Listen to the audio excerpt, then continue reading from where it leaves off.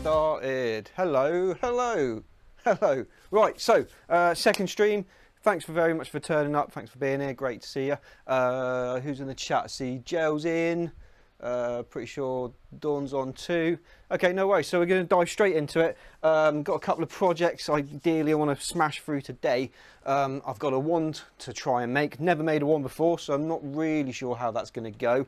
But I've been asked to make one, so I'm going to give that a bash. I've got no idea what it should look like. Hopefully call up a picture or something, get a bit of a reference. And then I've got some pens I want to turn and try different finishes on those, ready for an upcoming project. So stick with me. I've got a few other bits and pieces that I can move on to if we get stuck or whatever. But yeah, enjoy yourself. You know, you're very welcome. So first things first. Move that out of the way. Right, so I've got some blanks here that I picked up yesterday. Yeah, I've got a pear blank, I've got a walnut blank, and I've got a brown ivory blank. I think probably I'm going to go with the pear. It just looks sort of quite pretty. It's got a bit of a red colour to it. Let's put you on a camera which will pick it up. Ooh, nearly dropped it. There we go. See if this will pick up the colour. Yeah, there we go. So yeah, that's quite nice, isn't it? I think that's, yeah, I think we'll go with the pear. So going to be wand making. So I do need to prep this in the, I could have done it, you know, off stream, but then what's the point? So we'll go back to there, and yeah, essentially what I need to do is cut this in half and then into quarters, because I only want like an eighth for this, and then that'll be about right. So I'll leave it on the workshop camera for the time being and fire up the bandsaw and just cut this blank down ever so slightly. Gonna have to move the fan briefly as well. It's a warm one today, right? It is hot, but apparently, well, especially here in Leicestershire, apparently it's going to snap back to being cold very soon, so we're making the most of the nice weather while we've got it. Where is my big brush? There's my big brush. There we go. So yeah, it's nice and hot. I'm the only one in today, so I've had to set a timer just to remind me to go and sort of let the dogs out and make sure they're not overheating. So we'll go at this for an hour or two, and then, you know, probably have a 2 or 3 minute break. You know, grab a drink and refill water bottles and empty bladders and stuff like that. So we'll see how it goes. We'll see how it goes. Right. Get rid of that fence, don't need it. And then want to cut this roughly in half. So overall length is, yeah, 61. Aha, could have a problem here. What's the throat of my bandsaw? It needs to be 30 odd centimeters, and the throat of my bandsaw is exactly 30.5 centimeters. I couldn't have planned that better if I tried. So 61 is 30. Good grief, that is literally on the limit. Oh, I genuinely haven't planned that, and it couldn't have turned out any better. So, well happy. Right, so we'll pass this through the bandsaw a few times. Go on, get stuck on there, you. There we go. What we got? Oh, hey love, you all right?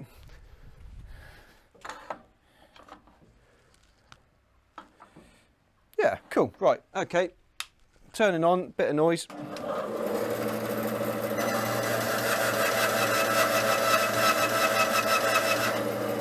Obviously I can't hear I can't see the levels on here, so if it is a bit noisy, just bear with me.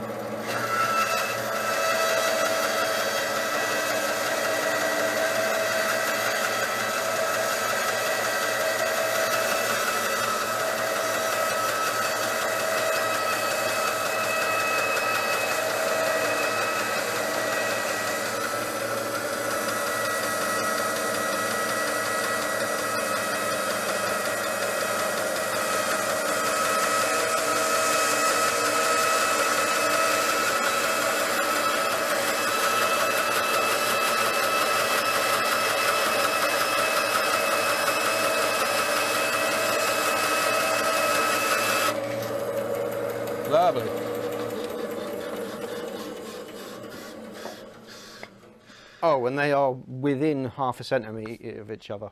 Cool. Okay, well we'll do the longer one first. Let's put that back with the other ones. We'll try and remember. Oh, forgetting my own rules here. I need to write on it what it is, because otherwise I'll forget. So that is Pear. Awesome.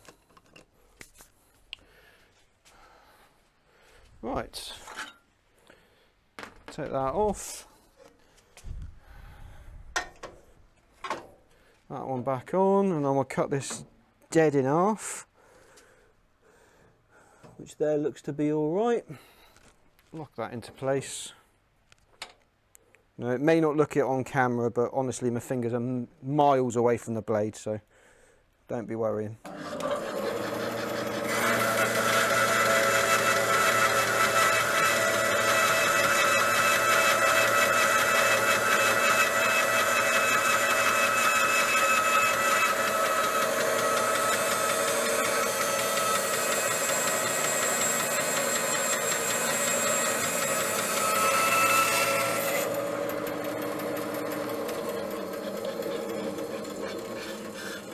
Just going to bring the throat up slightly just to give myself a little bit more clearance.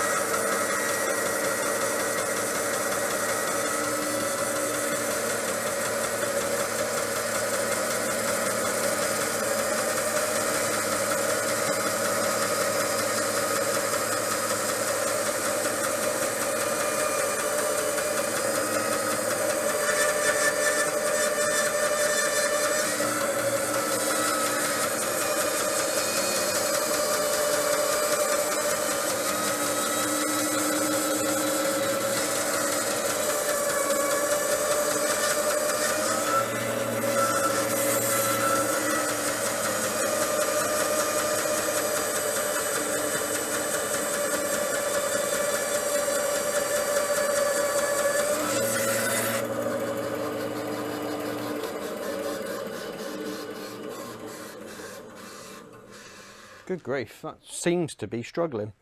I mean, yeah, that blade's not the sharpest anymore. I could be at the very end of this. Yeah, that blade really doesn't feel that sharp. Let's change the blade. Let's change the blade, because I do have one or two other blades up here.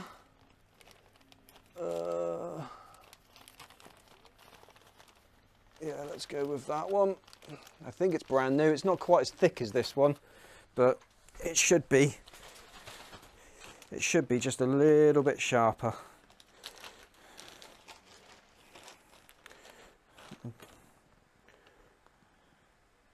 £6mm blade. Yeah, I think the one that's in is a 10mm. Oh yeah, but it is night and day in terms of how sharp it is. That is razor. Okay, let's change that out. That's unfortunate, but you know, these things do happen, so we'll just have to make do. Obviously this would be a lot quicker on a table saw, but unfortunately my table saw is completely dead. The motor burned out and it's yet to be replaced, so that is a non-starter, unfortunately.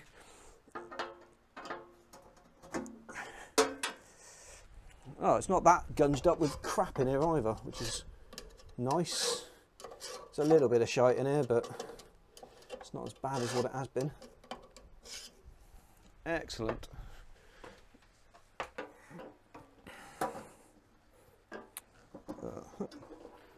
There's the top. Oh yeah. Oh yeah, not too bad.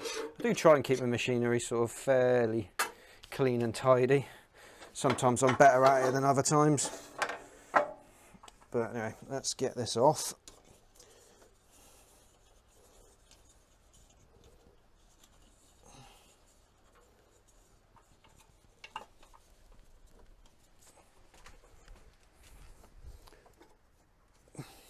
Of course, because I've got it all my machinery so tightly packed in. I do end up having to move sort of 3 or 4 things to do one thing, but you know, it won't take many seconds and then we'll be back on task. There we go. I suppose a good opportunity as well to sort of declutter and dust everything, you know, because it all gets in the nooks and in the crannies. Gets flipping everywhere. Right, let's loosen that off. Hey. There we go. And then I always struggle getting the blade out the blade guard. Perhaps I should have brought it out this way first. Yeah, I probably should have done, especially with it being such a large blade. Come on, you bastard.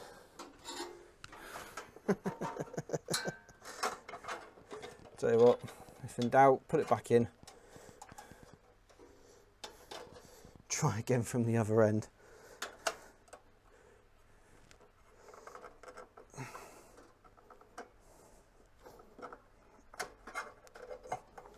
Right, there we go. There we are.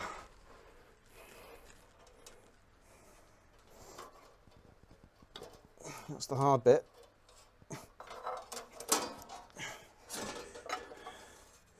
There we go, one bandsaw blade out. Yeah, I mean, I can literally run that across the palm of my hand and it's not even catching my skin, so God knows how it was cutting. Right, there's a trick to folding up bandsaw. I'll tell you what, we'll leave that there. Let's get the new one installed. Where did I put it? Where did I put the new bandsaw blade? What have I done? There it is.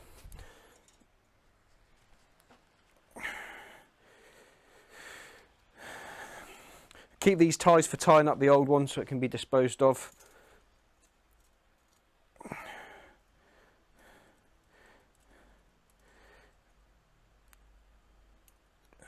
Right, and in terms for uncoiling the blade, I find the best thing to do, probably not going to be able to catch it on camera, but the best thing to do is just to throw it.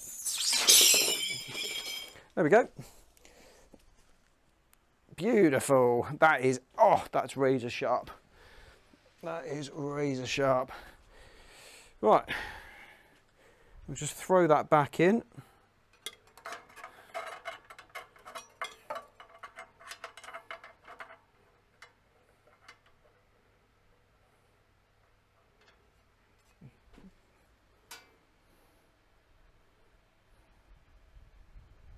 What's going on?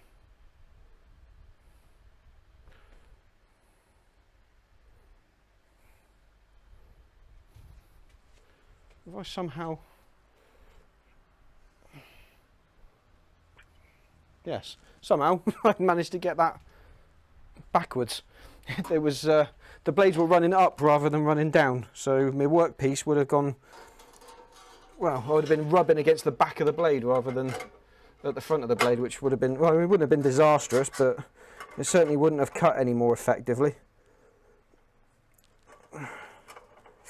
Ow, ow, ow, ow, ow. Got to make sure this is on both wheels.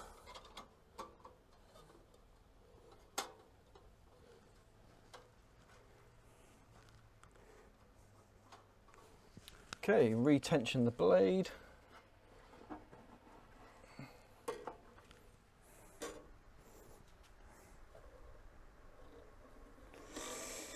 Recommend turning it by hand a few times because it will self-center, so it will line itself up. There we go. Yeah, things is good. Right, let's button this back up.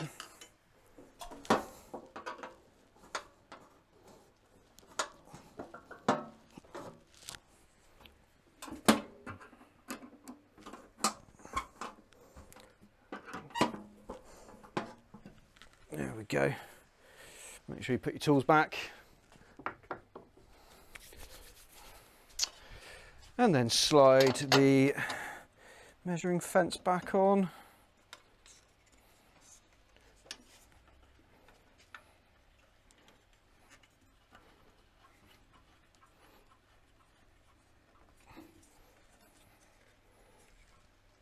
There we go. Please don't remember to do that. I've not had to do that for quite some time. So we'll probably, let's cut this from the other direction, I think.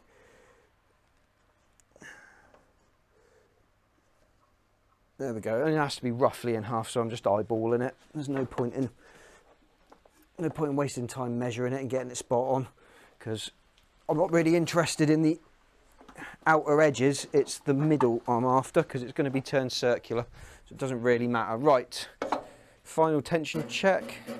Yeah, that's not going anywhere. Okay, right, let's see how much quicker this is.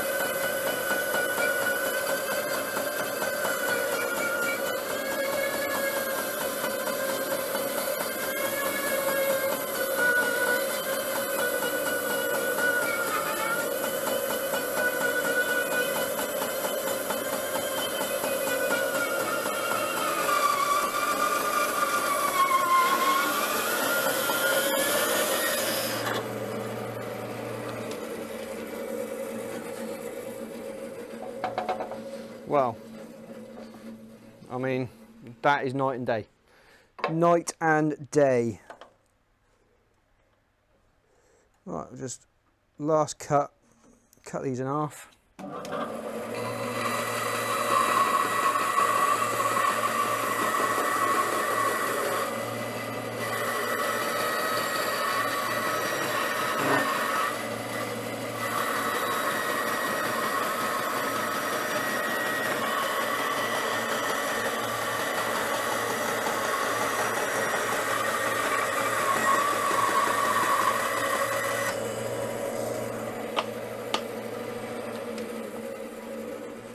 All right,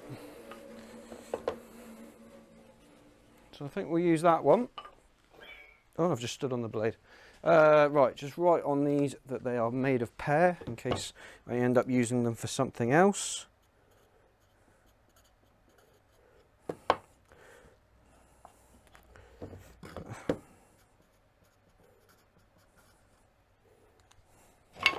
There we go. Lovely.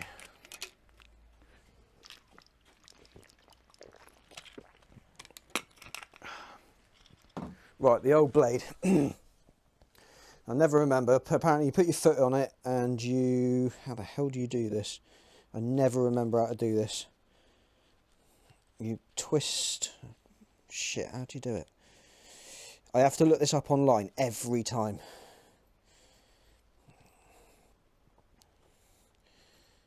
You... I can't remember how to do it.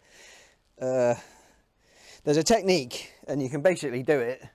You can basically do it in your hands like this. There's a technique for doing it, and I've completely forgotten what it is. I've got no idea. And the blade is actually really thick, so that doesn't help. Do you know what? I'll put it to one side and deal with it later. There we go. Deal with it later. Right, so a bit of pear. Lovely. I'll put these with the blade also.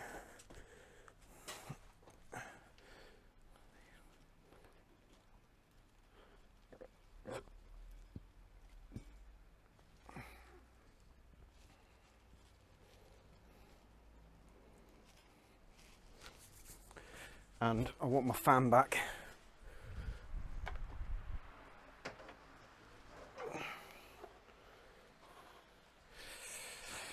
There we are.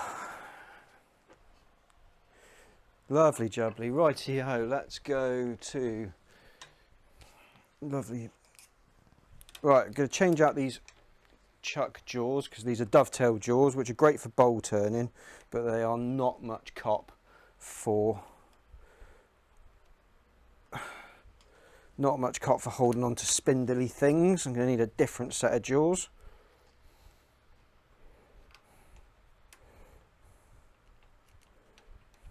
Shit. I really need that. That's vital. There it is.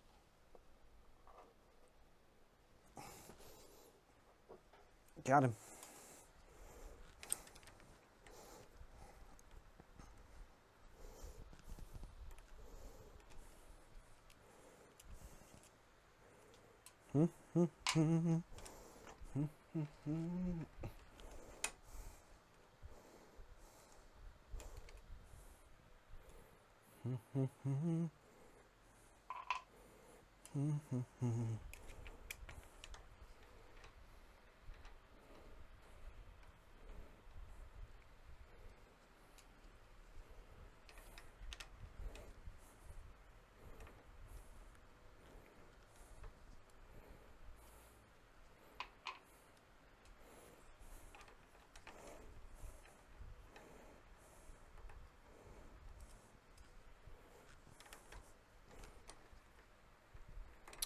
Right.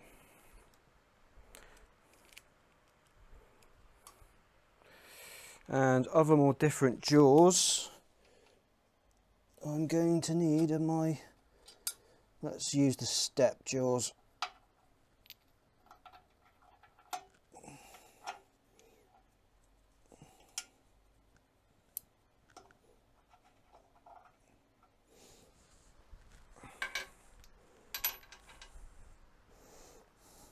Right, now these are numbered. I think that's 1, 2, that's 3, and that's 4, because they do go on in a certain order. So that's number 1.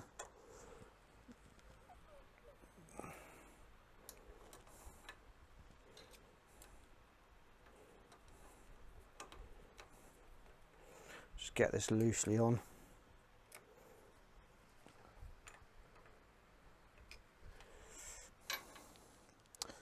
Number 2 is there.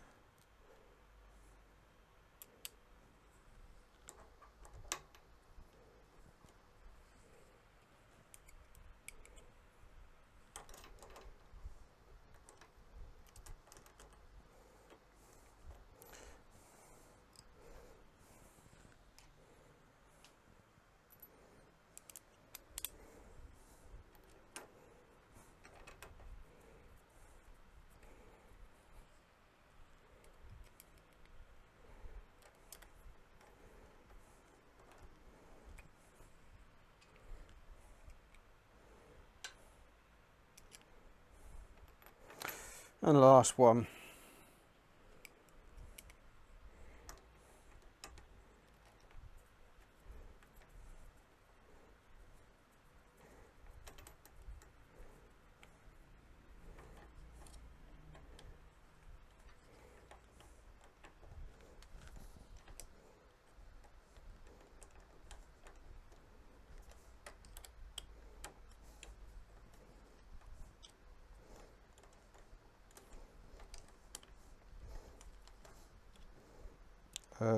That one, yeah.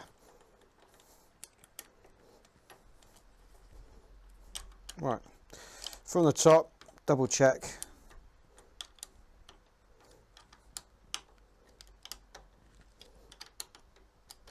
Those are all just nipped up. Yeah, they are.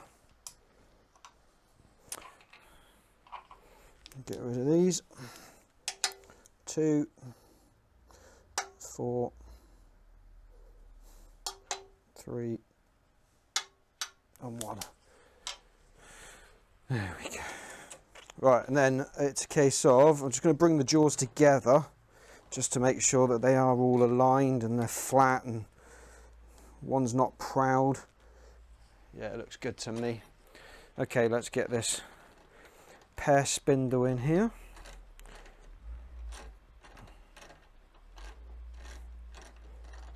Oh, I hope it fits. Yes, it does fit. It does fit. Okay, don't fret. I know it's not tight.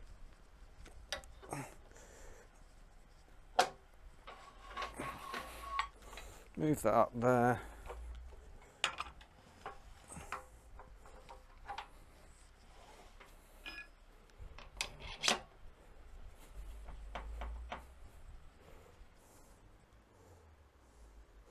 Well, I want to find a centre point on here, which I'm going to say is about there.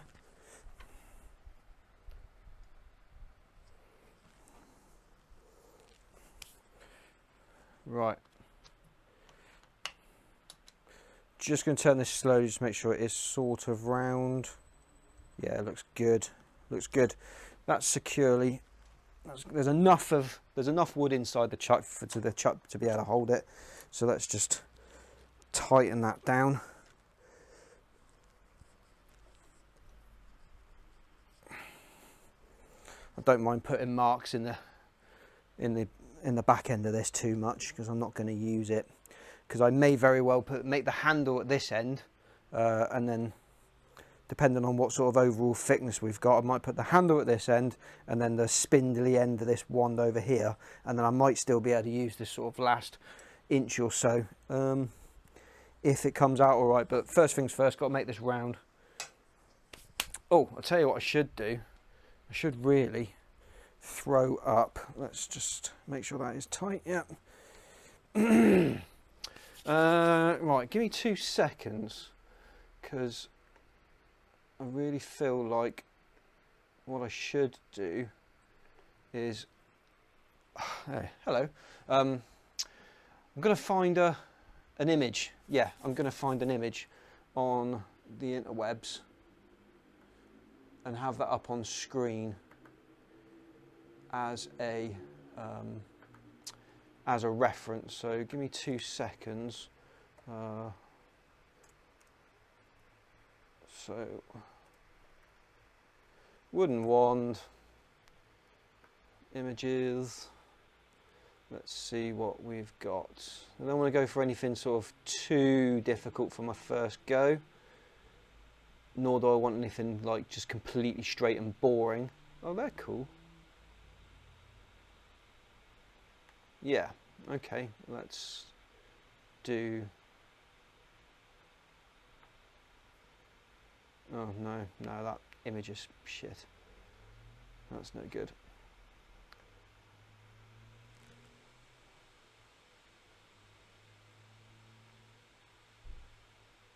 I mean, I suppose the fleet standard is to copy one of the ones from the Harry Potter movies, but I mean, meh.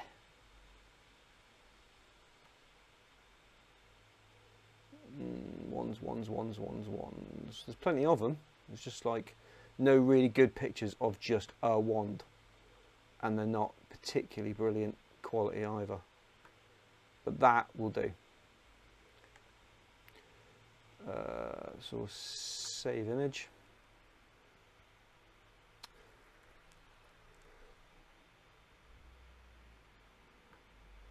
Save it there. Get rid of that.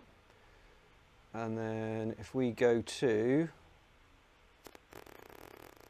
we'll go to that, and we will add it in here. So we'll add an image, and we'll call the image wand, and then we'll go find it in my pooter, because it'd be in here somewhere. Where did I put it? Pictures, icons, there we go. There it is. There we go.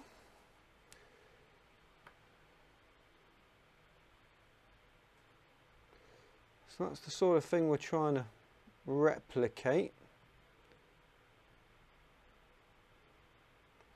How's that for anyone watching? Is that sort of fairly obvious about what we're trying to achieve? Is that big enough? And then I would like to, yeah, well, no, we'll just leave that there. We will just leave that there, I think. So yeah, that gives me a sort of a fairly good idea of what I'm looking for. Okay, cool. Well, let's get started then, because the quickest way to finish is to start. Make sure that's not going to hit anything. Yeah, we're good. Right, let's get this blank round. And for that, I will use, yeah, I can use roughing tool for that. Bit tool. Drop that down a little bit.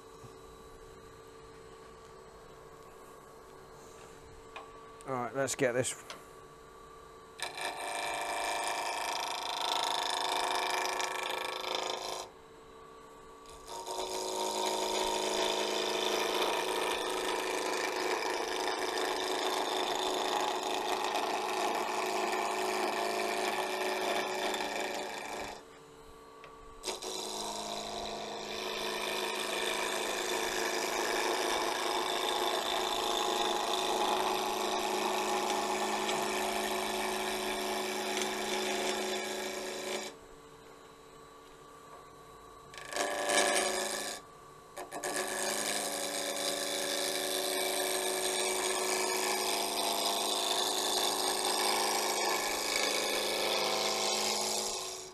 Quick roundness check. Not there yet.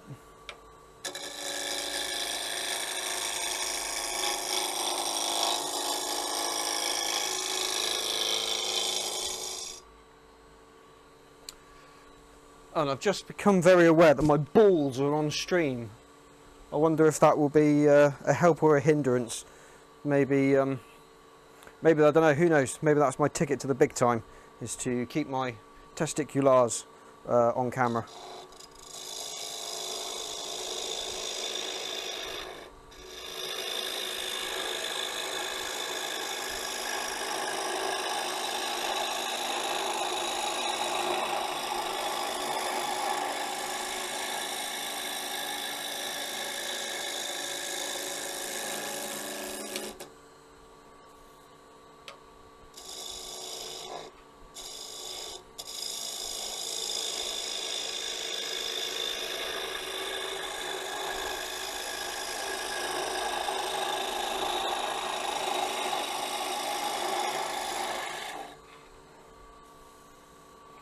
Okay, how are we doing? Nearly there. Nearly there. Got a bit of a flat spot here, but everywhere else we appear to be round, and this is gorgeous wood. Right, cool. Keep going for a second then.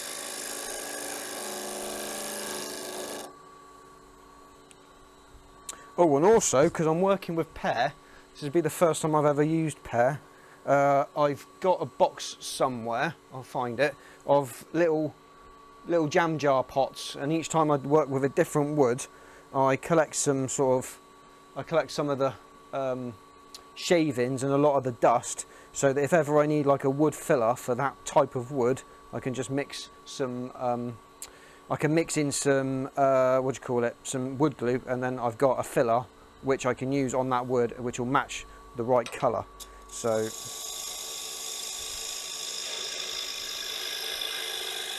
that is just something that I do in the background, just got to keep my eye on it.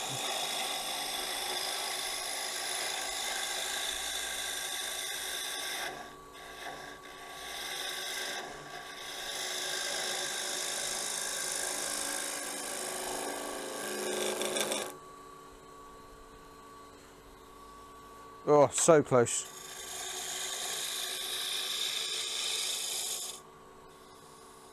I think, oh no, a bit more there.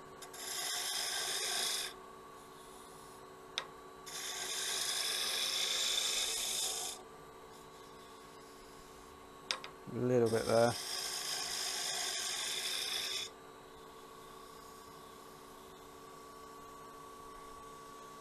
And that's round. That is round. Okay. So let's mark this out.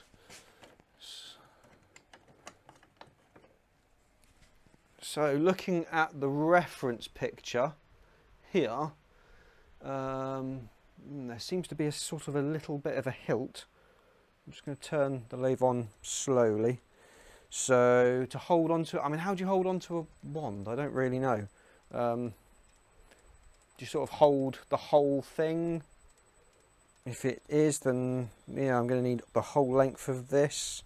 So I would probably want to put the hilt about there, I guess. Yeah, let's do that for the hilt. And then we can do sort of,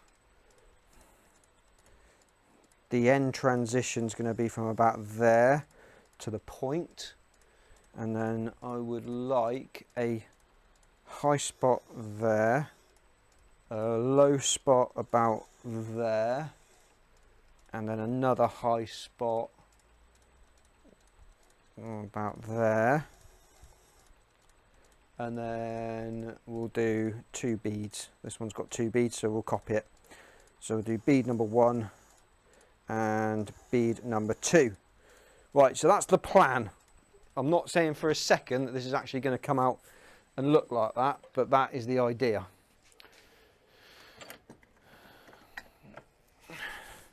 So there is really only one way to do it, and that is to get on with it. So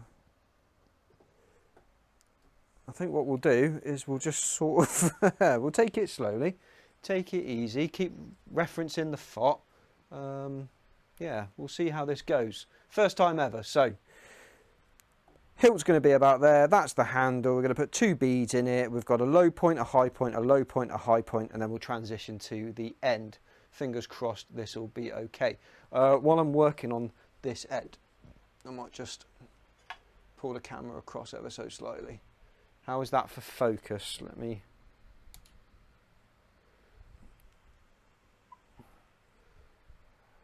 It seems to be okay, doesn't it? Okay. All right, let's go. Let's do it.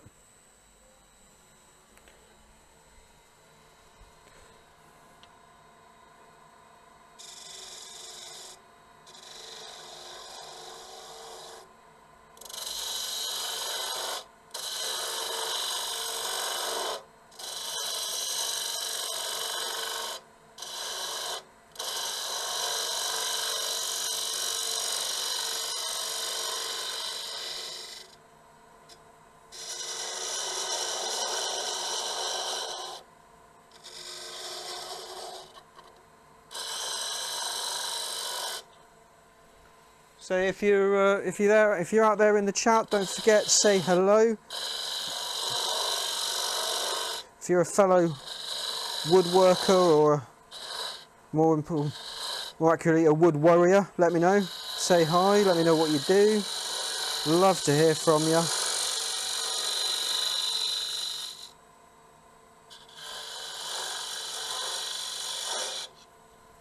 Also, if you've got a channel or you know, YouTube or whatever of your own, feel free to throw your links into the chat.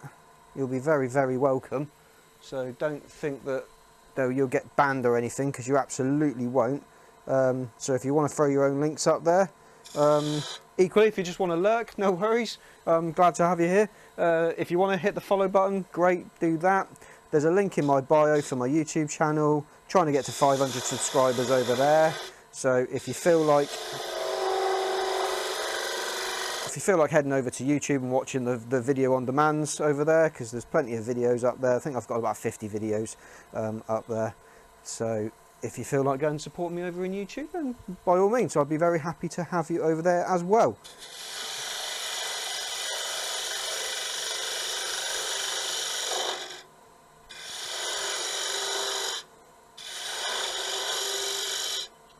Oh, I'll tell you what I should have done. I should have sent the link for the stream to my Auntie Jax. She would have absolutely have loved this. Let me see if my good lady wife is on. If you are there, hun. I don't know why I've just started shouting, like you'll be able to hear me more clearly. Let's turn that off. Babe, if you're watching, send the link to Auntie Jax. She'd die over this. I don't know why I didn't think of that before.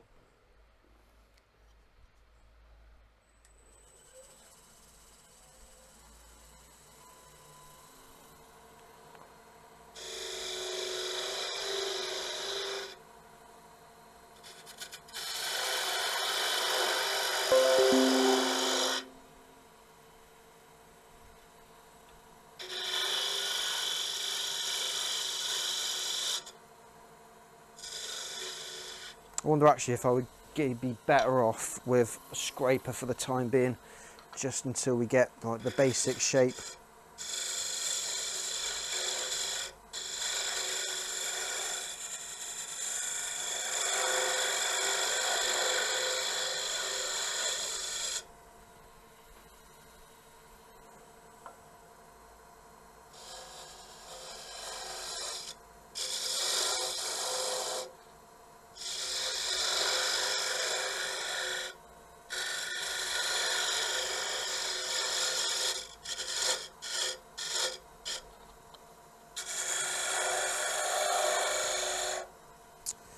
What did we say? We said hilt, bead, bead, low point. Right, so I can dive in here, that's okay.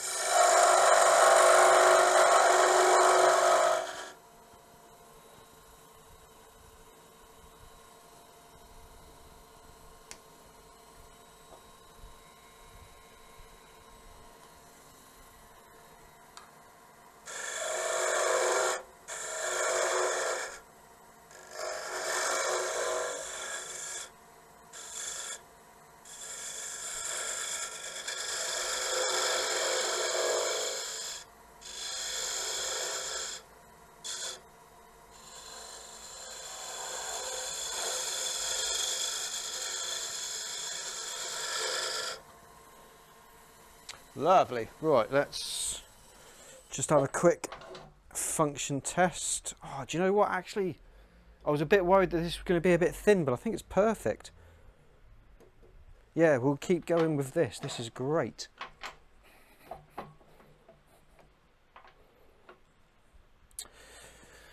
Right. I'll tell you what, I'm just going to text the wife and just ask her. Oh no, in fact I can just do it myself, can't I? I can just do it myself. If I'm going to text the wife, I might as well text.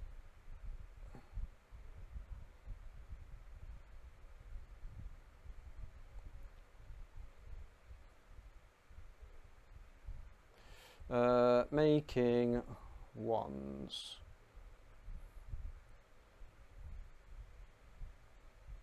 Thought it'd be up your street. And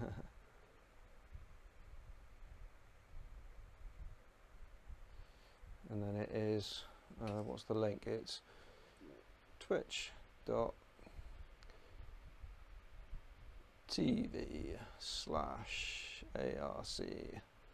Woodcraft.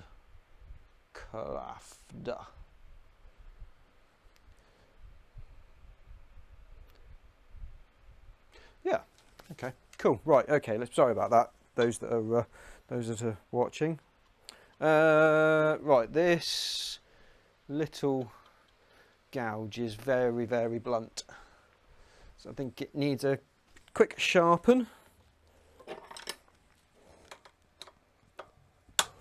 Because it definitely aren't cutting the way I think it should.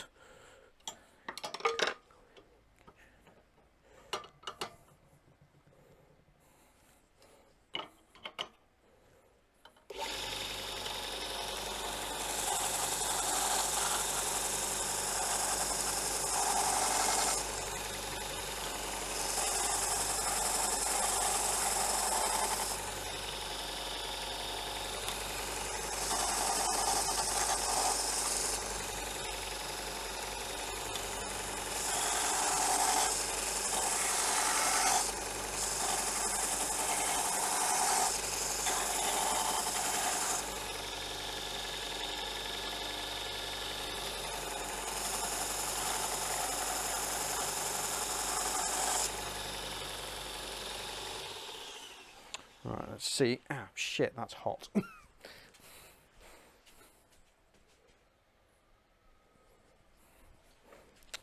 That were hot.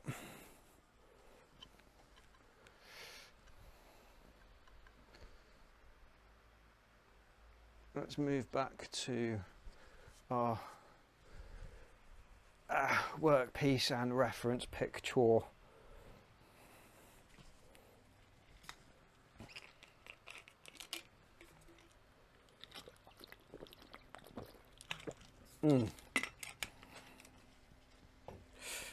Okay. Let's just see how well I've done at sharpening this. Well, that's better. Okay, let's go.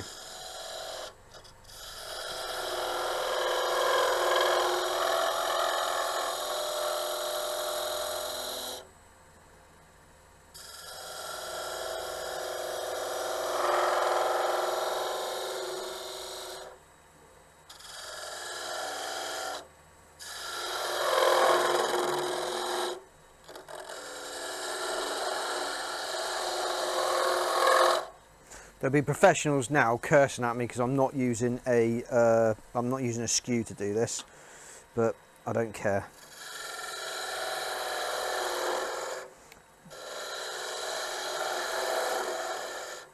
I'm not a professional. I hate the skew. It scares me to death, so I am not using it.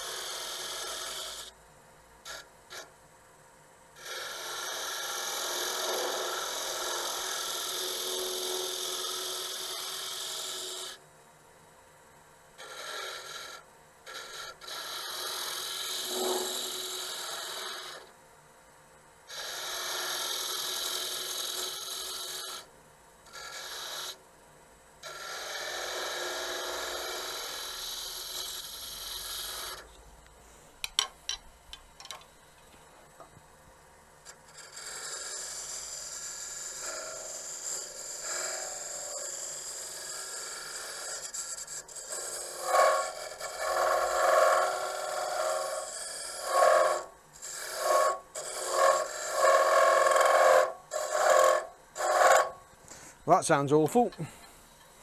Oh, yeah, go on then. Let's have a go.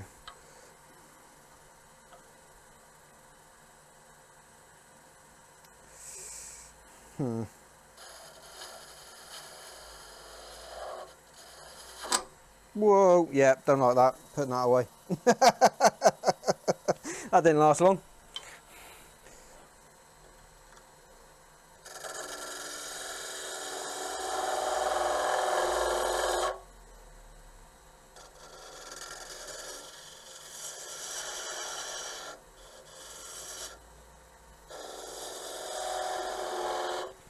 Do you want to come in a bit closer?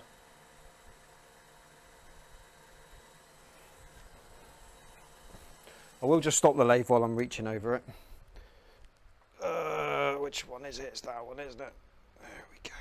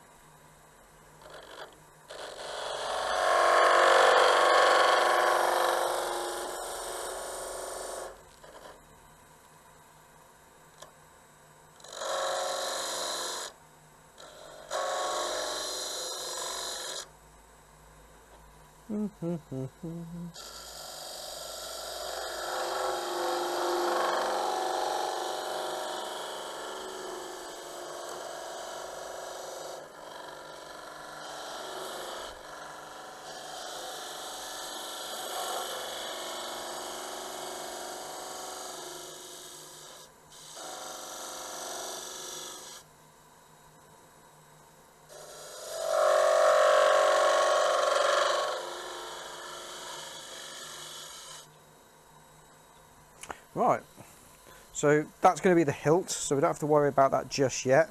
Just take that fuzzy edge off. There we go.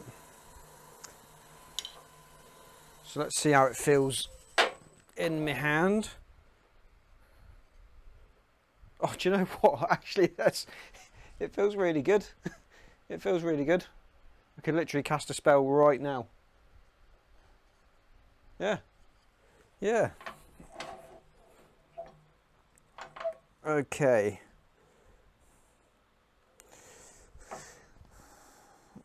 Come on. There we go. I don't know what that was. That sounded weird.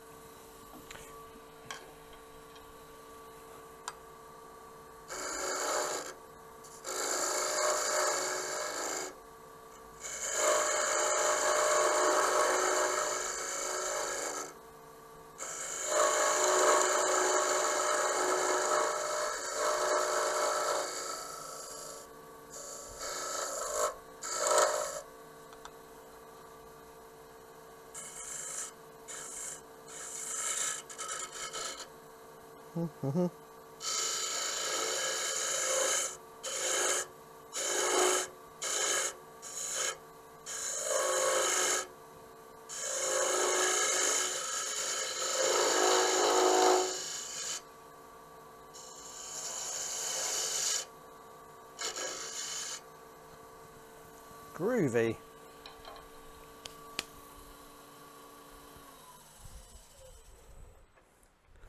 For a rough shape, I think that's pretty good. That feels great in the hand. Yeah. Yeah, this could cause some damage. Definitely cause some damage casting spells. Right. Let's take the other side of that hilt off. Let's deal with the hilt, and then we can move on to the shaft.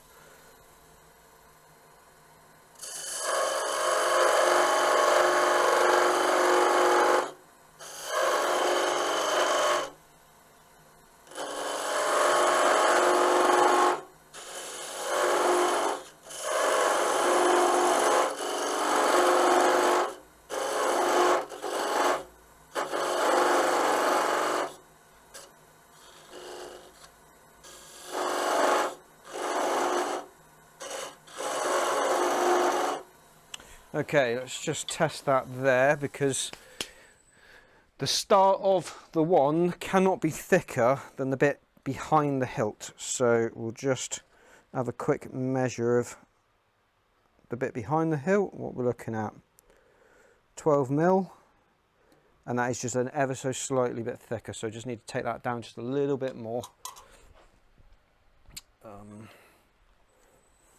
And then we can start on the final shape.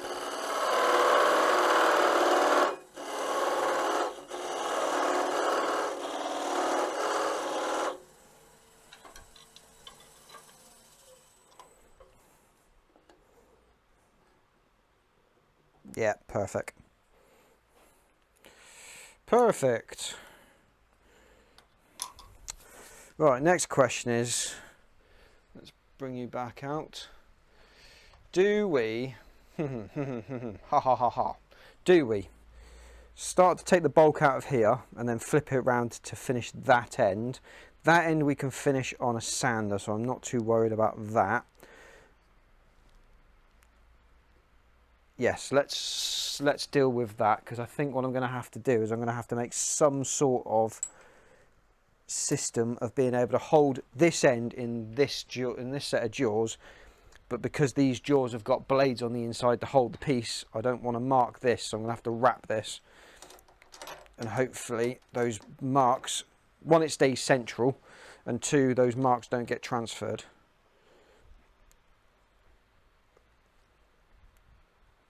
But I can post that right the way inside there. Okay, that's handy to know. Okay, let's get some paper.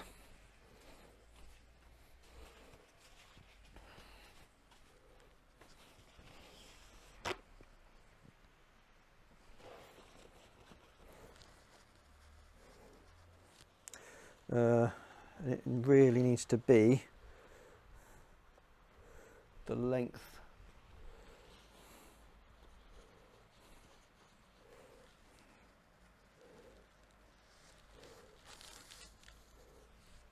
So yeah, about there, I think.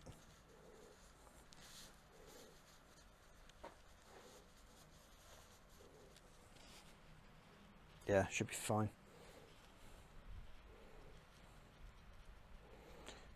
What's got the most hold on to that, I think?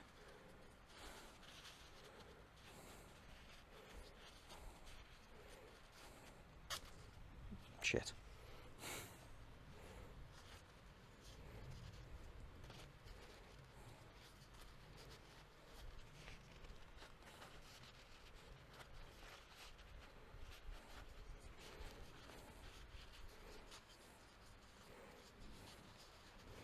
That should give it a fair amount of protection. Right, that's...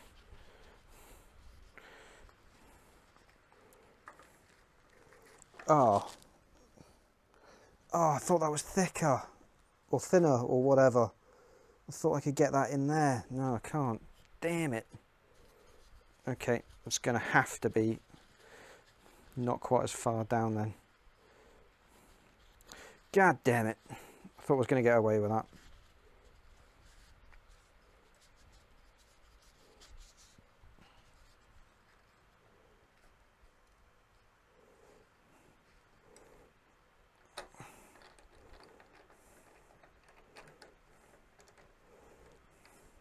Let's say this, as long as it sort of grips it relatively tightly. You know, we're not turning great masses of wood, so it shouldn't matter too much. Let's just back this up, get this relatively in the middle.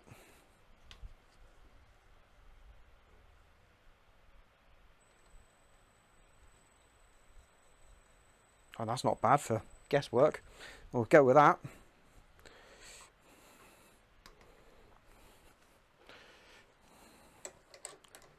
Make sure that's tightish. There we go. Right then, let's make a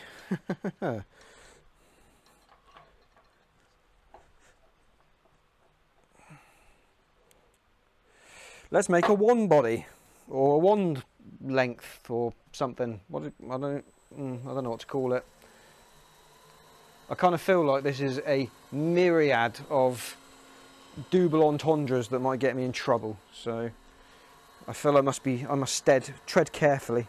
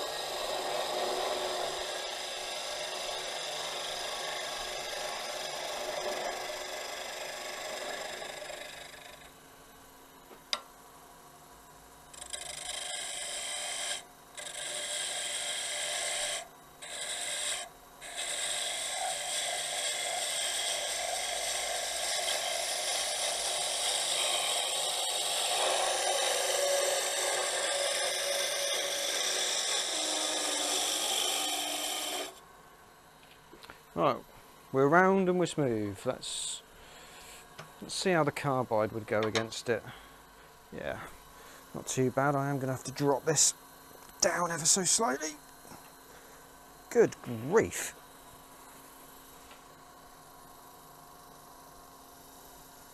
Oh, Jesus. Don't know my own strength.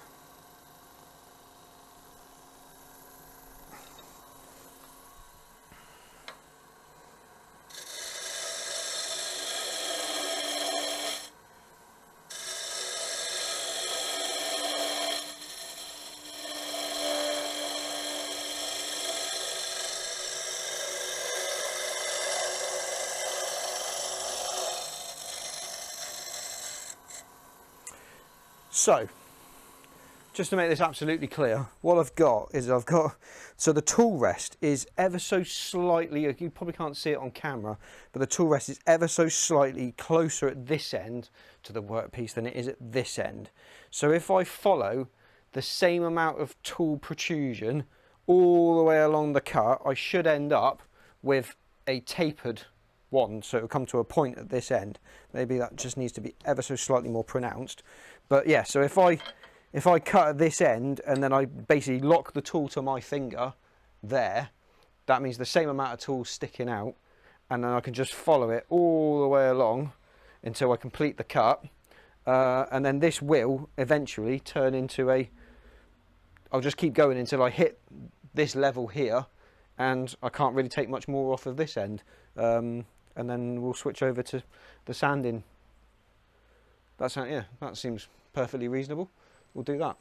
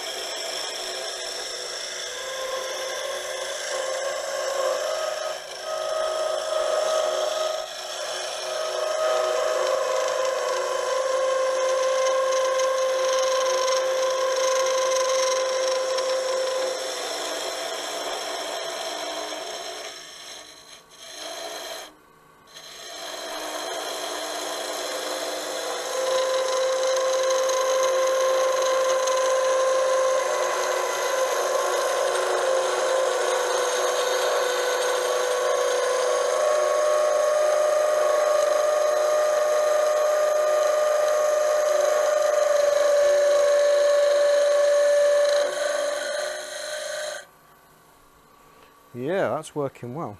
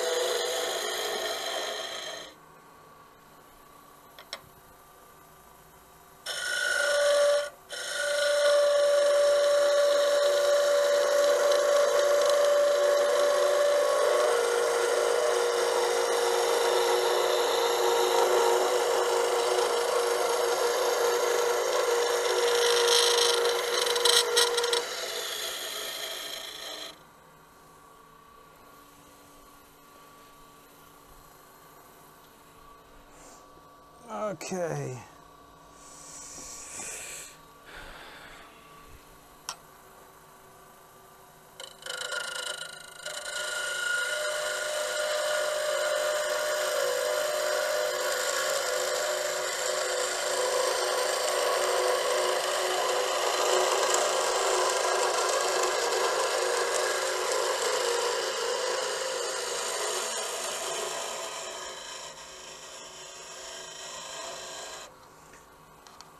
Oh, I'm so tempted to go really, really close down to that end.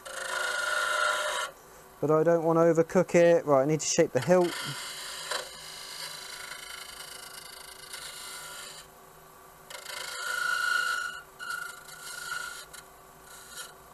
Don't need to go overboard with that because I can sort that out with sandpaper. Ow, that was my knuckle. Forgot the chuck was there.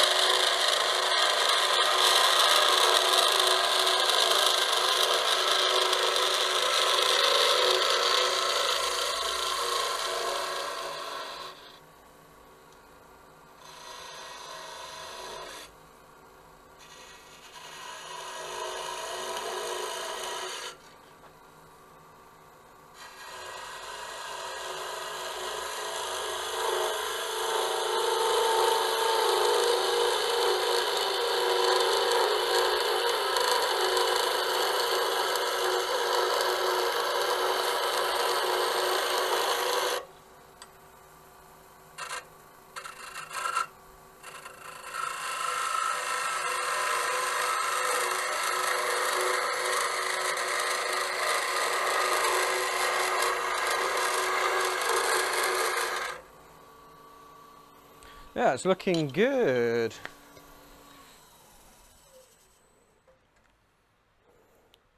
Bit of a tiddle up with some sandpaper and I think we're going to be pretty much there, to be honest. Be ready for casting spells and putting hexes on people and all that type of shit in no time. Right. And also with this, the sandpaper, we can give it like final shape. Just make sure that we're absolutely happy and we're not left any tool marks behind.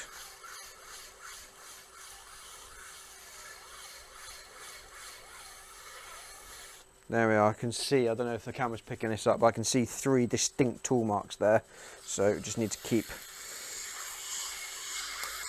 keep sanding this until those tool marks are no longer visible. Also worthwhile just stopping and checking that, oh hello, that what you think is a tool mark isn't actually like just a natural piece of the wood, because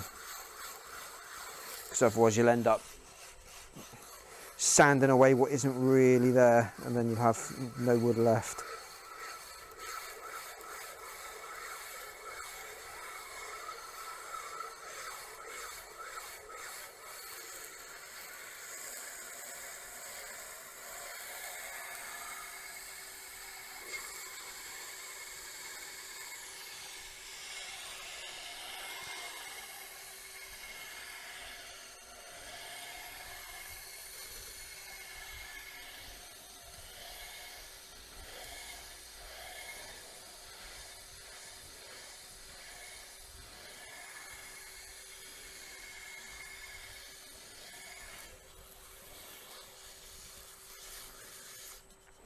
So just for final shape, let's just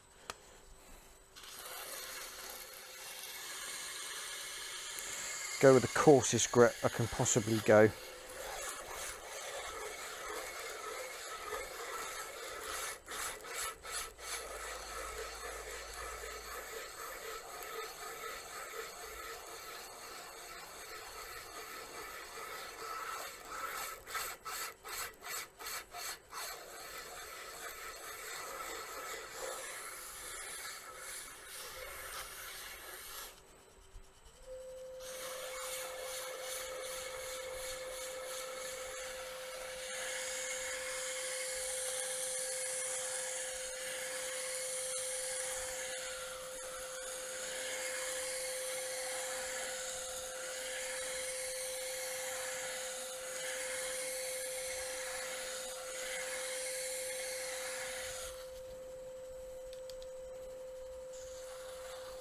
I should really get my bottle, shouldn't I? Because I should be collecting this.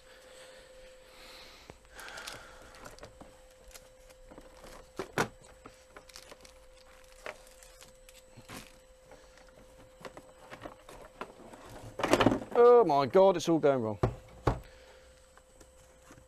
Empty bottle, no, that's ash. Cherry, Babinga. Empty bottle, here we go.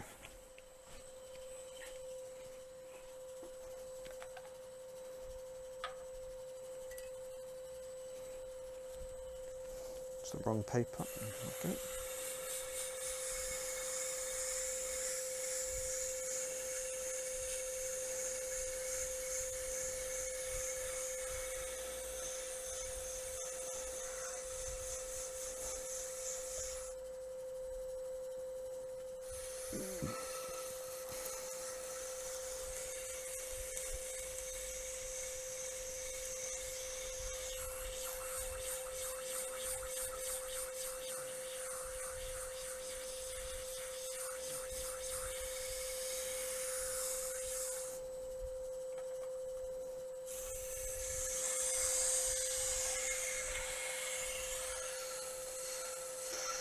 So for those of you that don't know what I'm doing, what I'm doing is I'm just collecting the dust.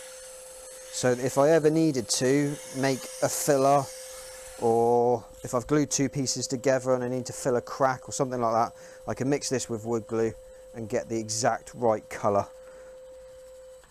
So let's see how, oh yeah, that's lovely. I think that is pretty much there in terms of final shape. I think it's just a case now of just working our way through the grits and then figuring out what finish to make this. I am going slightly faster than I normally would. That's only because I'm dealing with such a small amount of wood. It really is a case of the larger it is, the quicker it's going. So you have to go quite slowly to allow the sandpaper to do its work. But in here, this isn't moving that fast. So might just need a little bit of help.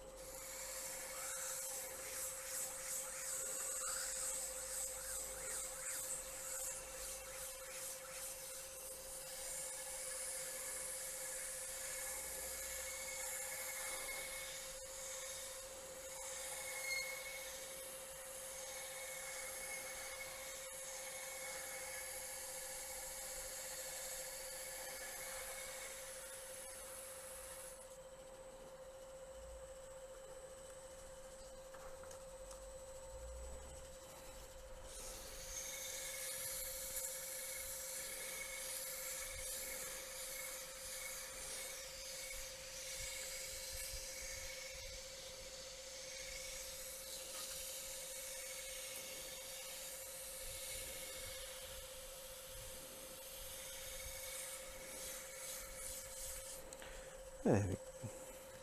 That'll probably do for that. Move on to a slightly lesser grit.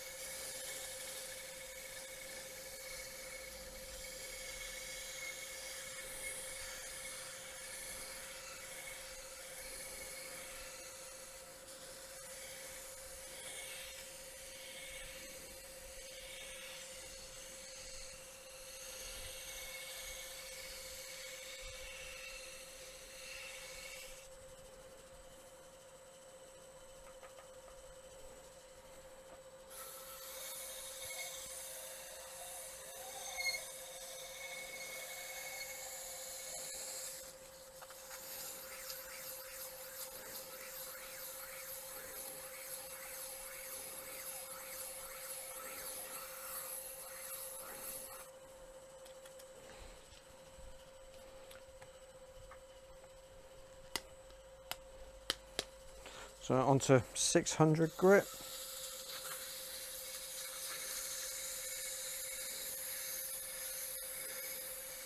I'm barely pushing now, barely pushing, barely squeezing. The last thing I want to do is to mess this up.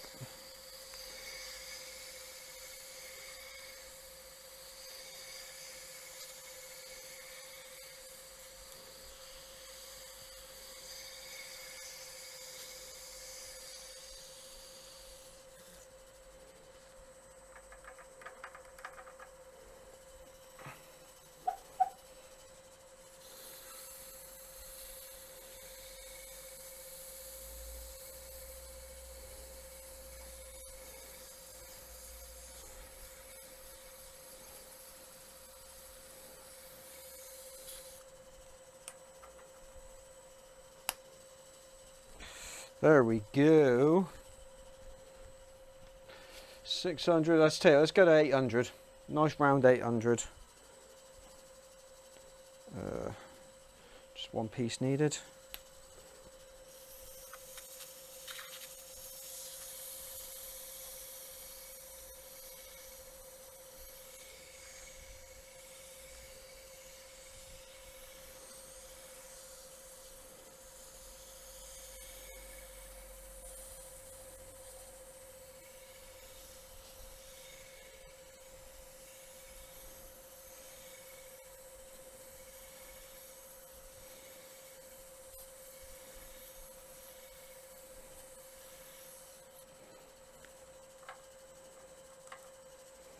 Okay.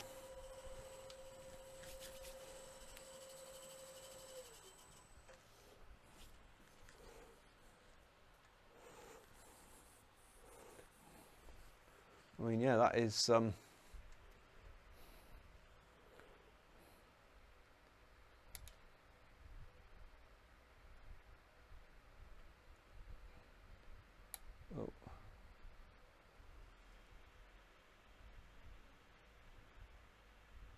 there we go.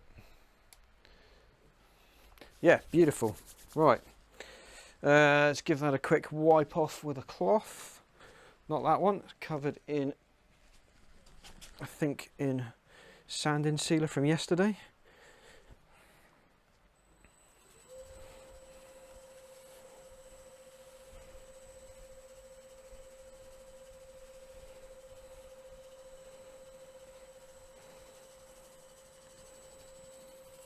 Lovely. Lovely, right. And then, where did my little paintbrush go? So we have some dust, not really as much as I would have liked, but we'll collect some more sort of at a later date. But if I can just get the really thin bits and pieces off of here.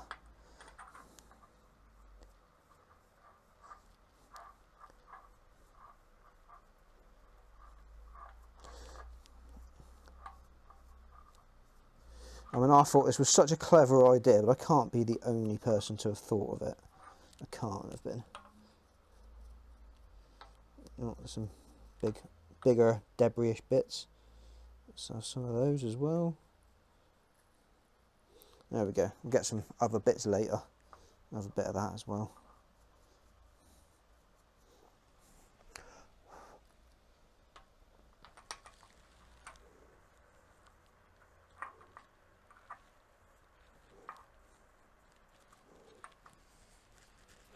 Okay.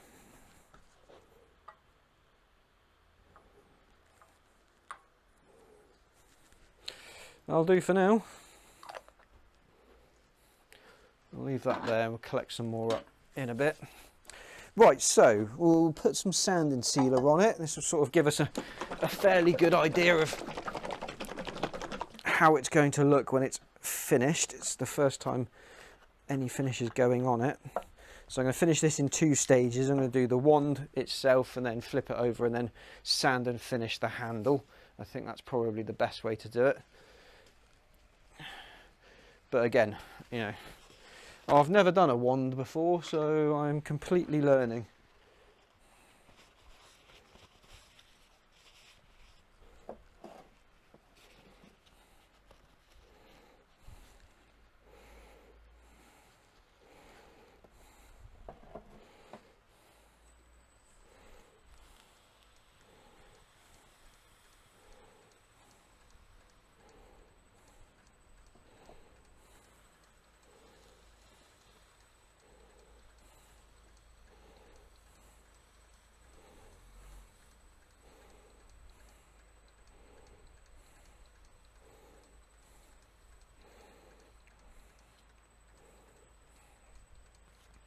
There we go.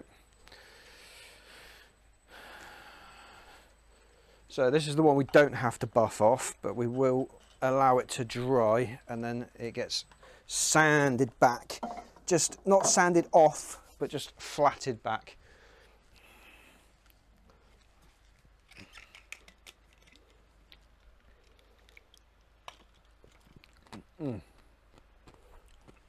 Just need to give that a couple of seconds to dry.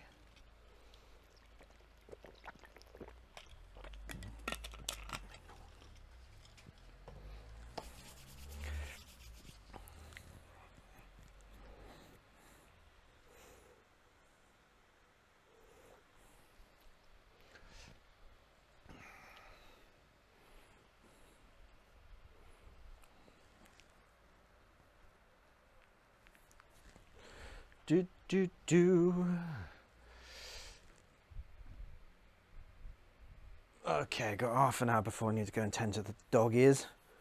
That's okay. Alright, that's dry. I mean, it should be. It's only a very small amount on there. So let's just flat this back.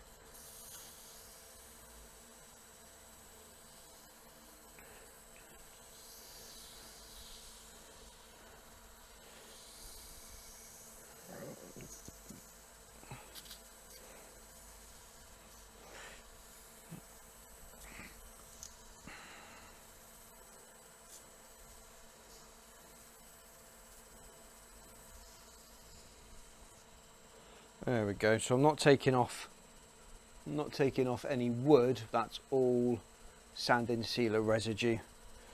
You can tell because it's gone sort of shiny, and it's sort of baked onto the paper, and the paper's gone very, very smooth. So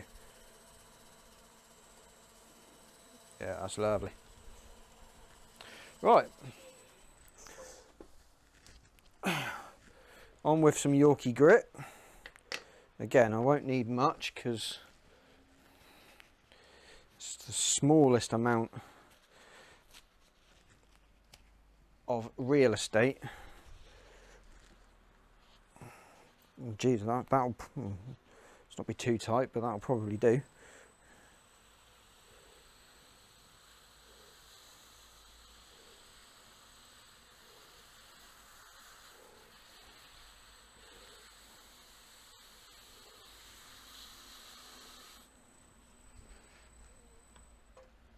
There we go. That Yorkshire grit's just really good to feed the wood, give it that last final polish and sand before we put the finish on. But yeah, in terms of how it's going, I think it's going pretty well so far. I'm fairly happy. I am fairly happy with this. So give that just a second or two to just soak in, get all of that goodness into the wood. Shall we flip to, there we go, just while that dries in there, can just sort of have a little chatette, see what's going on. So yeah, so just for clarification, should anybody else be watching, I'm making a wand. First time ever I've made a wand.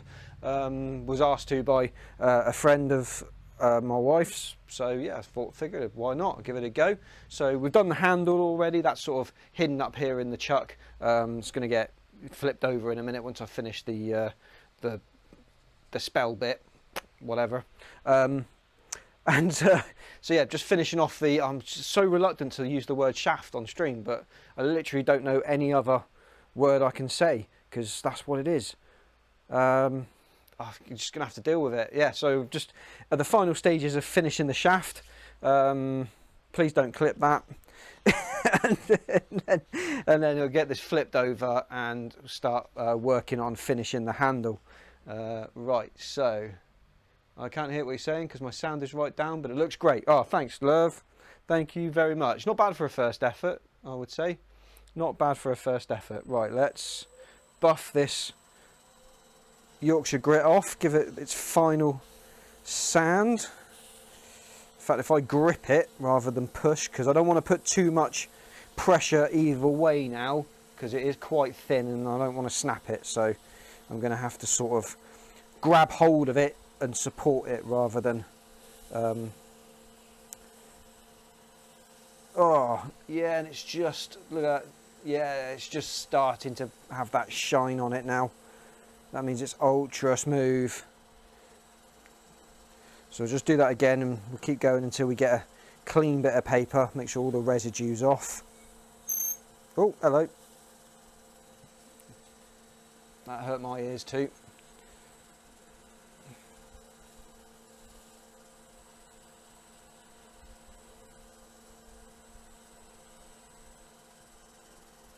Yeah, that looks great. So you can tell it's shiny because that line there where the light's reflecting off of it is nice and sharp. So it is. Oh, and it feels. I just don't think that needs any more. Although it's going to be handled, so probably should really protect it against being handled. Yeah, that's a. Yeah, okay, only fair. Only fair. We will put some. We'll put some melamine wax on it. That will give it a really hard wax coat. That will stand up to most. What did I say? Melamine? I meant microcrystalline. Microcrystalline wax. Yeah, hard wearing, water repellent.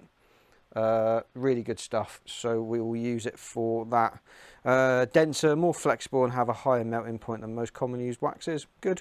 Blend them together with other waxes. Definitely not. Harder wearing product with increased water resistance while still achieving a high gloss finish, which is what we want. So this should look really nice. Where's my... I reorganised under here the other day, and now I've lost my tin opener prior tool. Where the bloody hell's that gone?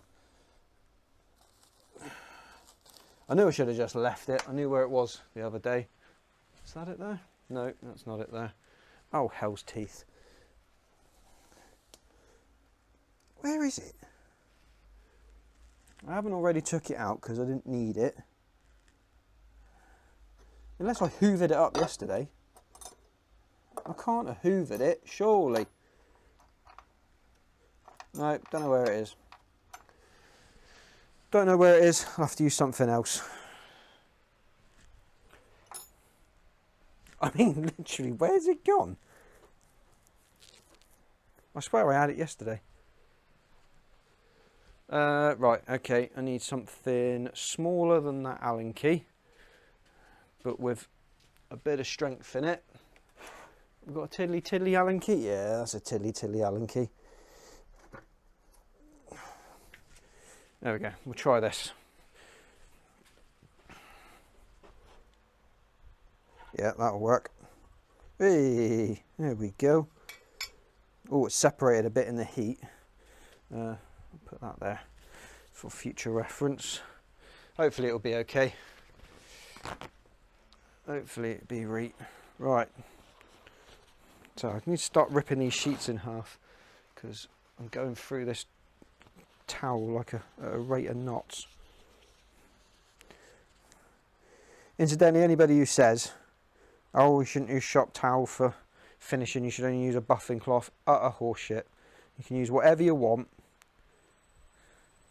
As long as it doesn't grab, as long as it tears rather than grabs, because obviously you don't want to become part of your work, because that would be a disaster.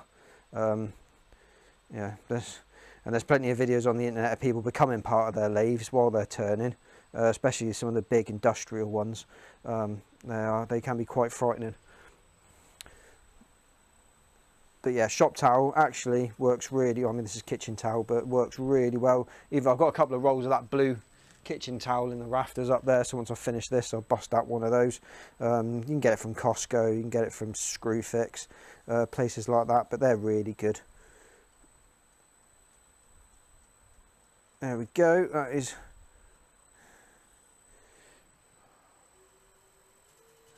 Right, let's get this spinning.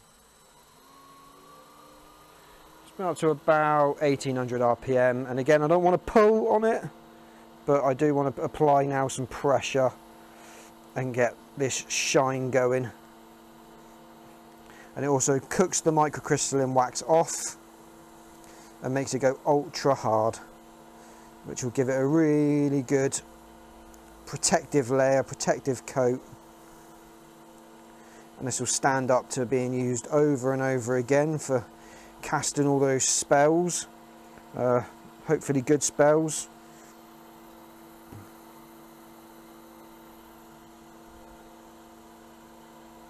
I don't know much about the witchy culture, but apparently it's extremely popular.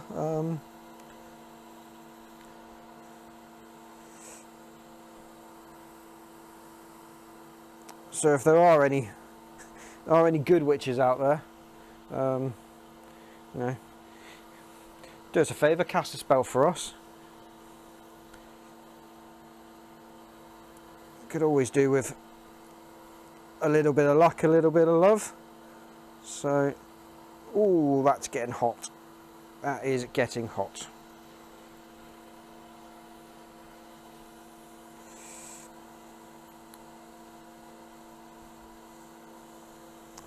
But I suppose equally, any bad witches out there? Be better, I guess. Be better.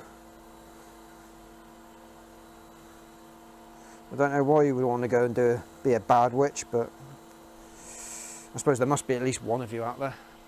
Right, so let's go back to this one. There we are. There's my shape for reference, and I think that was 2 layers, and that's looking really nice. That's looking gorgeous. I love it. I love it. Right, we're going to have a little bit of work on the end to finish off with, but we'll do that after we've sorted the handle out, because I need to do the exact same thing on the handle, because both of them now will have a hole in pointed into putting it by this happy little chappy up here. So we'll get rid of all of that stuff for now. Back the tailstock off. Get rid of that. Open up the jaws and get this flipped around and secured.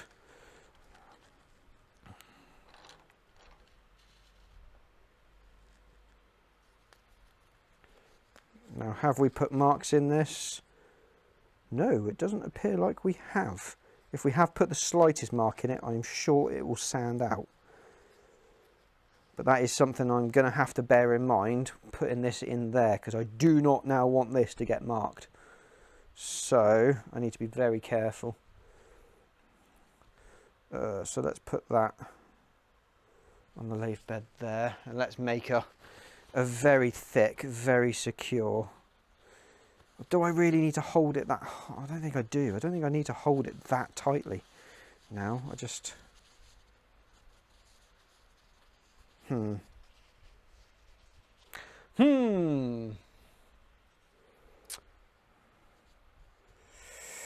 let's give ourselves some room to work, and let's go with about that much. That should keep the jaws away from the wood. Keep it nice. Yeah, okay. I'll put this very carefully in there. I'll bite down on that slightly. And then it's going to be a case of, oh, good grief, that's tight. Oh, who put this on? Was this me? Good God. There we go. Offer this up to there. That'll keep it central, and then I can tighten down on this ever so slightly. Oh God, I hope this. Fingers crossed this works in theory.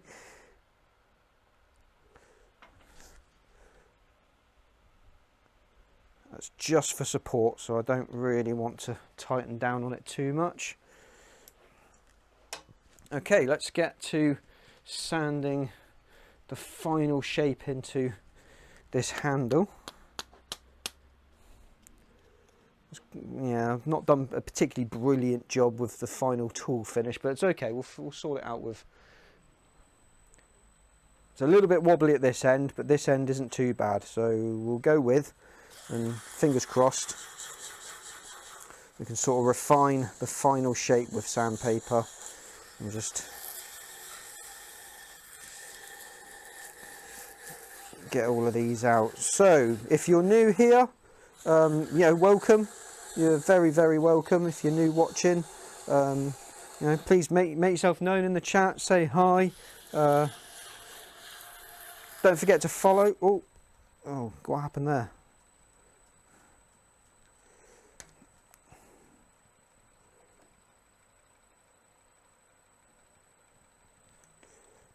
Oh, I think I put too much force on it. Yeah, if you're new here, then please do say hi, say hello. Look, great to hear from you. If you've got channels, if you've got streams yourself, then by all means drop that into the chat. You know, make yourselves known. Be brave.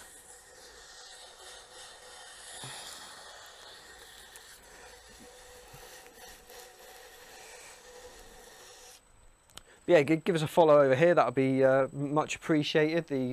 Just in case you don't know, the follow button's I think in this corner down here somewhere, just underneath the stream. And in my bio, there's a link to my YouTube channel. So if you wouldn't mind going over to there and subscribing on YouTube, that would be amazing. Trying to get to 500 subscribers on YouTube. That's my current sort of goal. So if you're able to help me out there at all, then I would very much appreciate it.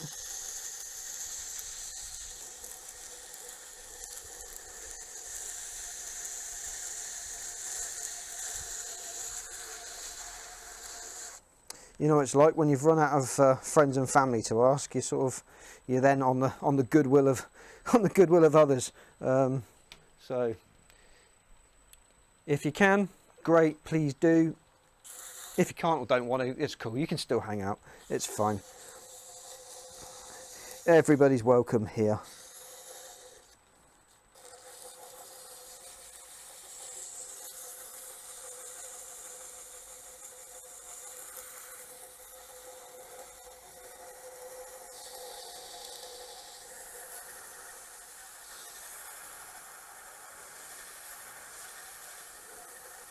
So all I'm doing right now is I'm just really using the harshest grit sandpaper I've got to just take the tool marks out. I could probably do with going a little bit faster. Just taking the tool marks out of the work before I move on to a slightly finer grit sandpaper to take the scratches out of it that this sandpaper put into it, and then move down until you just can't see those scratches anymore. Also, I've got to be very careful not to put too much force onto this because I do not want to snap it now. At this point, that would be an absolute disaster, and it would mean that the last hour and 40 odd minutes was a complete waste of time.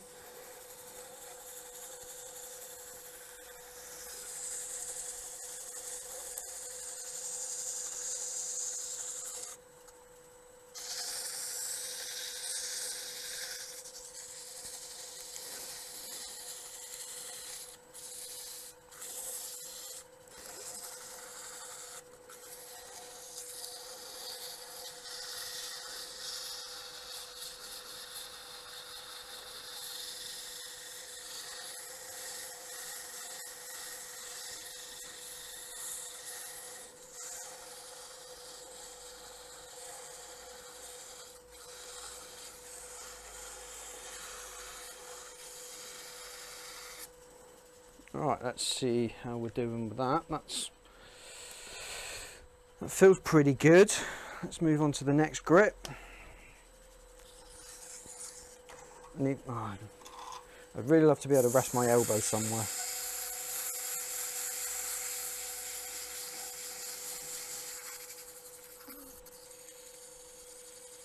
Oh shit, that's nearly coming out.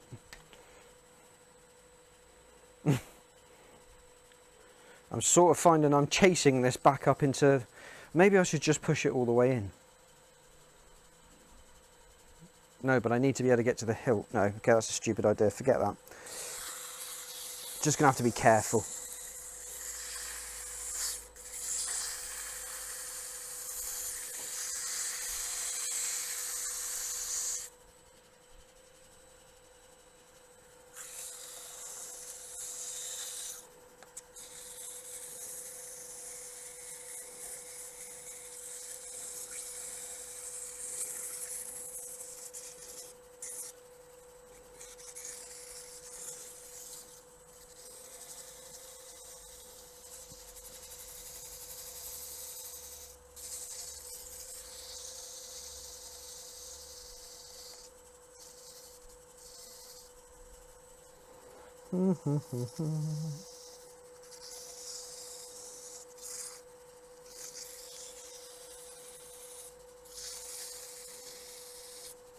Incidentally, if you've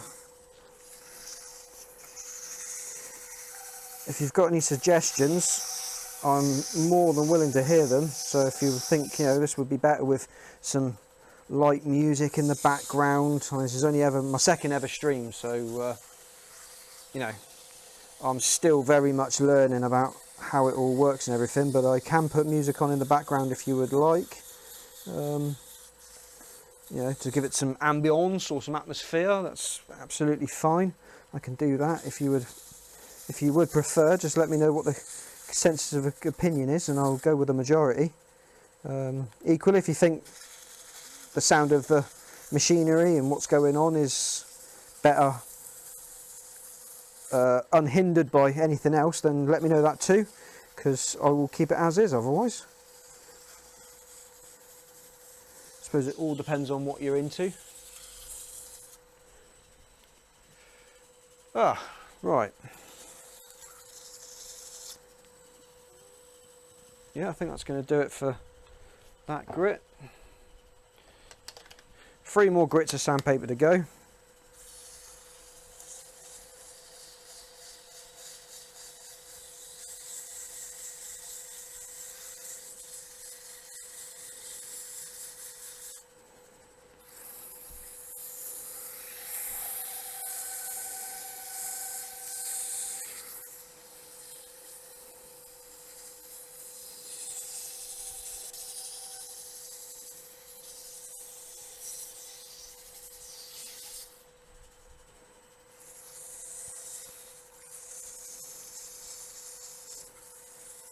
So yeah, you can see the reference of what I was going for up on the screen. So that's what I was going for, trying to recreate that over here. And I think I've done a fairly good job. I mean, like I said, this is the first time I've ever done a wand before. So hopefully this passes muster. But I'll be very interested to find out. The person who this is intended for, I would be very interested to know what they thought of it. So I will be asking for feedback when they get it.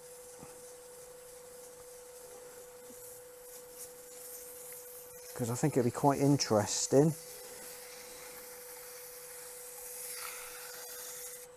And then I suppose I've just got to hope and pray they don't go, oh, I love it, can I have 1,000? Because then I really have got a problem then. I mean, I get a nice problem to have, but a problem nonetheless, because I would literally have to leave my job to do 1,000 of these. Right, next grit. And one more to note, that's dirty. One more to go after this.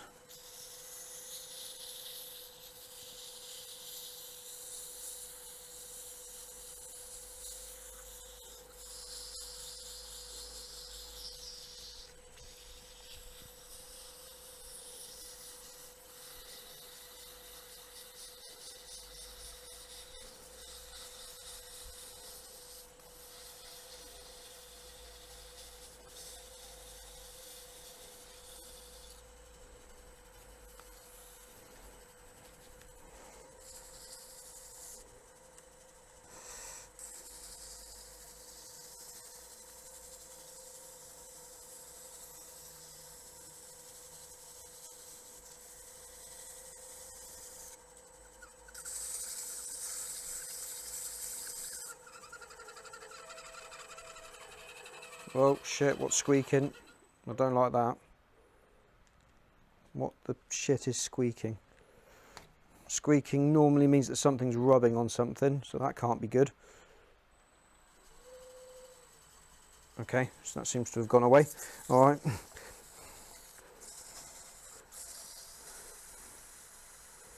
Might make this process somewhat quick, because I've got a feeling I am running on borrowed luck here.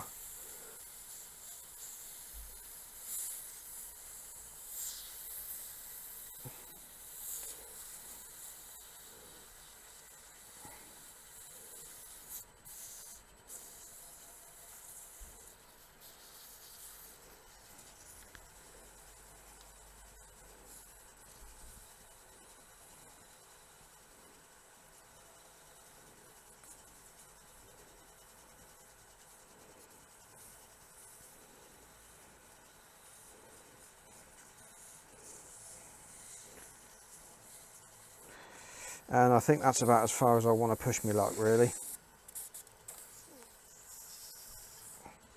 Yeah, let's call it there. That'll do as far as sanding goes. Right, into the finishing process.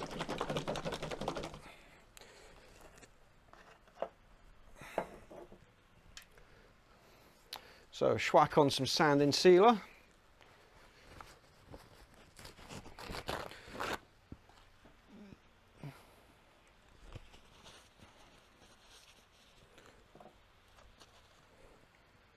Don't need an awful lot. We'll just go nice and slowly.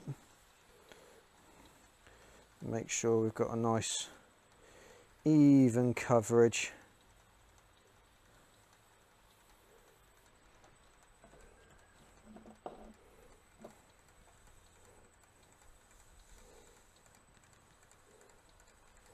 Make sure we're all up in the crevices.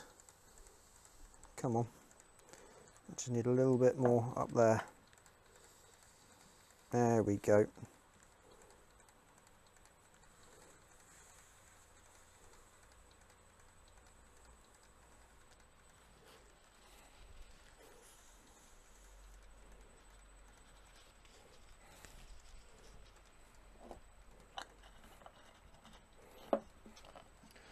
Right, just let that soak in and go off, because I need it to go hard, because I need to resand that area and just not sand it as per se. I'm not changing the shape of it now, but just need to you know, stiffen those fibers and then denib it with the last grit of sandpaper that I used, which I think was 800 grit.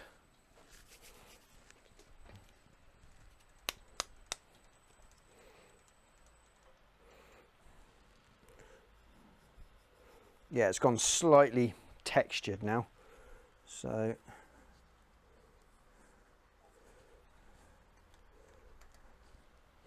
yeah, and it looks like looks like I've got a clump. You probably can't see it, but I've got a clump of it in there, which I really don't want to be there. So I'm just gonna try and even that out and get rid of that as well.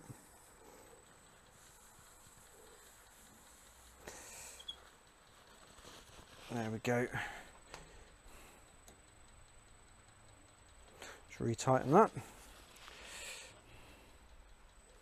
Okay, that feels pretty good. So let's go with another piece. Or did I get another piece of 800 out? Did I do that? Or is it blown on the floor? No I did. Let's just get another bit. Okay. So speed that up. Now I'm not sanding the finish off. I'm just denibbing the surface. I'm basically creating, see that's not sawdust. That's sanding sealer. That's hardened sanding sealer coming off onto the paper now.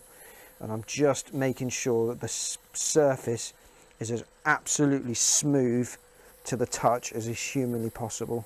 So I'm barely pushing at all. I'm just literally making the surface as smooth as possible before we go to the next grit. I really need to get into all the nooks and crannies. But also conscious that I've got to keep the sandpaper moving, because I don't want to sand lines in if I don't have to.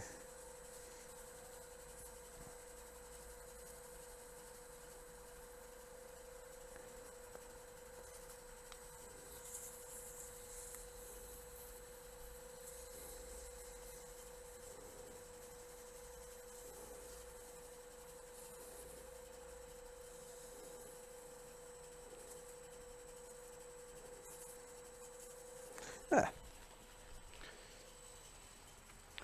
we go, just wipe the dust off.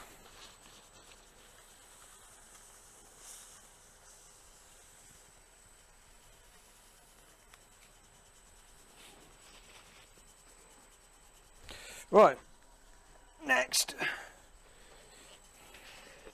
So we're on with a Yorkshire grit again.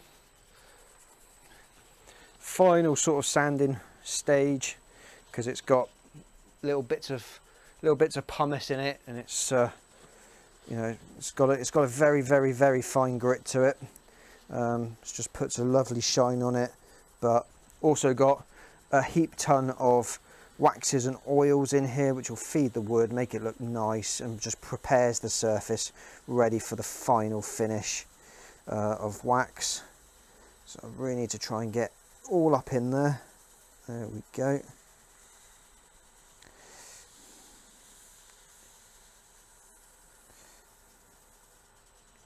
Right, and then this is the bit where we're going to find out whether I can actually finish this properly, because once I've given this a second to go and get soaked in, I need to spin this up to at least 2000 RPM to buff it off and put a shine back on it. So fingers crossed, fingers crossed, fingers crossed, it'll be okay.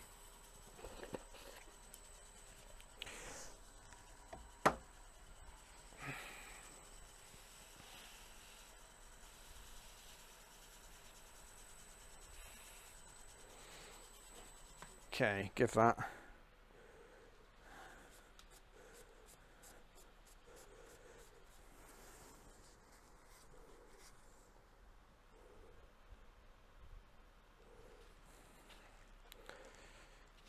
Right, let's spin this up and get this buffed off. Please hold, please hold, please hold, I beg of you.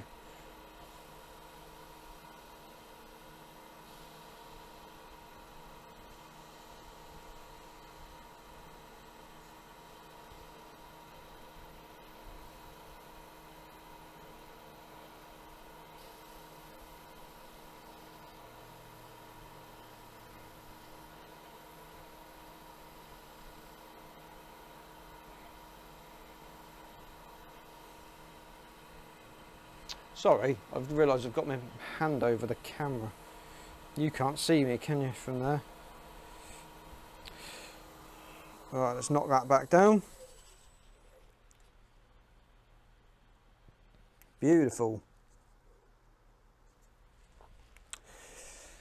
And then some microcrystalline wax,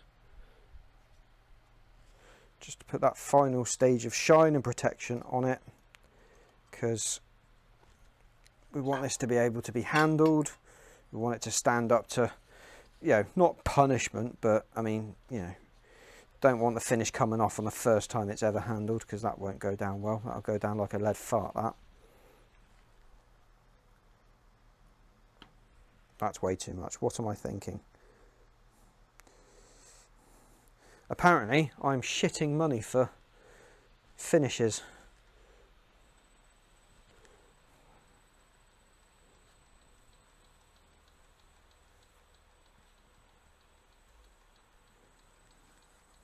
Even that's probably a bit much.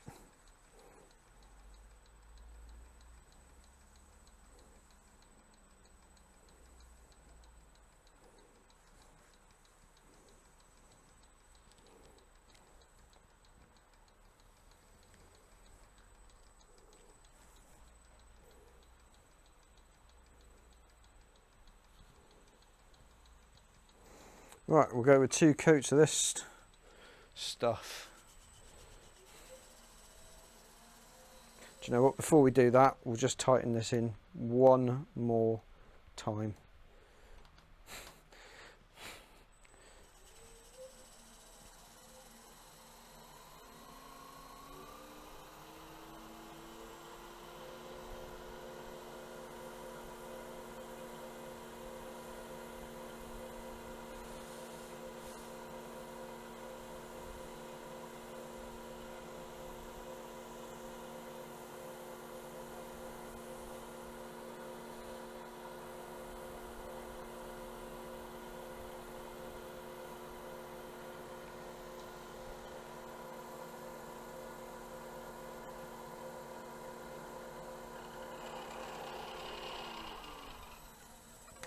I just saw that move then. I just saw it move and shift, because it's wandering its way further up there, so I'm going to have to chase it with this, but I'm nearly there. I'm nearly there. Oh shit, the bed. God, I nearly crapped my pants then. That's my alarm telling me I should go and look after the dogs, but we're so close to finishing. I'll just finish off this last bit of polishing and then I will take a break. I've got to make sure doggies are all right, make sure they've got plenty of water and give them a wee wee.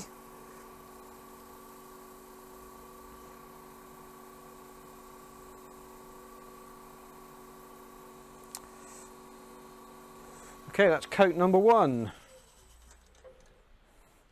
Let's get straight on with coat number 2. Can use the same piece of paper, I think. Yeah, find a clean bit.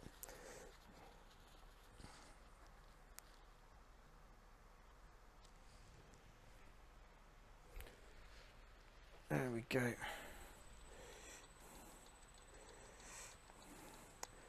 And on with coat number 2.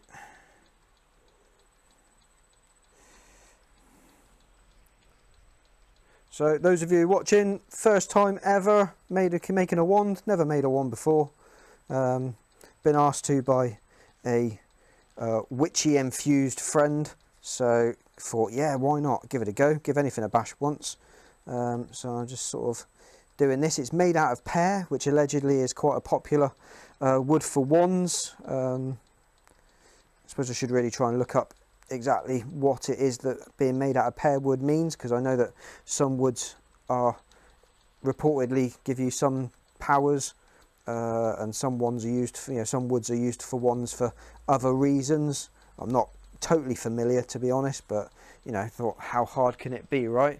And you never know, do this and whenever they make the next Harry Potter, J.K. Rowling and her crew might just come calling and say, oh yeah, we need a load of wands for set. So you never know, there could be a job in it for me.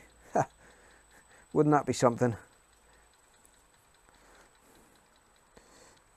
Go on, get up in there, you. There we go. There we go. Yeah, so I don't want you to worry. If you're just tuning in now, don't want you to worry that there seems to be a bit of a wobble up here. The item is straight. It's just I've had to jam chuck the end so that the teeth don't mark the shaft that I've already finished, and it's not quite even, so it does shift about just a little bit, but it's not noticeable when you've got it in your hand. Right.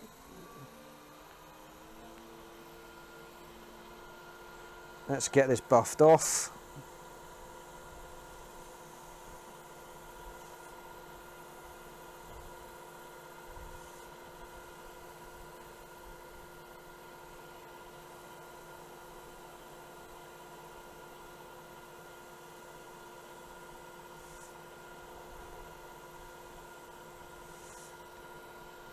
That's lovely. I suppose really if I had a little bit of this and I could approach it from both sides, then at least then it's supported. Go in there, go in there.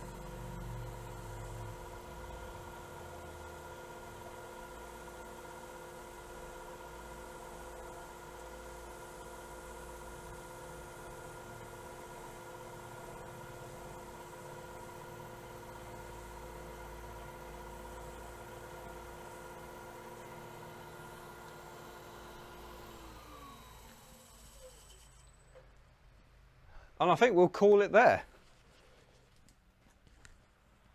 So we'll zoom out ever so, oh no, we'll zoom in. Let's just get this off the lathe.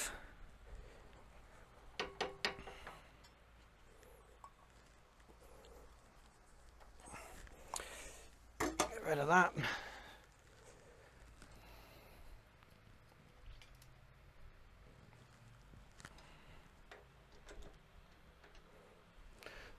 Now we'll use a bit of towel because the oil that I've put on there won't have had a chance to go harden. It will need to degas and all of that sort of thing, so I don't want to go immediately going and putting fingerprints on it, but nor can it stay in there, so I will just take that out. I just want to double check that I've not put any marks. No, I haven't. I've done a good job there. Well done, Drew. Well done. Well, there you go. There is my first ever wand. my first ever wand. So yeah, well happy with that. That's yeah, that's not bad. That is not bad. I'm pretty happy. So the only other thing really I need to fix, because it's been turned around both ends, and it's unfortunately had to have come into contact with the tailstock live center. There is a small hole in both ends. Whether that's, so there's a small hole in that end, and then if I turn it over, there's a small hole in that end just to sort of hold it steady. But if I put a sanding pad in here, I can sort of, you know, move it around, shape it out, and get those holes to disappear. So I'll just bring this down to a finer point. I'll bring that down to a finer point, and that's it done. So yeah, there we go. Not bad. Well happy with that, and it looks great. I love it. So yeah, let me know what you think, and then we'll just move swiftly on to the next project. However, I am going to take a quick break, personal break, and also I've got dogs. Let's go back to face cam. There we go. So yeah, got dogs. So I'm just going to go and let them out, make sure they're all right, because it is quite hot today, and I'm home on my own at the moment. So I'll be back very soon, and then we're going to crack straight on with pens. I've already prepped the pen blanks. I'll grab them real quick.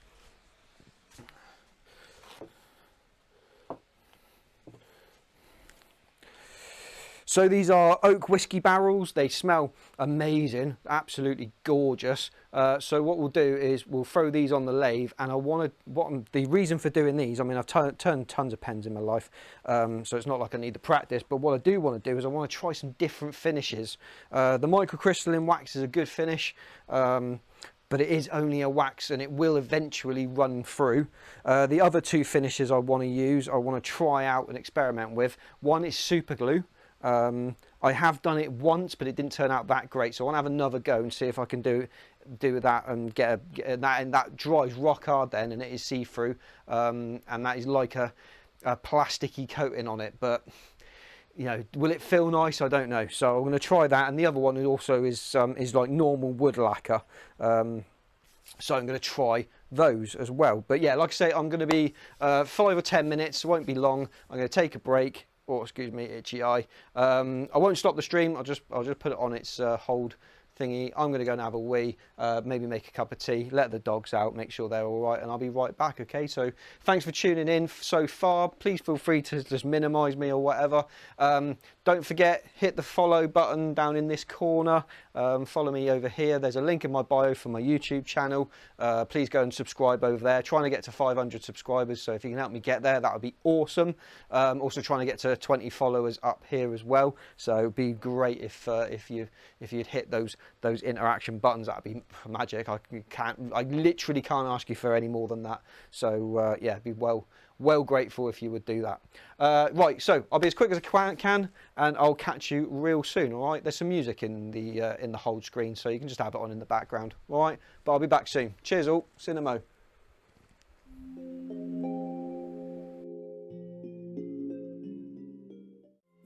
Okay, and we're back. Right, hi all. So yeah, not quite as hot here today as it was yesterday, so cup of tea's in order. Belter, absolute belter. I've got an American next door neighbour who is somehow convinced that I'm obsessed with tea, which is not completely inaccurate, I must admit. But having said that, British. Well, you know, what do you expect? So, dogs are fine, absolutely fine. I found we've got a Chihuahua and a Boston Terrier, and I found the Chihuahua, even though she has her own bed, in the Boston's bed, and the Boston over by the back door, looking out anxiously. You know, oh, I can't get in my own bed. Can't get in my own bed. Nightmare. You know, just sat there shaking while the smaller dog is just bullied away into her bed. Because, let's face it, most Chihuahuas are arseholes. So, and that is just the way it is. You're not going to convince me otherwise. So don't even bother trying. But she's a funny old character. And the wife seems to be ever so fond of her, so fair play, I suppose. Right, I'm just wiping off some more dust for my dust collection. If you're at all wondering what the hell I'm doing, and the fact that I look to be a little anal retentive with brushing down my lathe, what I do is I collect, so whatever I've been working on, I collect the shavings in a little, well, not shavings, I collect as much dust in these little jars, and I label them with whatever wood it was that I'm using, and then if I ever need a filler in the future, I've got one I can bung in. I can mix some in here with wood glue, and then I've got a filler that will dry the same colour as the wood that it originally came from. So that is what I do. I think it's very clever, but I'm sure I can't be, like I keep saying, I can't be the first person to have thought of this. But until I hear of anybody else who does it, I invented this and I'm claiming it for myself. So that's what I do. Right, I'm just going to pop this back, and then we will talk about the next step. So we have made unwand. There it is. It's looking fantastic. I'm well happy with that. That's looking can't see it. There we are, looking really good. Ready for zapping. I don't know any spells because I've never watched a Harry Potter in my life, but I figure it goes something along the lines of melanoma, and then something's supposed to happen, but I don't know what it is that's supposed to happen. So I'll leave it to the experts. But there we go, one made. So now we're going to move on to pens. Get rid of this.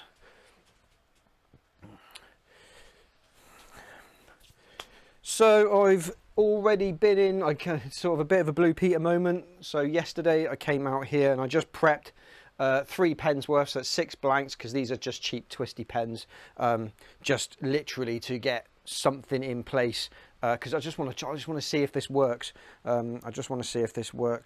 And try some different finishes off. So like I said before, one of these I'm just going to finish in the normal way, so I've got sort of a control, and that'll be using the microcrystalline wax, which is, you know, waxy but it dries nice and hard. The other one I'm going to try, I've done it once before and it didn't turn out all that great. I'm going to try and do a super glue finish, using very, very thin super glue. I hope I've got some. And then the way I'm going to do it, so normal, super glue, and then the last ones I'm going to put a lacquer finish on and see what we think of that. It's going to take a little bit more time, a little bit more effort, but we will see how it goes. Right, so I'm going to need some kit, so I'm going to transfer you down here.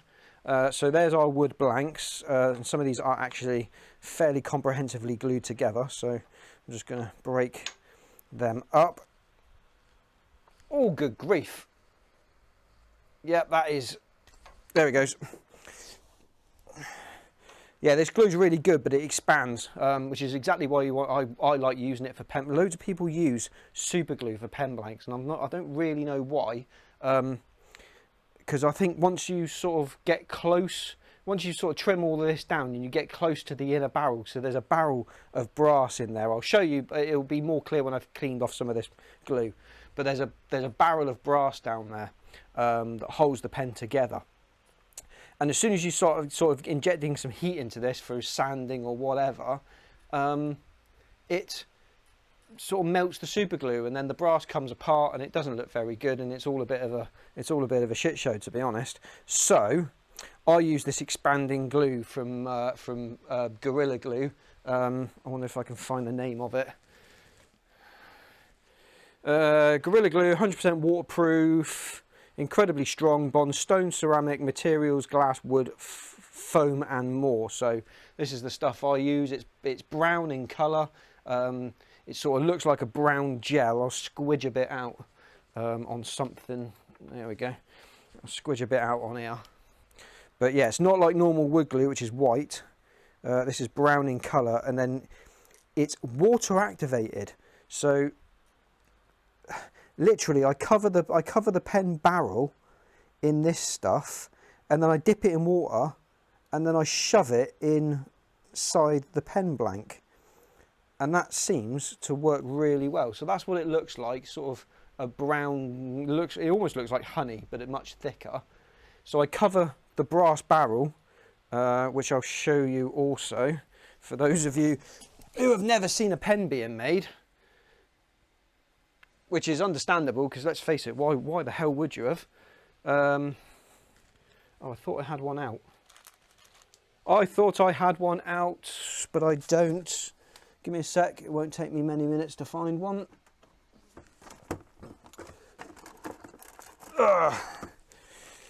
There we go. So here's well, this is actually a pencil kit, but it's the same.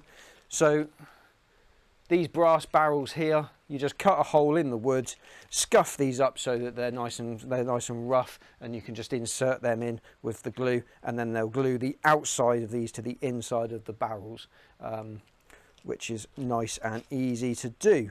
So now I need to get rid of that without it gluing itself to anything that matters. Let's just put that face down in the bin.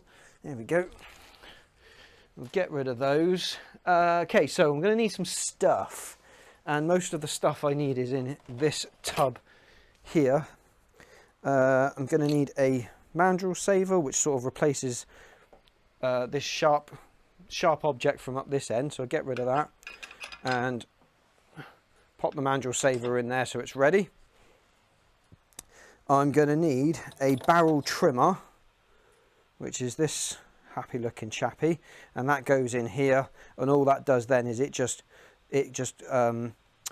I can introduce the barrel into that, and the barrel sticks in there, and then it trims the edges flush with where the barrel is.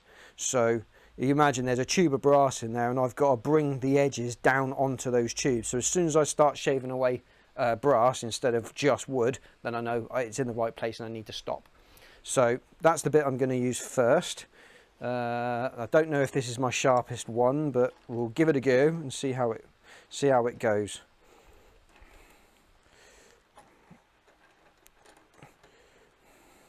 So we'll stick that in there. We'll get rid of this box for now. There are other bits in there that I need, but I don't need them right at this moment.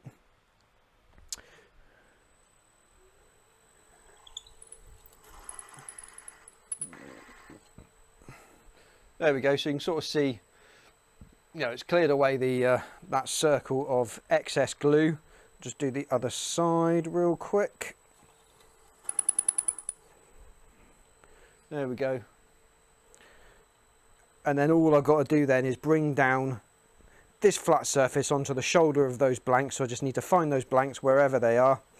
And then we should be all right. So I'm going to put the sharp end back in again very briefly, because I'm going to use this to push the blank into the blade, so I don't have to hold it quite as hard. So let's just move this camera so it's sort of center screen. There we go. How's that? That's all right, isn't it? A bit more that way. There we go. That's at least straight. Maybe just a touch. There we go. Right, I was trying to keep my head out of the way. So fix that in place.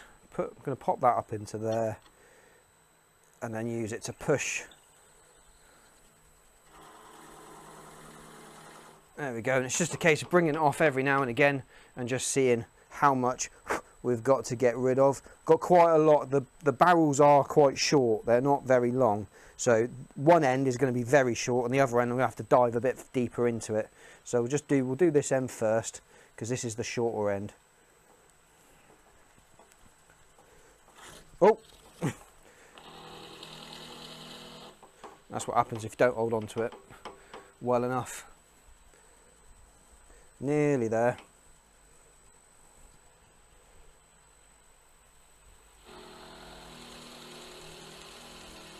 And I'm just looking for any signs of a bit of brass. I'm so close, super close to it now.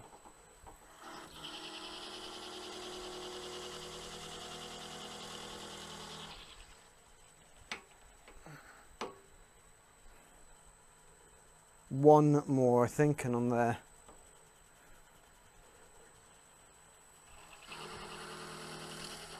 That's got to be it.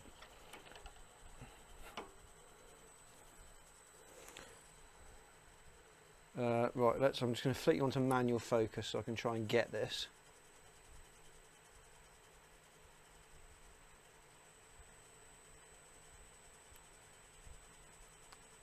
So you should be able to see there's the shiny little rim at the very top of that shoulder that we've created. There it is. There it is. Okay, so that's what I'm looking for on both ends. As long as I've got that on both ends, I'm good to go. I'm DTF. But this one, I might have to dive a bit for it because it's the barrels aren't as long as these blanks are. I probably should have cut these barrels a little shorter. How much further have I got to go? I've got about another ½ centimetre or so to go.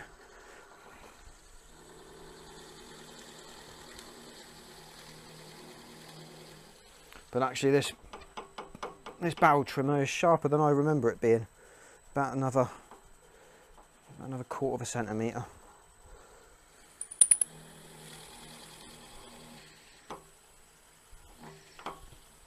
No, for some reason it stopped. Nearly there. Let's just stop that and just tighten that, because that. There we go. Oh yeah, sorry. So, second time ever streaming. Still not 100% up on it. Still learning. Plenty to learn.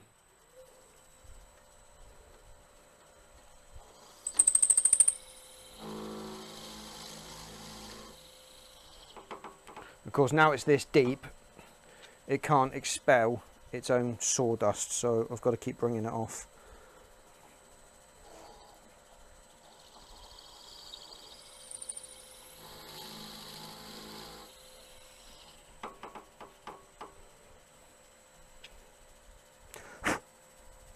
Very close. I wonder if I can get it by pushing. No, that doesn't seem to be doing the do.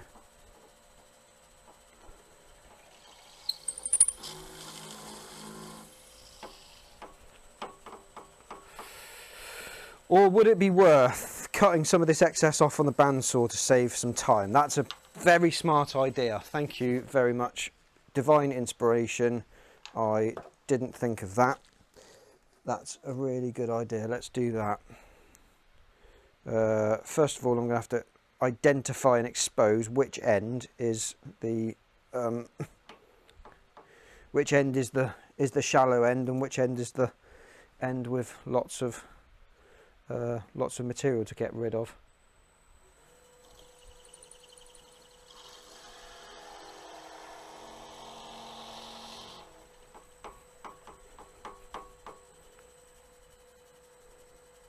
I've got a little bit at that end.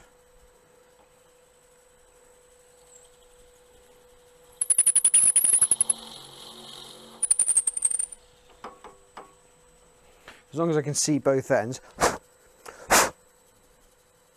Good grief, I can't see anything through that.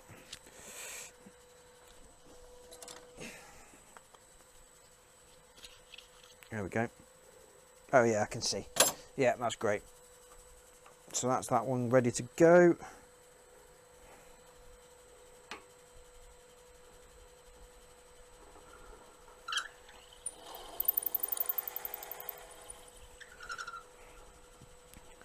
Just literally just uncovering the shoulders of these, getting rid of some of that excess glue, and that way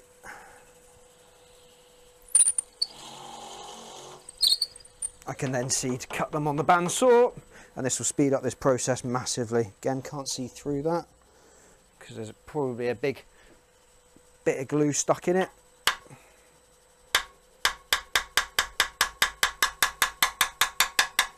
Yep. Or is this the one I bent? That could be the one I crimped.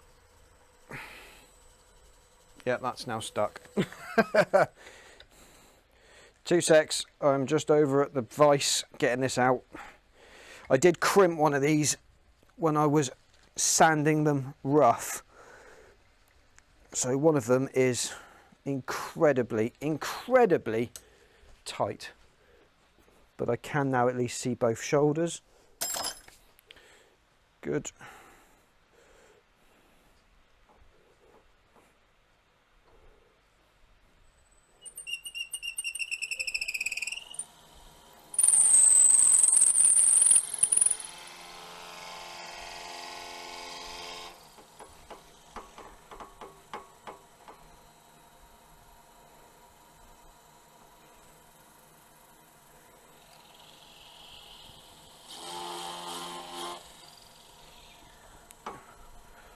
Boom, boom, boom, boom.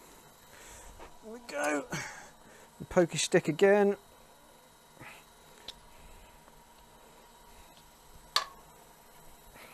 Got a great big glob of glue in it. Yeah, I can see that one.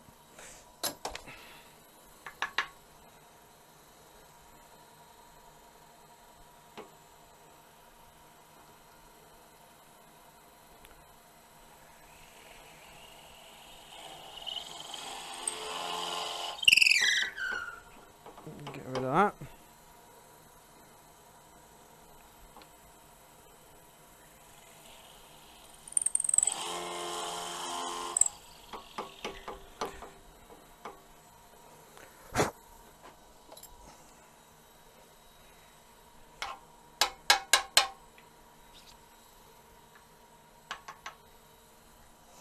Last one, last one.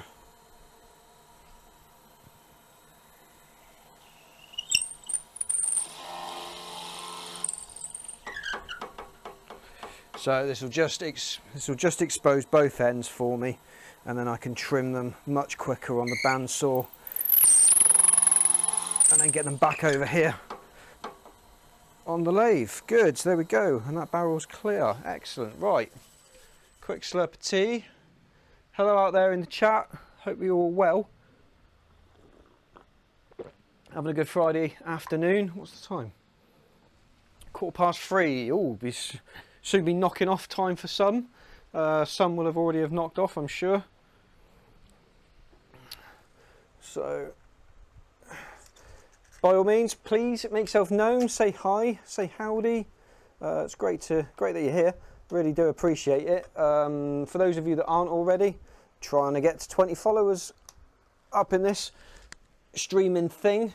So, up here, if you hit that follow button, which is just there underneath the stream, hopefully see that knock up. Oh, there's a cool little animation as well. So if I can sort of, you know, entice you with your own personalised animation, if you hit follow, you know, give it a try. You'll see it, and then you get really excited. I'll be dead happy because I'll have had another follower.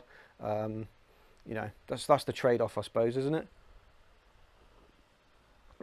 Incidentally, if you've got your own channels or you've got your own streams, you know, YouTube, Twitch, Kick if you're a degenerate, by all means, put your links in the chat, people. They won't get shit. Dropped it. They won't get rejected. Stick your social media details up there. You know, be good to just have a look, see what everybody else is up to. So yeah, by all means, just throw your links in the chat. You are welcome. Right, over to the bandsaw. You can fetch the other one that I threw on the floor. Right, sorry fan, you gotta go. Just for a sec. Right, get rid of the fence. And oh, look at the state of that table. That is covered in not very nice stuff. Where's my big brush? I keep losing my big brush. It was up there a little while ago. Where's my big brush? Big brush is there on the chair where I left it. Good. Let's just get rid of some sawdust. There we go.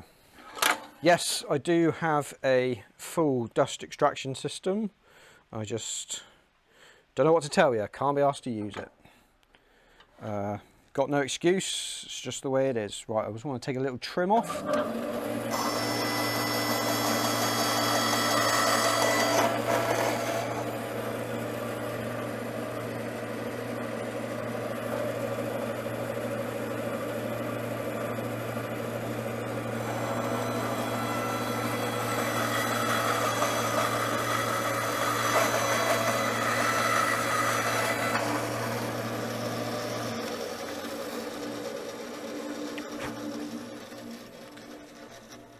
Come on, stop. I'm not putting my hand in there. There we go. And then need to take, this is all a bit guesswork this, but I don't want to cut into the brass barrel that's inside inside these bits of wood, because then it's sort of game over really, because it gives the pen its length and it needs to be so long to fit the ink in and blah blah blah blah blah. So I do have to be a little careful.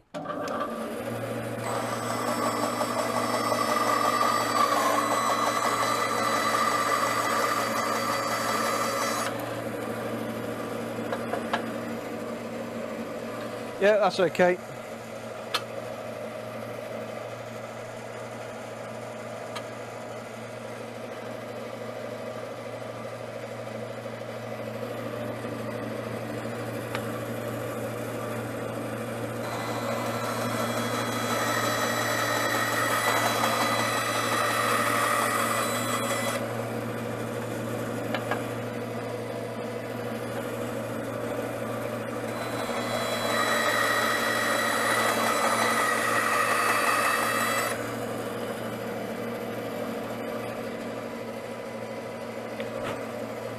Shit, that was close. That was very close.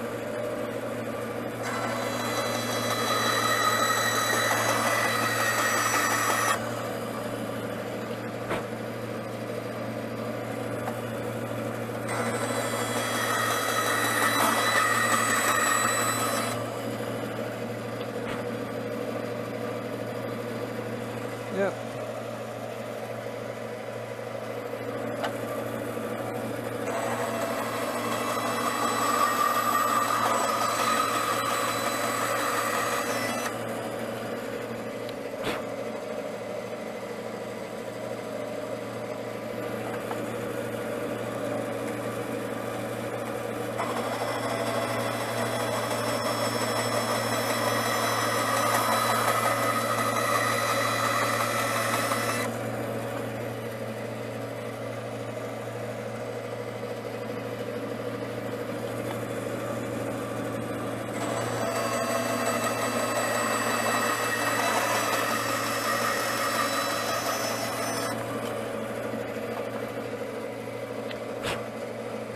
Or a bit more.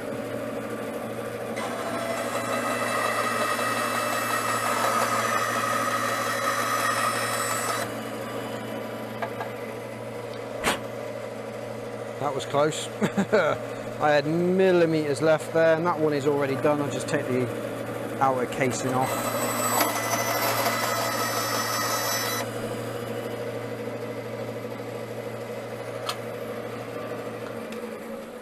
There we go. Right, just for the safety conscious among you, despite what it may have looked like, my fingers were literally probably an inch from the blade. So very safe, very safe. No risk there at all. Okay, here we come. Get rid of those offcuts in the burn pile. And we'll go back to here. Right, So now we've got, some of them are cupped at one end, not at the other, so we just have to run through this process again and make sure they're all absolutely on those shoulders. But again, quick slurp of tea.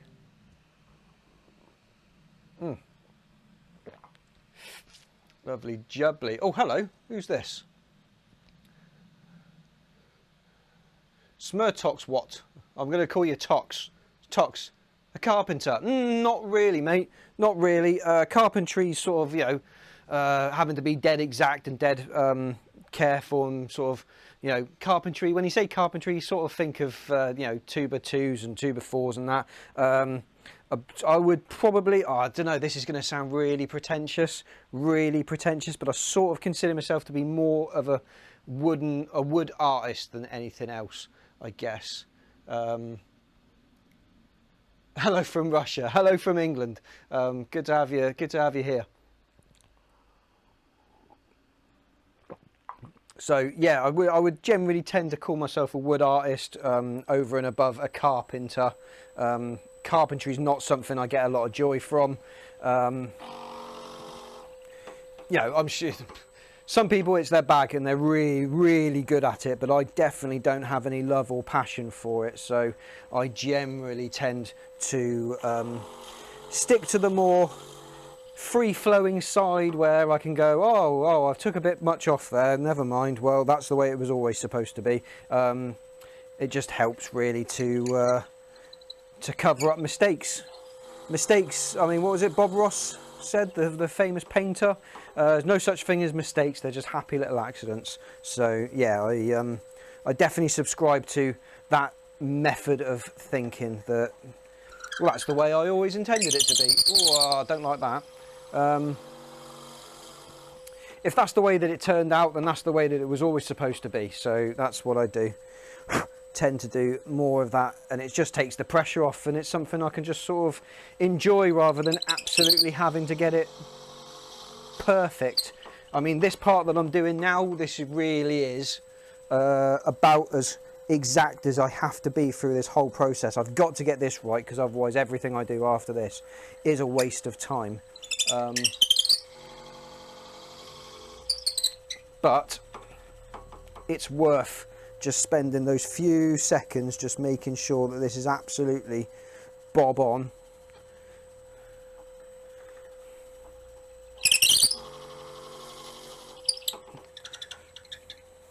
But also, having said that, I'm incredibly sorry about that noise. That noise, I assure you, is hurting me as much as it's hurting you. That is unpleasant.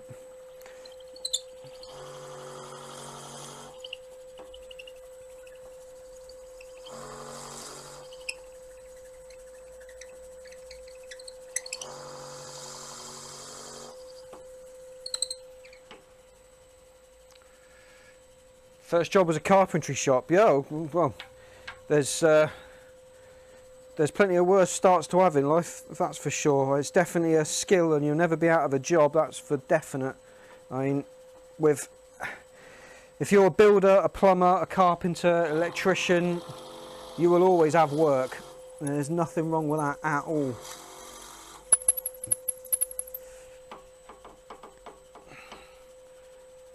Beautiful. So you can see the difference there. I haven't hit the shoulder there, but I have there. You can see that brass ring appear there, because there's a tube of brass inside. But once I hit these on all six, then we can move on to the actual fun bit.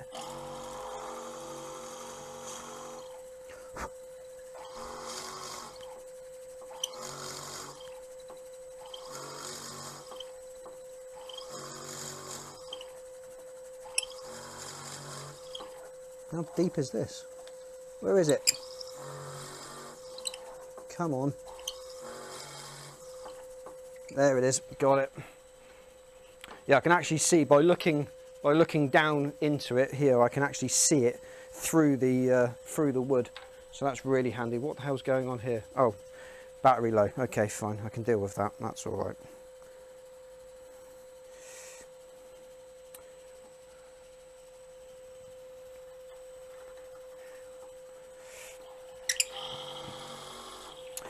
And of course, what was saying with you, work having come from a carpentry shop, Russia has definitely got the monopoly on Baltic birch, that's for sure. And most of the really good, half decent quality plywood all comes from the Baltics. And unfortunately, due to reasons, I mean, definitely don't want to get political, but due to reasons, it's become extremely hard to get hold of, and very, very expensive. It has come down in recent months, but it's still really expensive compared to what it used to be. Yeah, which is a real shame. Hopefully, you know, we can always hope that tomorrow we'll wake up and the world will be a slightly better place, or maybe we'll just have to settle for the world being not as on fire tomorrow as it is today.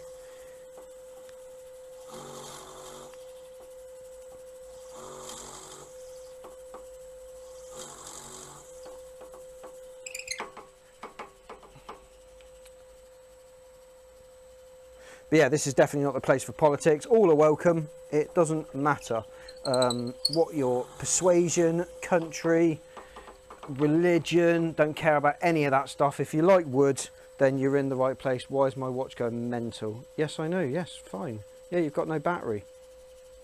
Yeah, I've got it. Cool. Oh, and I've hit my step goal. Epic. I've hit my step goal by remaining exactly stationary right here for most of the day. So that's good.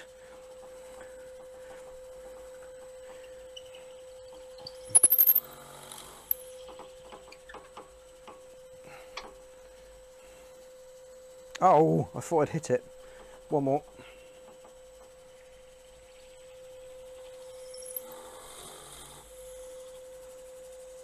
Yeah, there it is.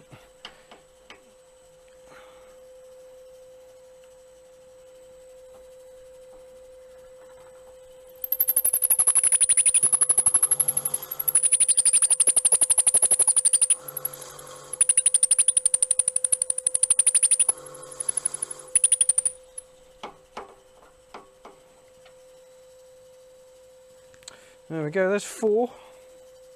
2 more to go. What is up with you? Apparently this thinks I'm on a run. What are you doing, you mad thing? No wonder you've got no battery. Automatically detect and track your runs. Yeah, I thought I was on a run. Yeah, okay, fine, do it. Knock yourself out, but go away.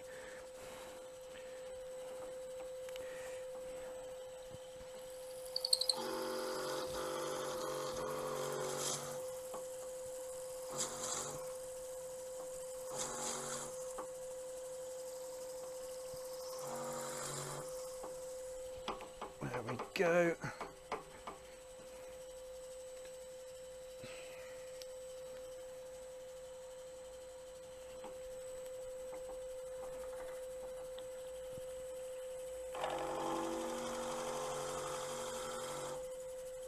Beautiful. Last one. Last one. Oh, I don't know what I was thinking here. Okay.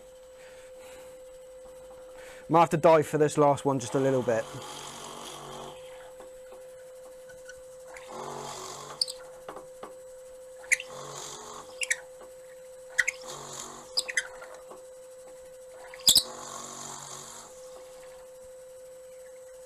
Yep, got it.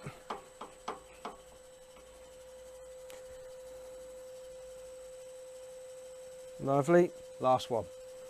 That way on.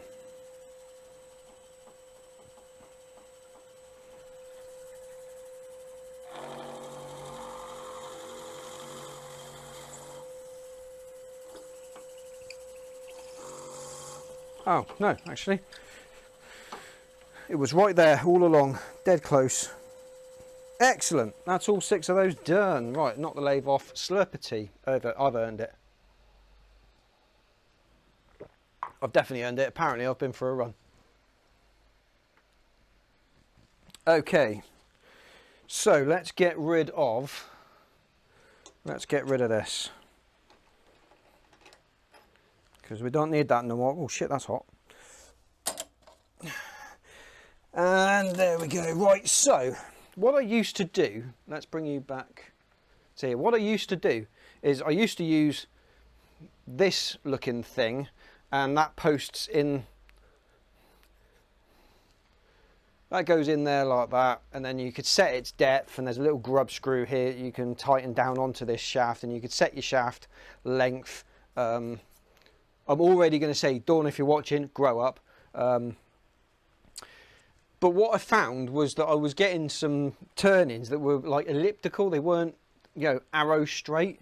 and the wood was thicker on one side than it was on the other. And then I realised that if I'm tightening down onto this, then no matter how centred this holder is, this, oh, you heard that, did you, darling? Well done. No matter how centred that is, that will always be being pushed down into it. So I've stopped using this, and now I just use this with the 4-prong jaws in it. Get out of the way. I just use that now. So this means that this mandrel will always be exactly centre in there. This is a problem though, because what I don't want to do, let me show you, is there is a divot in the top for that prong. Like that. And then that shoots up there and everything's hunky-dory. But if you tighten this down into that, what you might do is you might end up bending or putting a flex in your mandrel, which is bad, incredibly bad. Ask me how I know, because I've turned plenty of things that have turned out to not be round. So I've got this, where did I put it? There it is. I've got, where's the camera? There. I've got this thing. So it takes on the shape. I'll take the live centre out. So it's the same sort of bottom. This end sticks into the lathe, but at the top, and they both spin. So you can see they both spin. But this one, let me just angle it properly, goes all the way through. And then this top surface here pushes, you tighten it into the work, and then it pushes into the work. So it's actually holding the work, not putting flex on your mandrel, which means your mandrel will, hopefully, as long as it isn't already bent, will stay straight. So all you need to do is make sure that you've got a nice straight mandrel by rolling it on something and watching both ends to make sure that they're not wobbling about the place. And this will save you replacing your mandrels every 10 minutes. So if we spin this now, it's absolutely level. That's not moving at all. But let me show you the difference. Same mandrel. You watch this not work now. Same mandrel. Pop it into there. Find the right Allen key to do this up with, which is that one. I do have to take that off. Pop that there for a second. Stick that on there. Watch this. See that wobble? Here, camera. There we go. So that, believe it or not, is enough to knock your pen out completely. And what you'll end up with is where the metal work fits onto the woodwork. So after this is turned, you will find that the metal work, and you'll feel ridges. The transition won't be smooth because of this wobble. All right, that took me a lot of pens to figure out. So there's some free advice. I wasted a lot of time, a lot of pen kits to realise that these holders are crap. So I don't use it no more. I don't even know why I've still got it, to be honest. I should really get rid of it. If it's no use, I should bin it. But yeah, straight in there. Tighten your chuck jaw down onto it and just let that be. There you are. Arrow straight. Perfect. And you get a much better pen. What happened? What happened? Something happened. I missed it.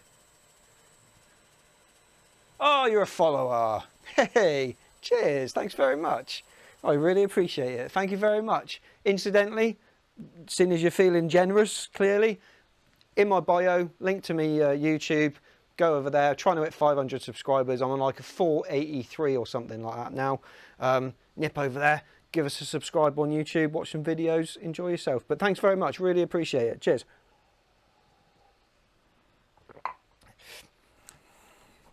Okay, right, so only other thing I need is some bushings, because these bushings, if I find the right ones, because they're all different shapes and sizes, and you have to have the right size bushings for the right pen. There we go. So these are 7 mils.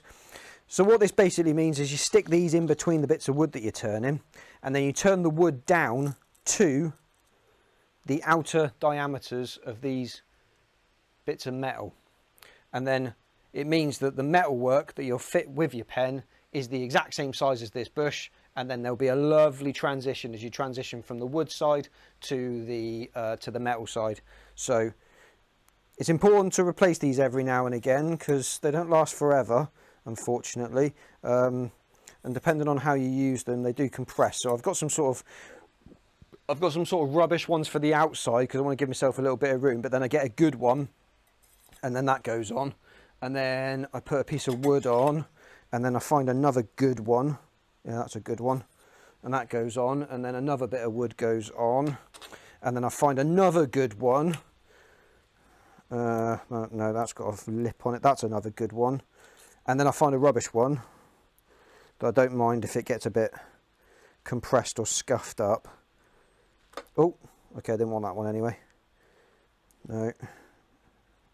Oh yeah, that I can tell that's a different. That's been compressed quite heavily, and then that goes on there. That just sort of, these two outer knackered ones protect the 3 good ones on the inside a little bit, so you haven't got to worry about causing too much damage, and it just keeps them away, and it means that, oh balls, well that's lost forever. Oh no, I think I see it. Oh no, I see. Oh God, I was looking for these earlier. My brilliant tin of produce opening things. They were on the floor. Don't know how they got down there. Yeah, that bushing is now part of my jet washer. Can I see it? I've got a stick with a magnet on here somewhere. I'll go after it later. I'll go after it later. It doesn't matter. Right, let's get rid of those. And then the final piece of the puzzle is this chap. Let's just bring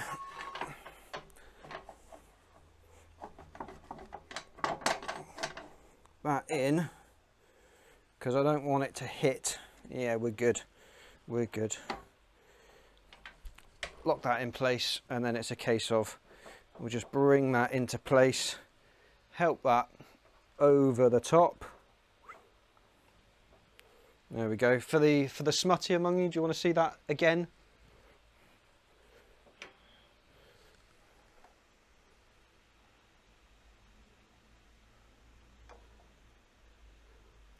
You're just going to have to imagine some Barry White or something in your heads now, okay? Ready? Ready? Oh yeah. Oh. I work with my own hands. It's nice to watch the professionals. We'll go and watch them then. You're not going to find any professionals here. Professional idiot maybe, but definitely not a professional woodworker. Just a hobbyist, my friend. Just a hobbyist.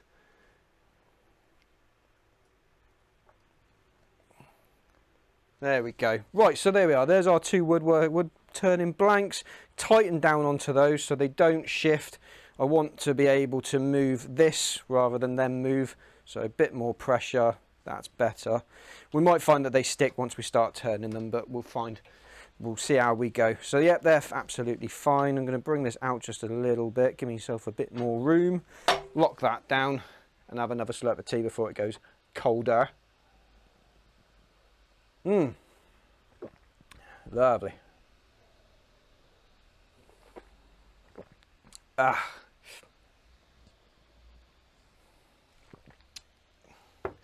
Oh, that's good.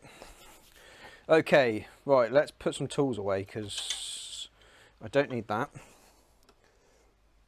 I might need that. I will need that. I will need that. Yeah, okay. So that's okay. When I say let's put some tools away, let's put 1 tool away. Okay, these are Oh yeah, so before I start, these are whiskey barrel, these are out of whiskey barrels. What's the easiest way of showing you? 2 seconds, I will get a whole stave down. I have got, where's my stool? There it is. Up in the rafters, I've got what is left of a couple of whiskey barrels from the Glenfiddich distillery in Scotland. And I've been lucky enough to turn about 6,500 pens out of these, of which all sold, which is fantastic. But the wood is just the most fantastic wood. It really is beautiful, and it smells incredible. Where's my brush? Where's my brush? There it is.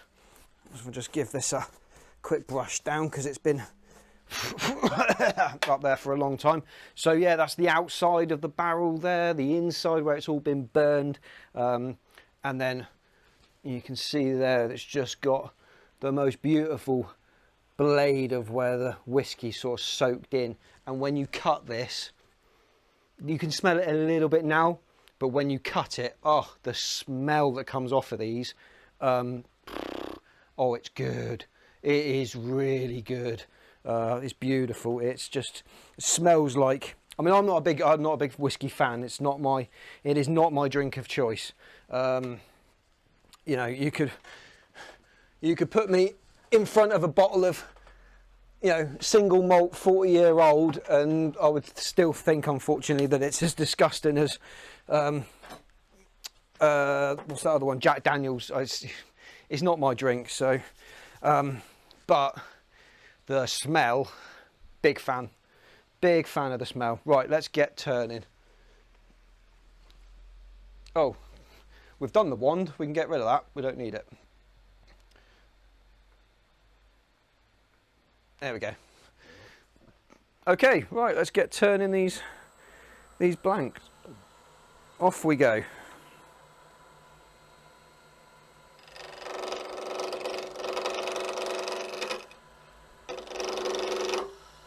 Oh, that bit need to tighten a bit more.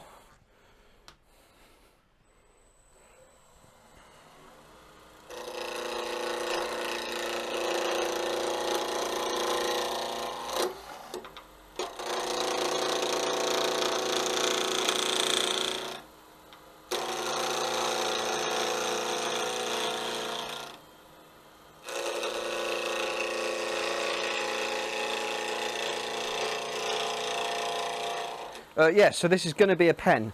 So I've got three pairs of these to do.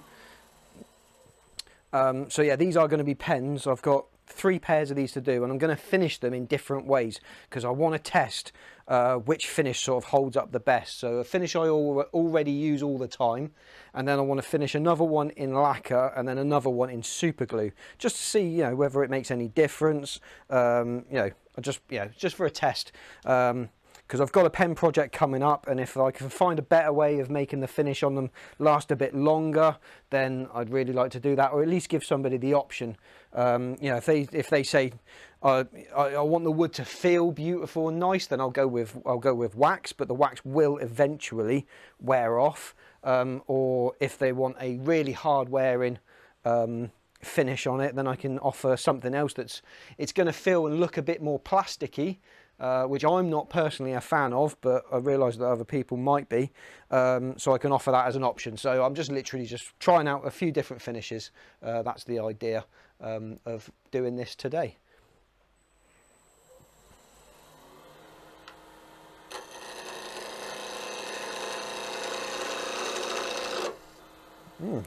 Still sticking. Let's go tighter.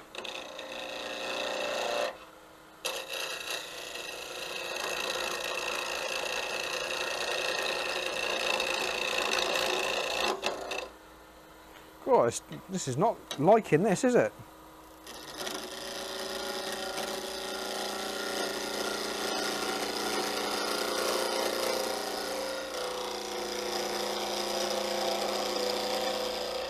Seems to be happier going in one way rather than the other. All right, we'll just keep going this way then.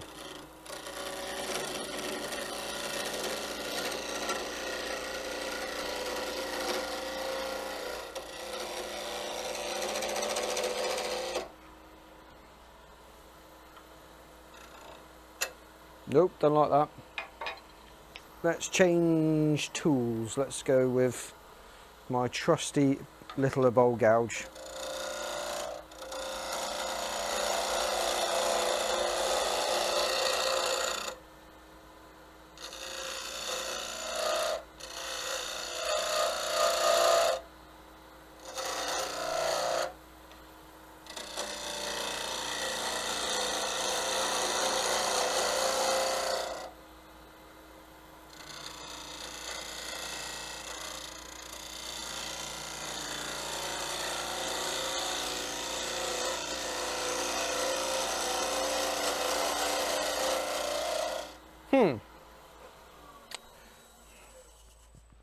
Either these are two of the hardest pieces of oak I've ever come across in my entire life, or my tools aren't very sharp.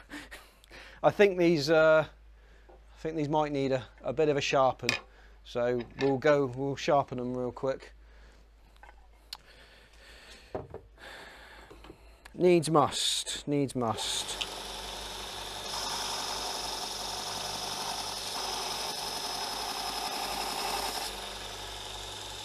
That's better. That's razor sharp.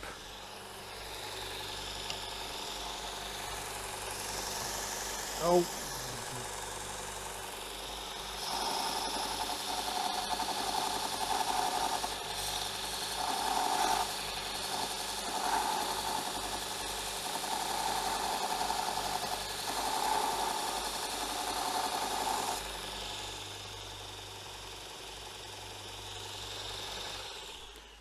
Right, let's see if that makes any difference. Hopefully we will see a night and day difference, because I could just sort of tell it weren't happy because it wasn't making a good sound. So let's see.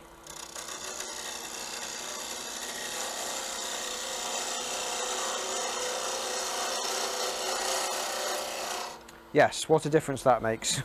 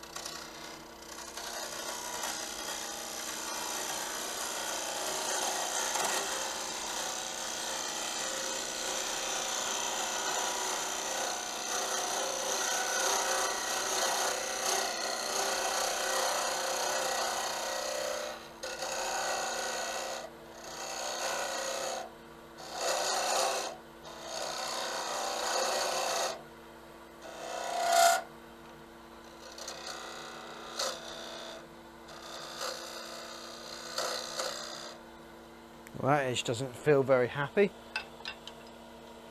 Switch over to the small.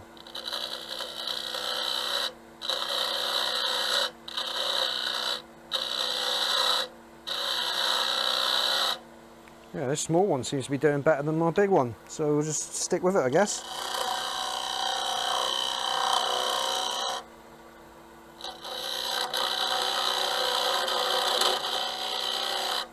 So, yeah, oh, sorry, I've just realised. There we go. Let's go for that. Yeah, so sorry about that. Yeah, so for those that, you know, if you don't know, then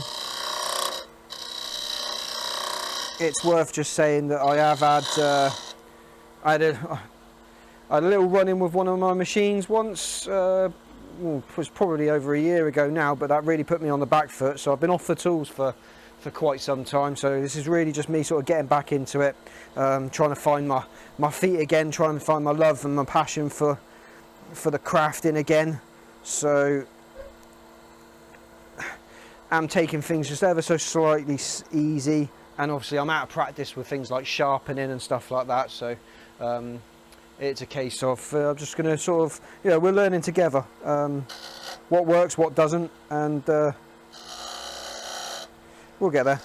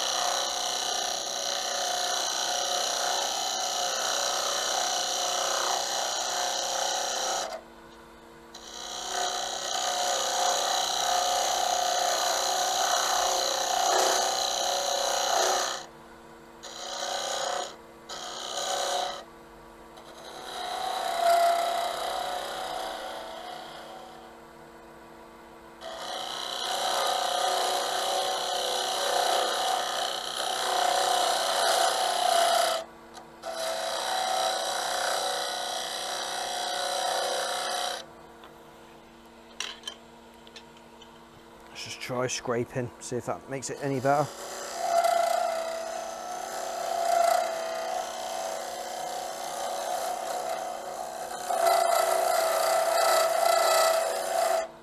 Not too bad.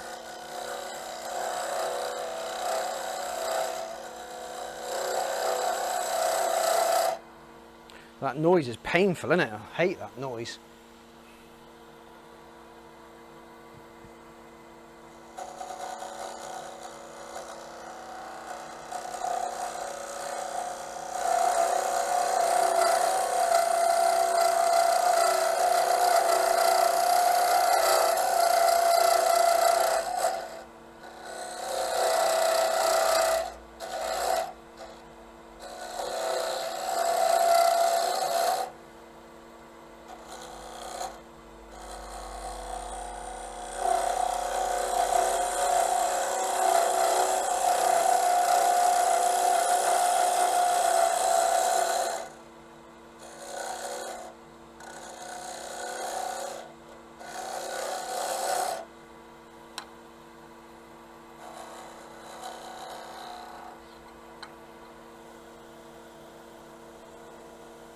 So it's good practice just to leave the tiniest little bit of a lip,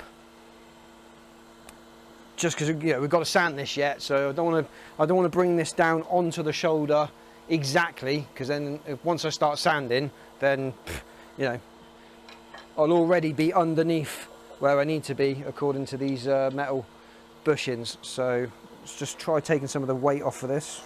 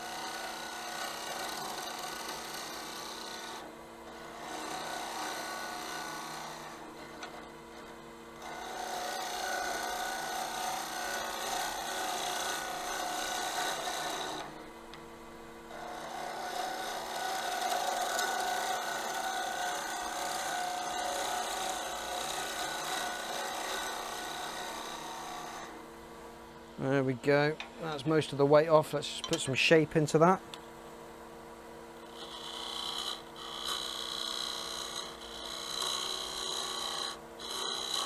Nice thing with this little one, you can literally feel when it goes, when it's not happy. you can feel it, and you can also hear it as well. So you get a certain sort of vibration and a certain sound, and you go, oh no, that needs sharpening.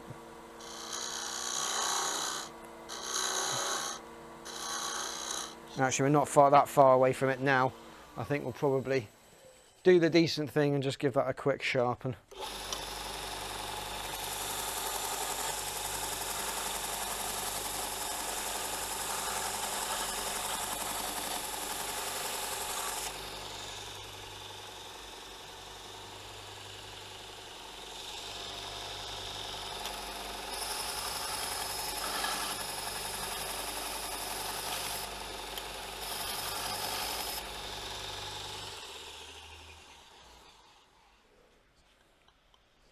Yeah, that's better. Only thing with sharpening this little one is there's not a lot of metal there, so it does put the heat into the tip really quickly. So it just doesn't hurt to just whiz a bit off every now and again, and then dunk it in some water. Right, how are they looking? Yeah, they're looking all right, aren't they? Yeah, not looking too bad at all. Right, just wondering.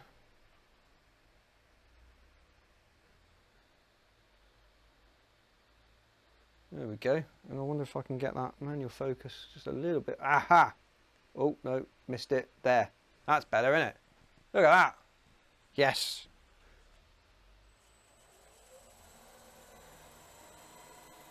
And I wonder, what about if I throw some extra light on this?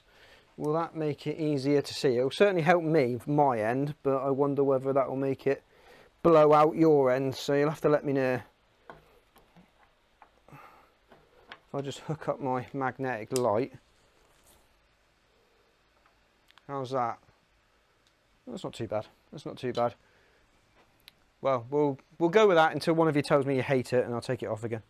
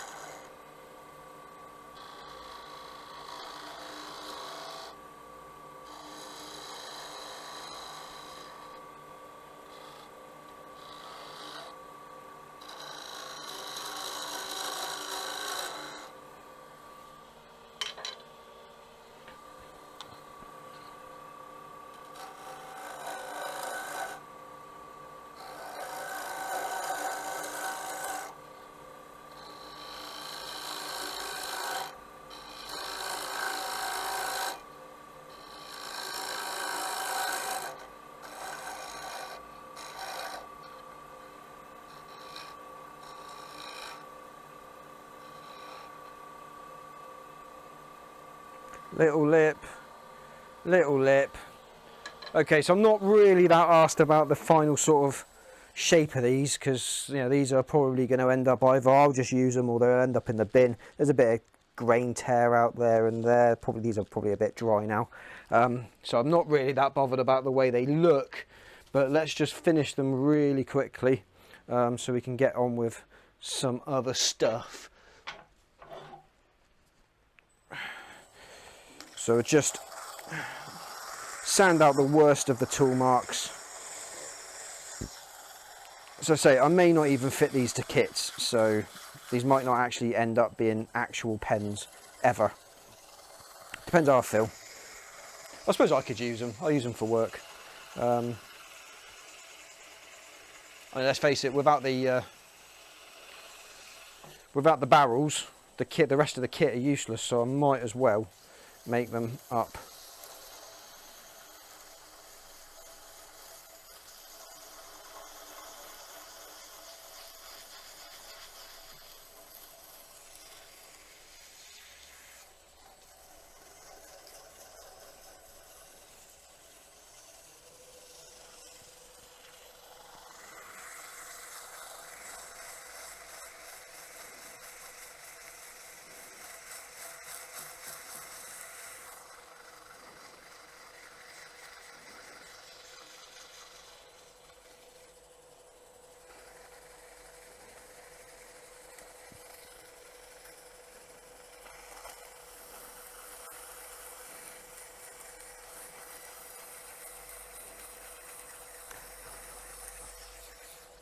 Well, do you know what I've just realised? I've just realised my fan is pointing straight at the back of a bit of plyboard.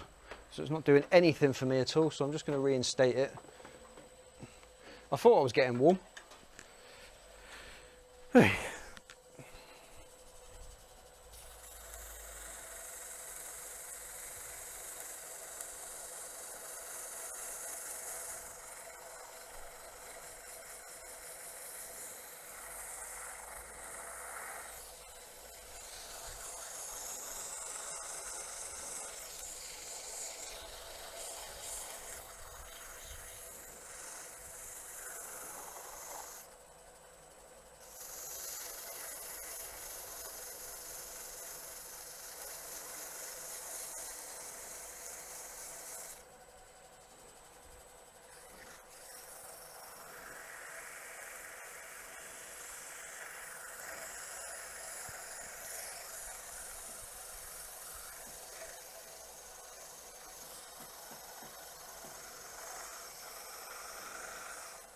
Ow.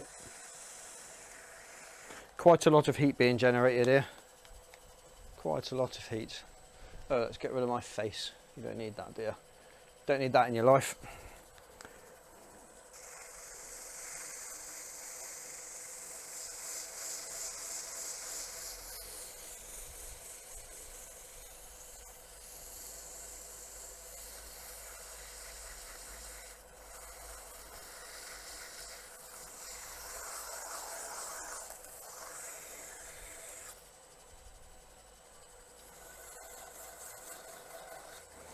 So I'm literally just using this sandpaper to just find the final shape.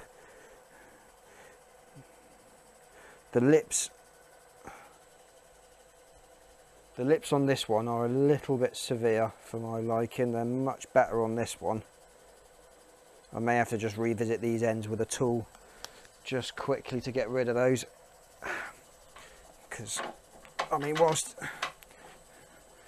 these don't really matter, I'm not a massive fan in doing things in half measures. So if I'm going to do it properly, right?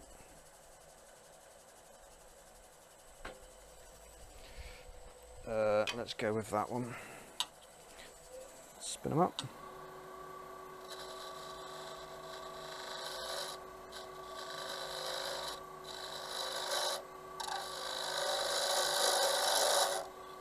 Good heavens, there's loads of wood there.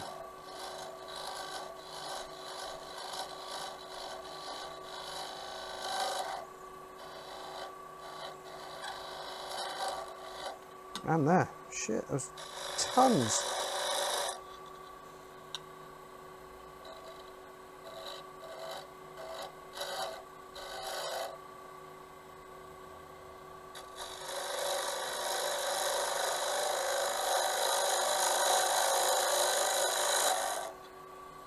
So these pen blanks, these two things here, what I am turning, they are supposedly a bit like the wife says her eyebrows are supposed to be like, not twins, but sisters. So they're not supposed to be the same, so I realise this one's a little bit thinner than this one. But this one will probably be the one you hold, no, this one will probably be the one you hold on to, and that'll probably be the one that rests up against the palm of your hand, or the heel of your hand, or whatever the hell it's called.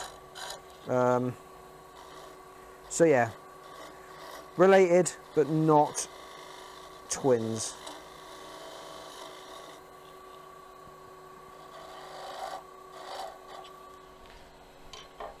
I'm definitely giving away all my trade secrets here.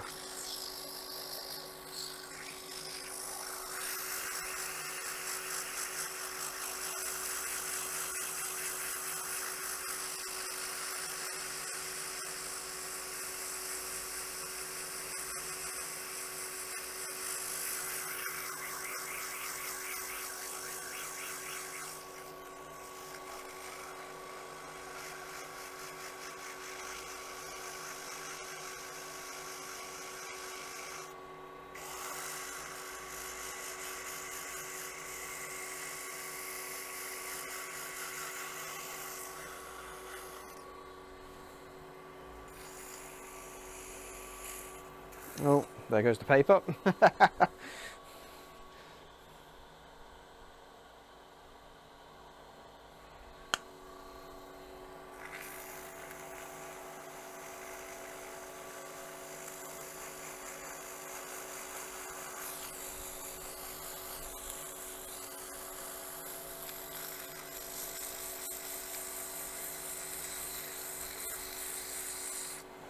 So for those of you that are just tuning in or not familiar with what we're doing,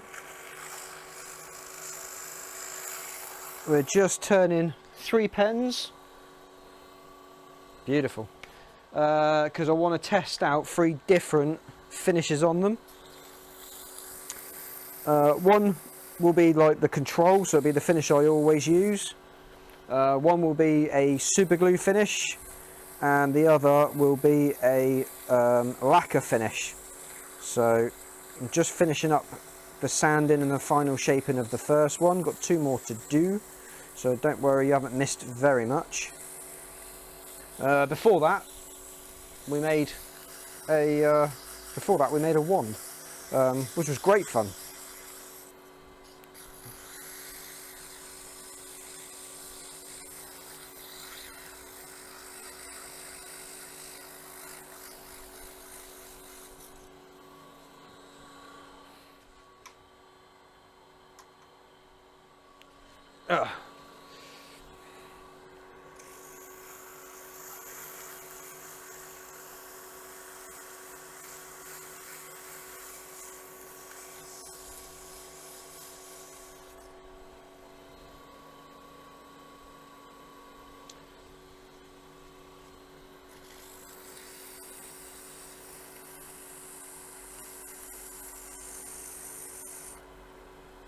Getting smoother.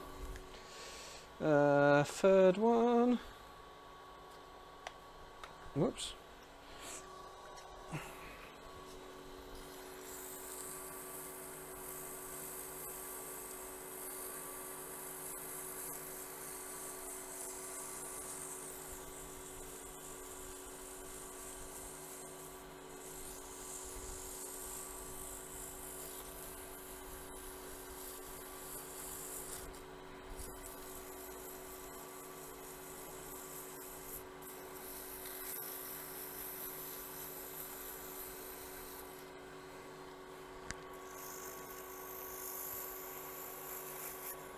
Ow.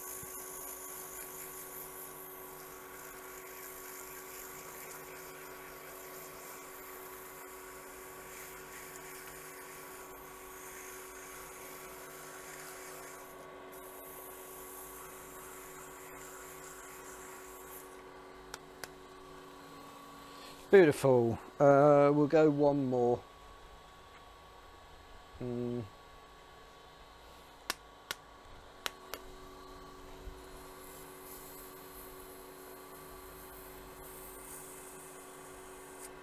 Whoops.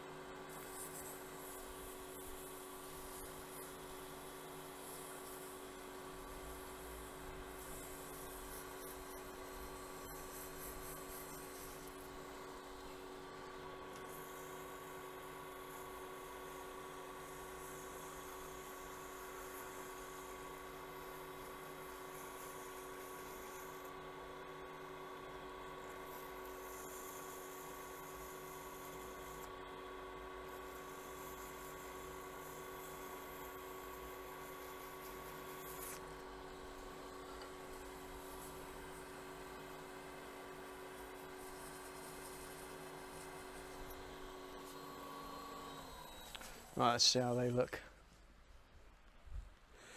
Oh, they'll pass muster. I mean, if they're only for me, then it doesn't really matter, does it? And I've been... can't remember the last time I turned a pen, but it was a fair old while ago. Right, let's very quickly get these finished, because I think these are the ones that I'll do. Oh, let's just scroll out just a little bit. These are probably the ones that I will do in the normal way.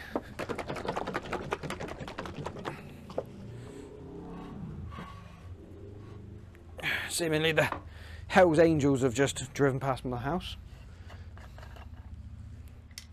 So on with some sanding sealer,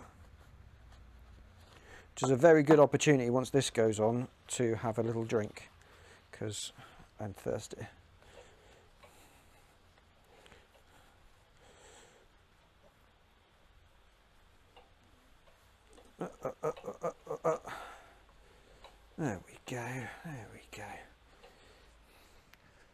Look how lovely and shiny that turns them. I mean,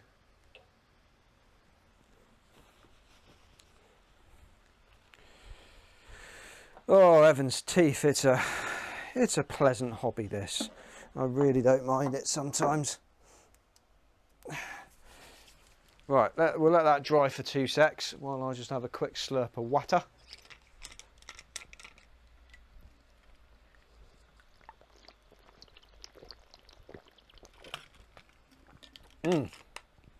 Delish.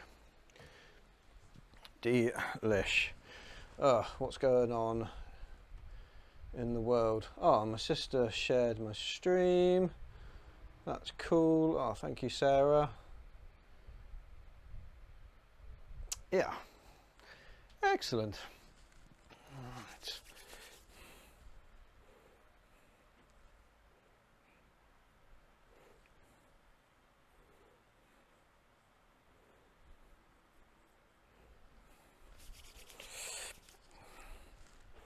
It's dry. Yeah, dry.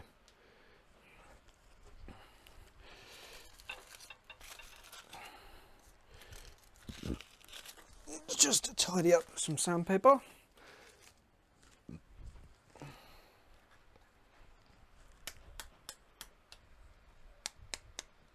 Right. Flat this back. Again, not taking off any material, just literally very, very softly, very gently, just de-nibbing. So there's not wood coming off there, that's dried sanding sealer coming off, because I want to get it off the surface. So the sanding sealer is just sort of giving it some colour, soaked into the fibres just a little bit, sort of stiffened the wood fibres up. Might have filled any gaps in the wood, but that might be there naturally, or any minute bits of tear out. Yeah, that's nice. And that's turned them very smooth. Lovely. Right. De-dust.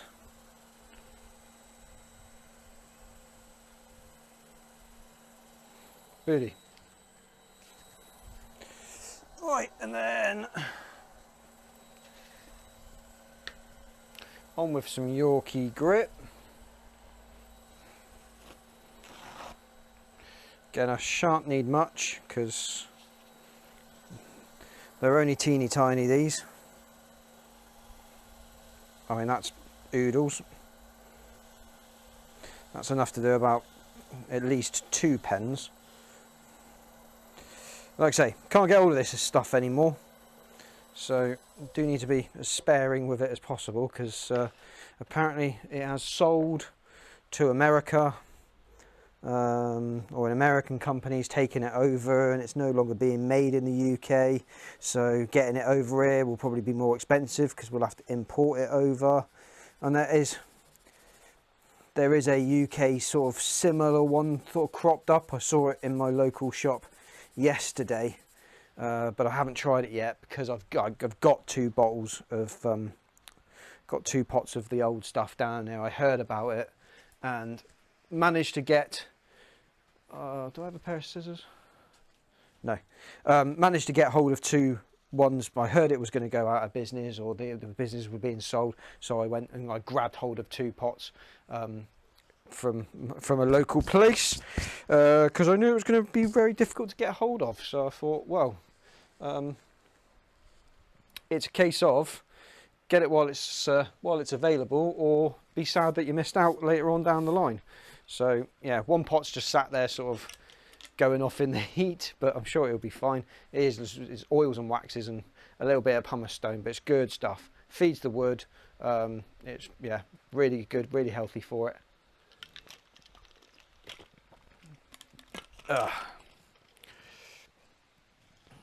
Right, what time are we on? 4:20. Okay. Right, I'll buff this off. Now it's had a chance to just soak in a little bit.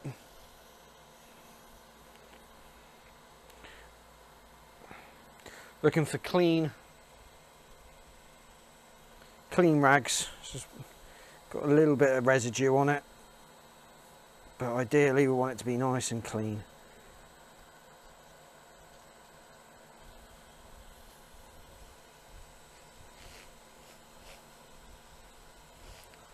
Ooh.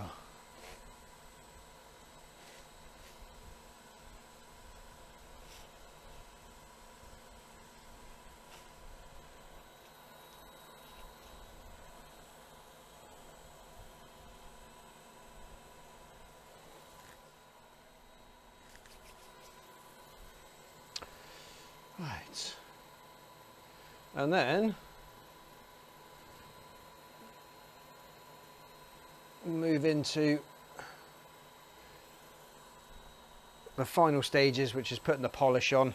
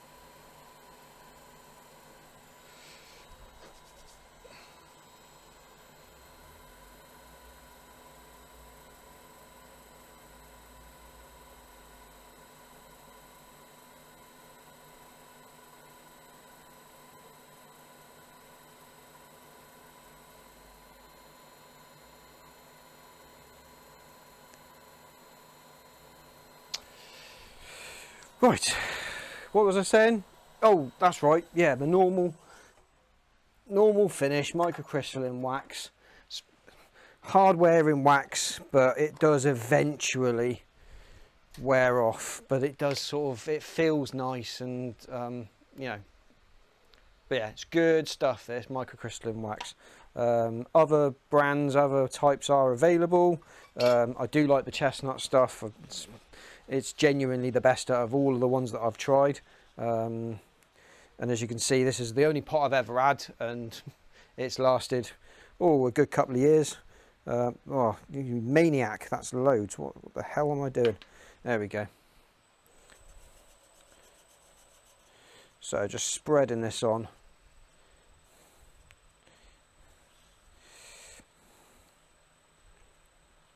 So I'm melting it in, and then it'll be a case of just letting it set up for the briefest of moments, and then spin up fast as I dare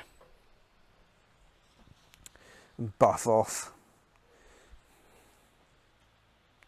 There we go, that's plenty. So fold that in half. Right, let's buff this off. Fast AF, it's got up to about 2,000, 2,200 RPM. And then it's burn my fingers.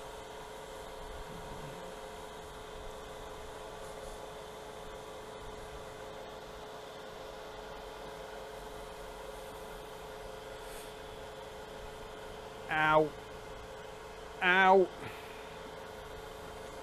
There's so much heat being generated. But you really have to cook this wax off. And I'm sure there's scope for endless wax on, wax off jokes. Don't worry, that hasn't passed me by. Let's do one more coating. Turn you down, you don't need to be quite so vicious. There we go. Oh, apparently we have a helicopter overhead, I can hear. Right, last coat. So we'll just melt the excess in. Melt the excess in, and then squeeze on.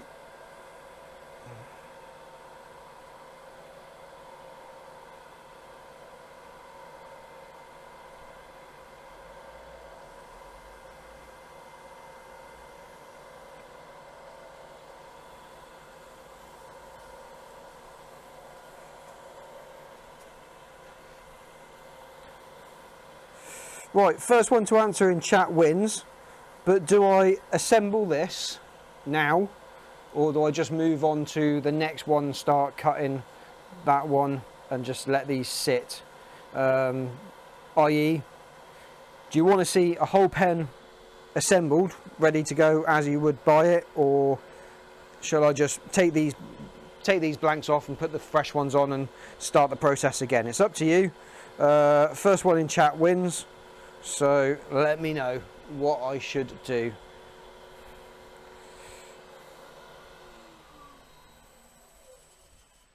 There we go.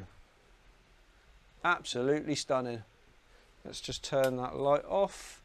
There, you can see there, that's the proper coloration coming. I love these sort of circles that turn up. I don't, if I come in a bit closer, there you go, see? These circles here, I think when they're lined up, these are, hello mate, you're right.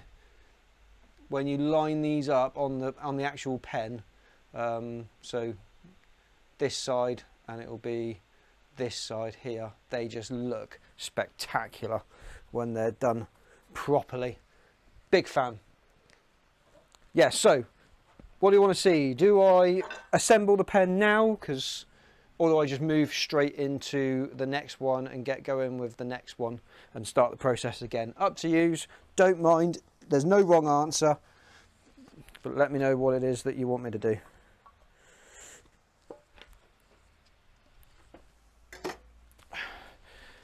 First one to answer gets their own way. Until then, I'm going to have a drink.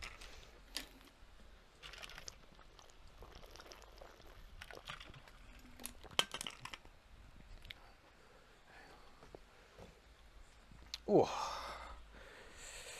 I can definitely, whichever way, can take the pressure off. Take the pressure off of there. There we go.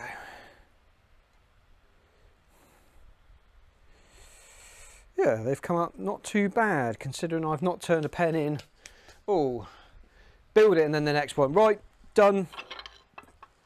Done, done, done. You have spoken. That is what I shall do. I shall move straight in to building it. I said I'd do exactly what you told me to do, so now I have to follow through with that. Okay. Let's just clear off some space. Right, just put some towel down so bits don't drop through. Seeing as you chose we're going to build it, would you want, what colour kits have I got? I think I got one of all three. I've got, yeah, gunmetal, gold or chrome.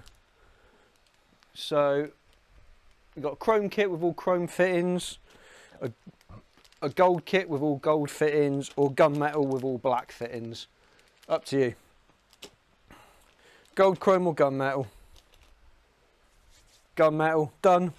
Gunmetal it is. That is the right one, isn't it? Yep, gunmetal it is. Right, we'll stick with that. Okay, get rid of those bushings. Try to get these off without touching them too badly, although they are quite stuck.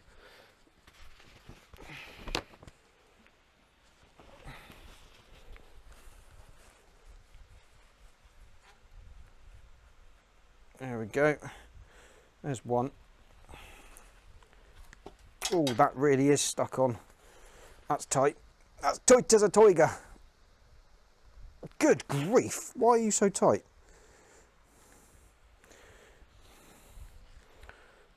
How's that happened?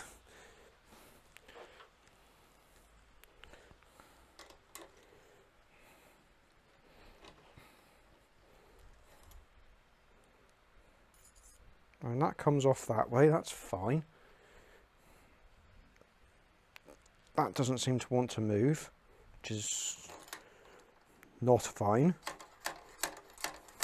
Ow, that hurts. What the shit has happened here? Pliers. When in doubt, use pliers.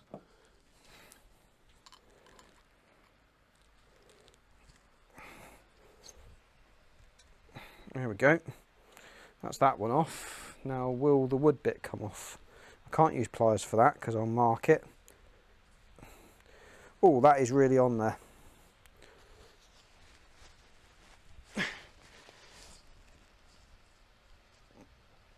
No, no, no, no, no. No need to go to A&E, but that has decided it wants to remain as part of this, which is a real issue. So what I might end up having to do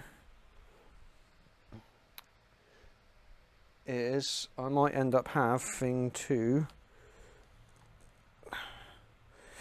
close this. So you have to sort of end up having to think your way out of problems with this hobby. Constantly. Right, I want it to come off of that end. Yeah, I want it to come off of that end, so I will put that end in there. I will close. Oh no, I had it right first time. Idiot. Honestly.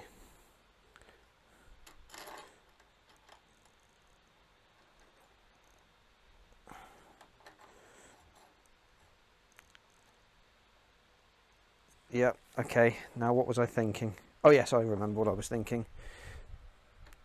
So I'll tighten that down, and then it's just a case of pushing that.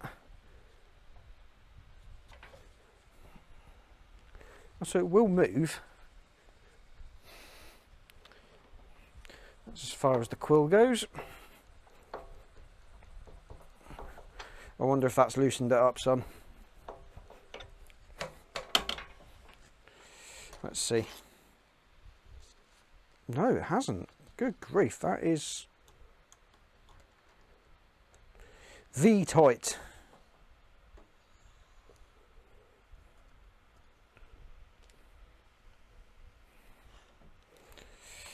Okay, we'll just keep going. It will come off.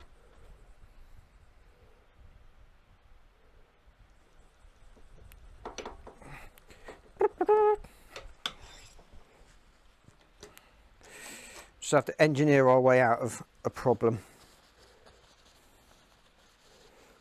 There it goes. Don't ask me, I don't know, but it just decided that it wanted to stay there.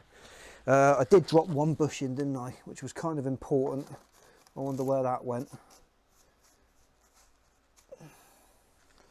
Probably on the deck somewhere. We'll find it in a bit. Not to worry. So, okay, no worries. Let's move on. So what I want to do is remove the chuck. Oh, God, that's tight. Yeah, okay. Pry bar.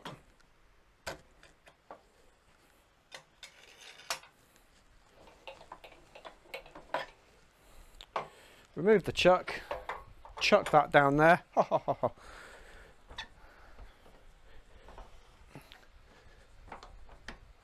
That can come out now, don't need that.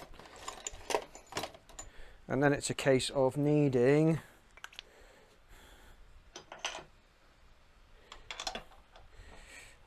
these two happy little chappies. Get rid of those.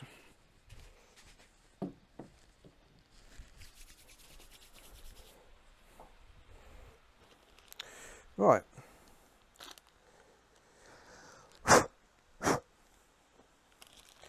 So, in terms of our pen kit, we have our ink, we have our clip,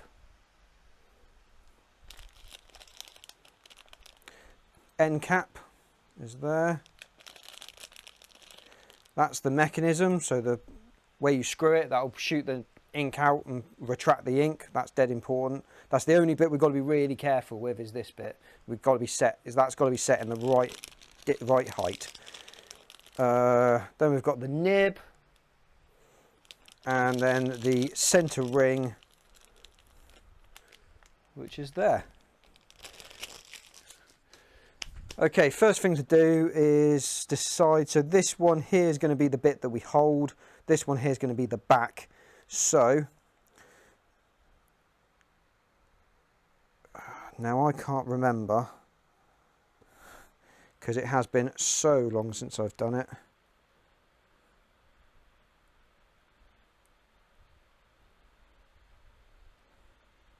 Yeah, right, okay, that's answered that question.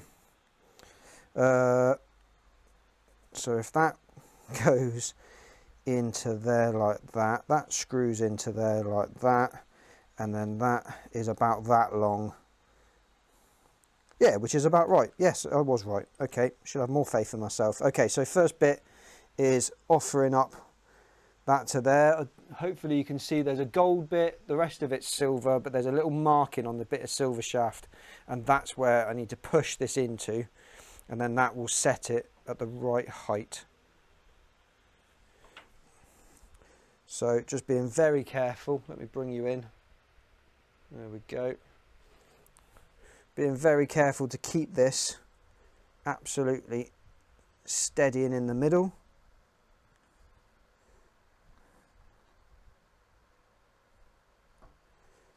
There we go. And then the next bit is going to be the nib. Too much plastic packaging for my liking with these, unfortunately, but I suppose it's the only way you can sort of get them where they aren't rubbing on each other and causing havoc.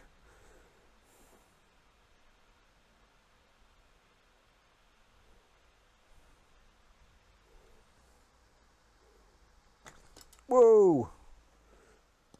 Got to be careful, must be careful. Don't want to bend anything.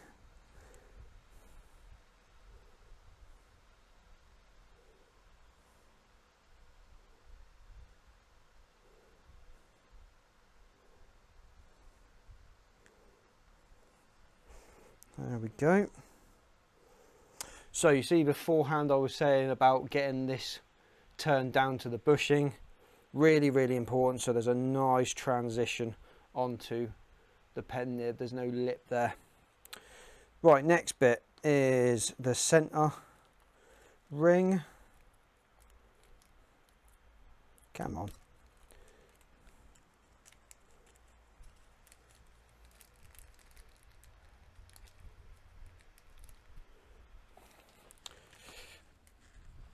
And the centre ring simply just slips over the top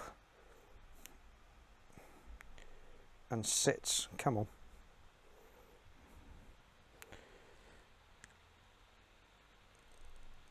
On you go. There we go. And that just sits there like that. Again, lovely transition. There's a little bit of a lip on that, but it'll come back with practice, I'm sure. And then it's a case of end cap and clip. I have made this mistake many times. I thought I'd finished and looked down and there's a clip I'd forgotten to put on, which is most displeasing. So end cap goes through the lip, goes through the pen clip thing. Oh, I don't know what I'm saying now. And then that goes onto there, and I think we'll have it so that those rings are outermost. So I'll put the rings at the top and allow the clip to hang at the bottom, and then we'll just offer this up and snap these two into place. Oh, it's a bit off centre. There we go. There it is. Clip does need to just go around a little bit. There we are. So it's top, bottom, centre, or dead centre at the bottom. Push those two in together. There we go. So there's your clip with your, oh, I love this. This is just the best. And then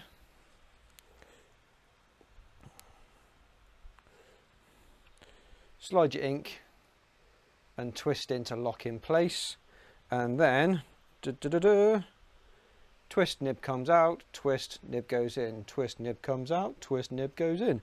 So you can, once you've emptied it, you can just pull it apart, untwist that, and then you replace that, stick it back in again, twist it shut, and it's done. So that's its shut position.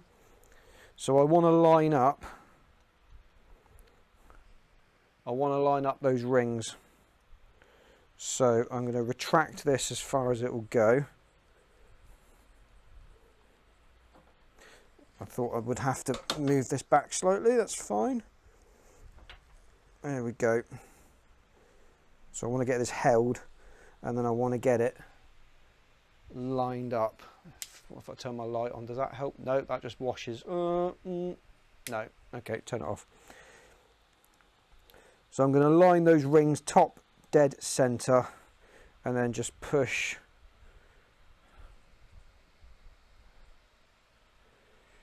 that pen home, and that's it done.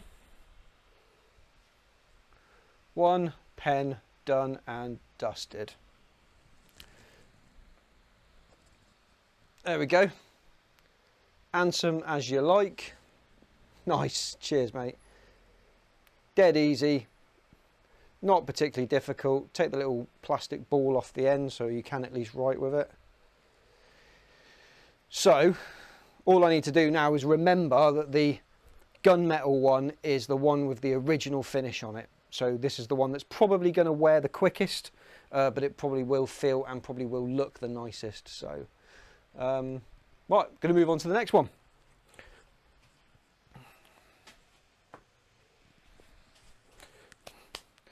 So it's a case of doobie-doo, that out, don't need that again. Oh, of course that's stuck. Where's my whack bar?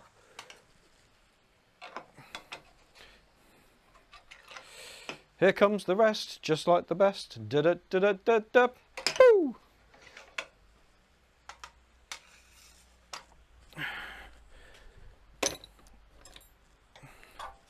Chuck back on. Mandrel back in. Tighten up on mandrel, about there-ish. Back you off, because you don't need to be that far up. Put the mandrel saver in. Oh, I do need to find that bushing, don't I? Which dropped on the floor somewhere. Shit. I wonder where that went. Oh, I'll just get another one out. I'll find it later. Oh, in fact, no, one fell down here by the jet washer. If I can find that one real quick. Ah, there. Oh, it's the wrong type. Balls. Of course it would be, wouldn't it? All right, I'm just going to go on. I'm going on my hands and knees for 30 seconds. If I can't see it, then I'll just get another one.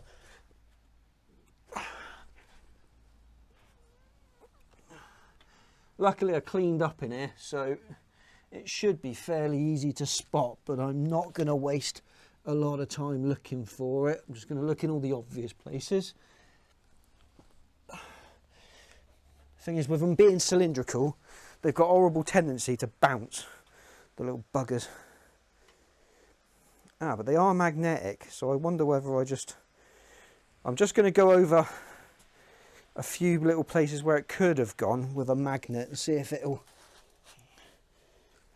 I can attract it, because I swear I can't see it. It definitely isn't anywhere obvious.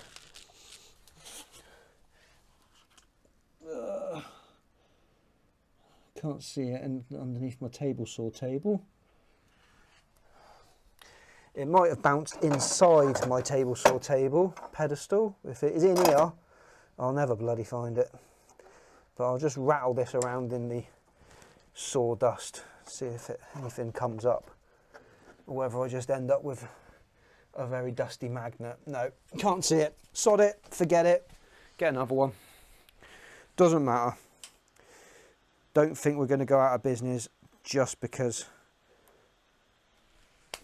of that.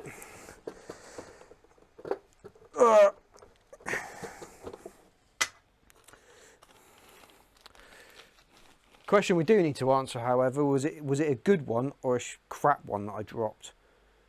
That's definitely a crap one, that can go on. That's definitely a good one, that can go on.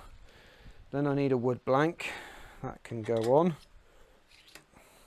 And then I need, that feels like a crap one.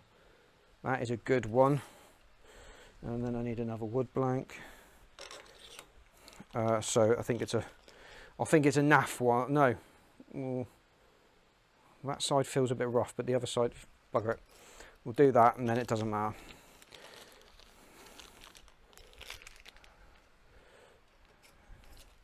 There we go. Chuck them back in there.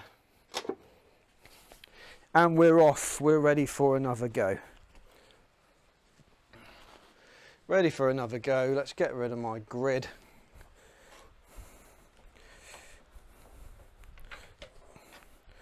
Wind that in. Tighten down.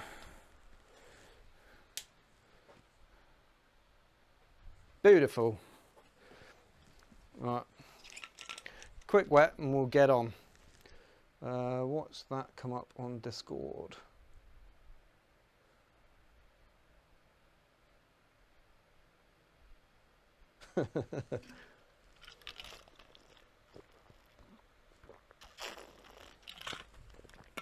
Right. Okay, let's go again. Let's get these round as quickly and as effort free as we possibly can. Make sure they're not going to hit. No, they're not.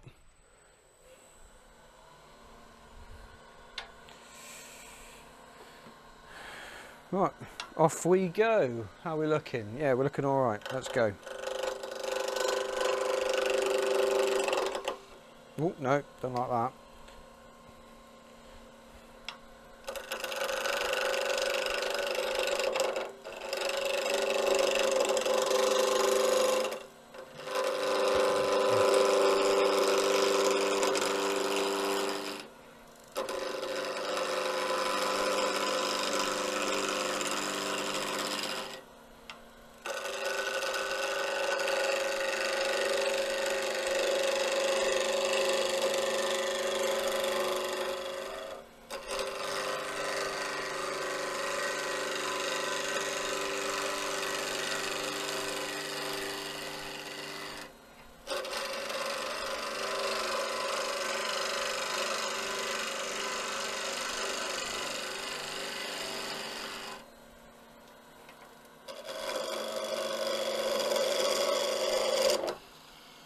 Oh, tighter and tighter it seems.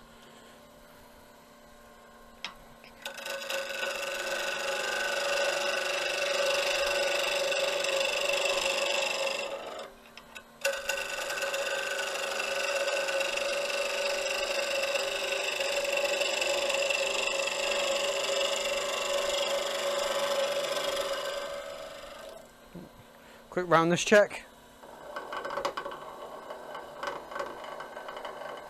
Nearly. Nearly.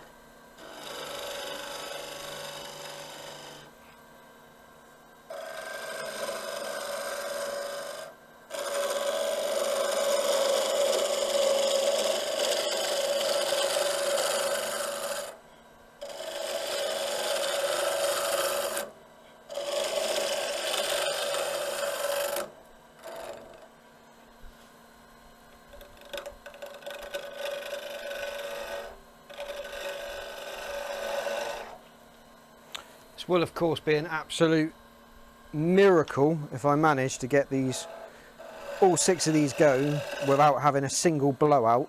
I'll be well happy.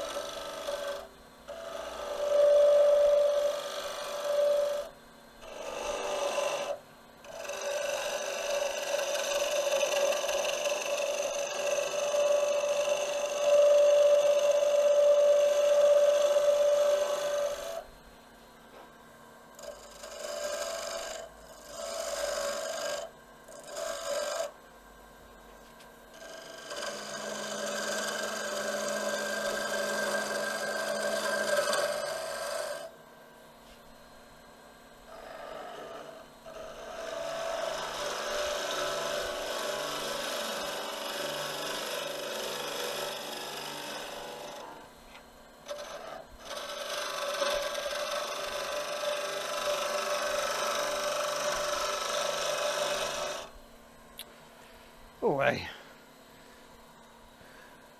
I'll tell you what, I've got to say, this is a fantastic way to lose weight, because I've got to be honest with you, I am carrying a few extra pounds, and I haven't thought about stopping for lunch, I haven't thought about food. This could be a really good weight loss routine, this.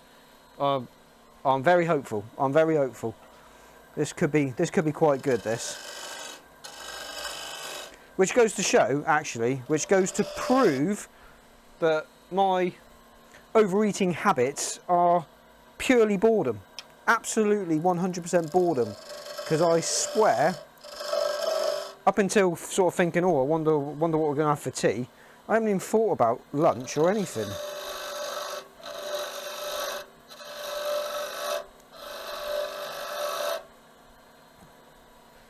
This could be a solution, this.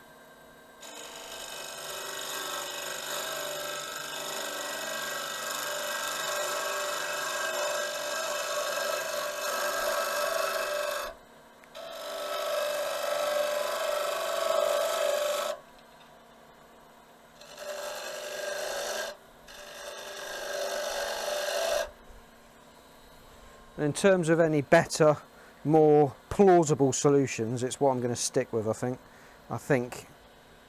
I'm just, yeah, I've got no other explanation for it, so yeah, I'll stick with that, I think.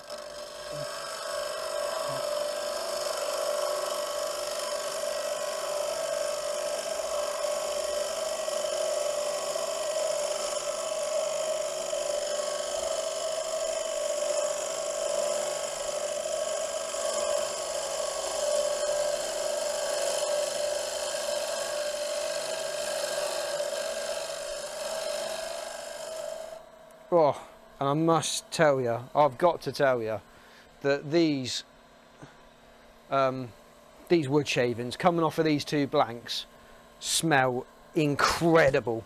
Like, the hit of old whiskey you get is just, oh, so nice. I think I actually prefer the smell of these blanks than I do actual whiskey. I think these smell much nicer to my nose. But I literally never get tired of turning these because it's just really pleasant. They're just so nice to turn. And they smell incredible. Let's change to, yeah, let's go with a smaller one.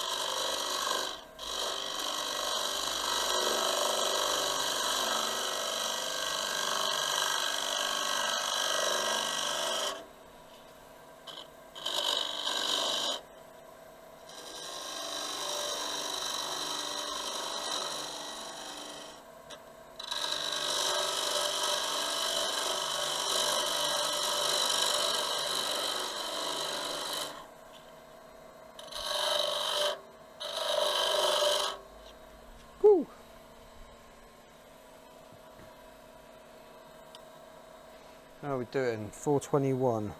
Right, okay, I'm gonna finish shaping these and then I'm gonna nip and let the dogs out.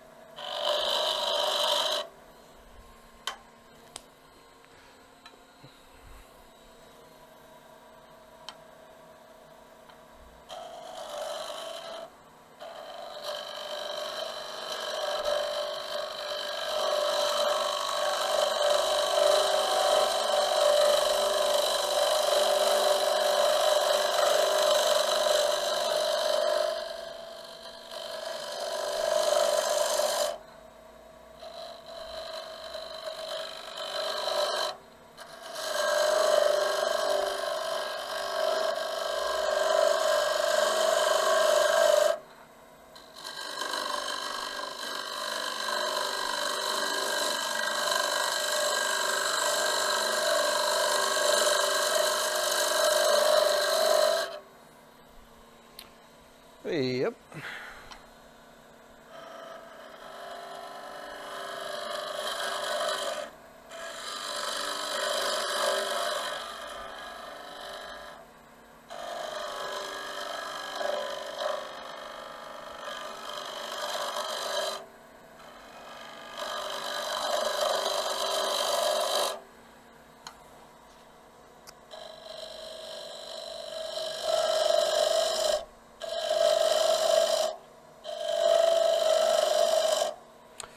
Just trying to find that lovely shape.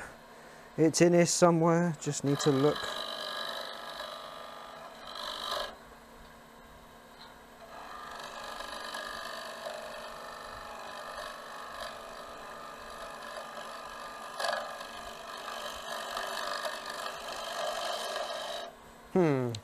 That made two sounds I wasn't massively keen on. Do we think this blank's about to let go on me, or doesn't seem to be? I don't know, but I don't suppose it could hurt to just sharpen tools just one more time, because it would be a terrible shame to have one let go.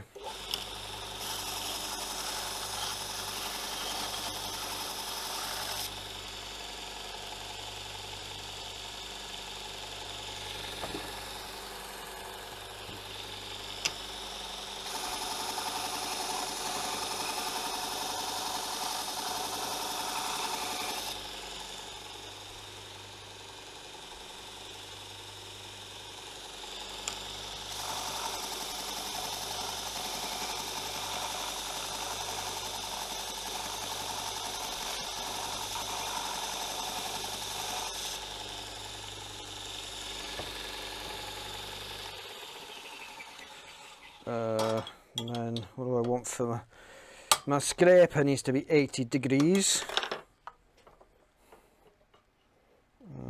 which is that one.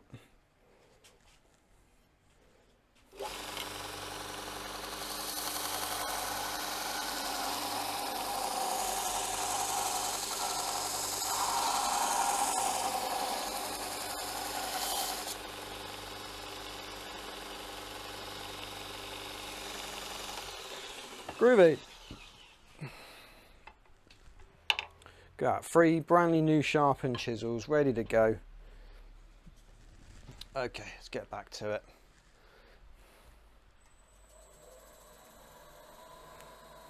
And then this will be where I find out I didn't do a very good job and they're blunt as hell. Nope, they're sharp.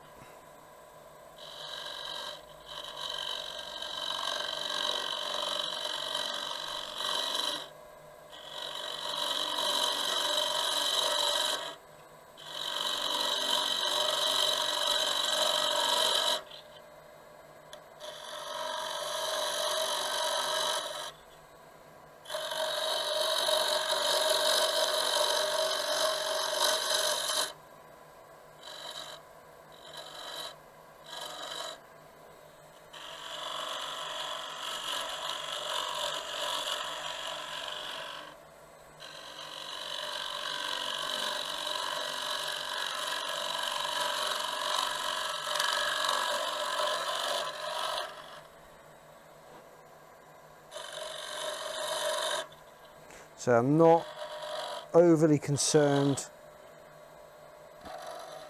with how rough that one looks at the moment. I'm only really asked about how it, about its like sort of shape.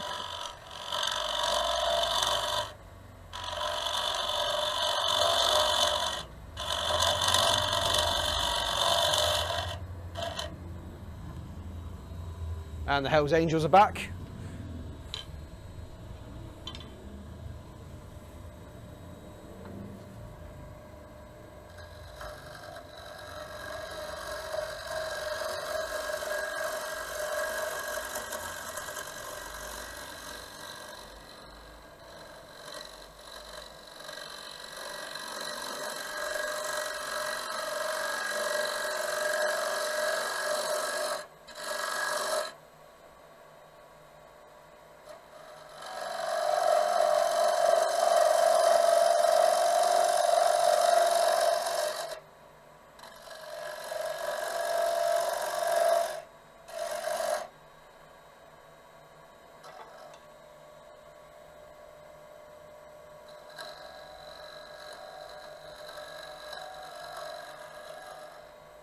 I think that's good enough for government work. Nothing that a quick sandly sand won't fix.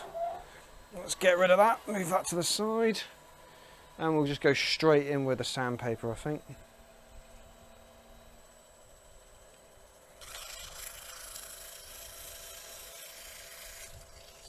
Turn that off.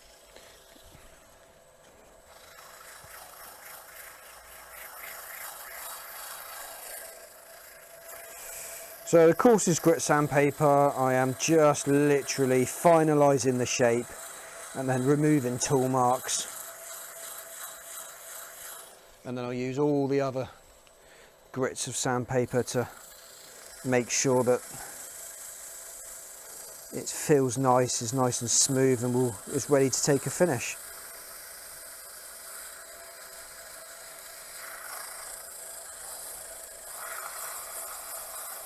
Ow.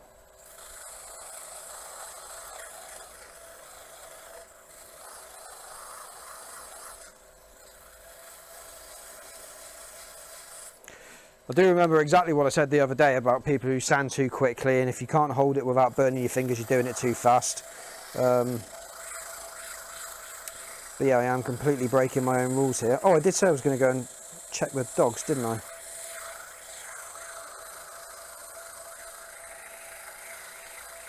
Well, we'll do this sand, do this bit of sandpaper in, and then I will nip and just make sure the puppies are all right.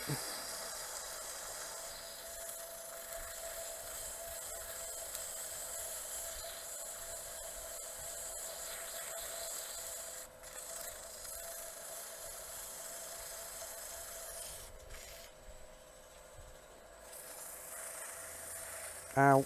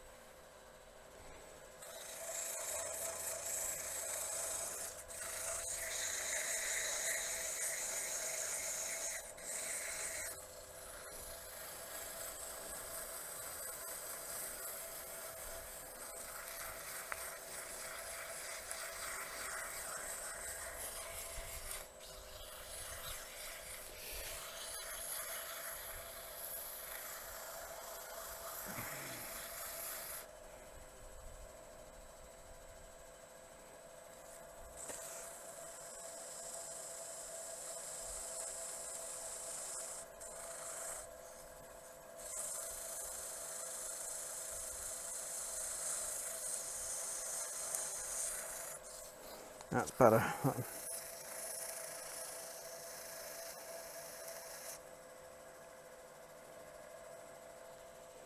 You just, sometimes, they say you should never touch your work while it's spinning, blah blah blah, but there's no substitute for actually feeling it with your fingers, because your fingers will just tell you everything you need to know about it. Like that transition there, out of the 4 transitions that are on there, that one's by far and away the worst, so it needs more work.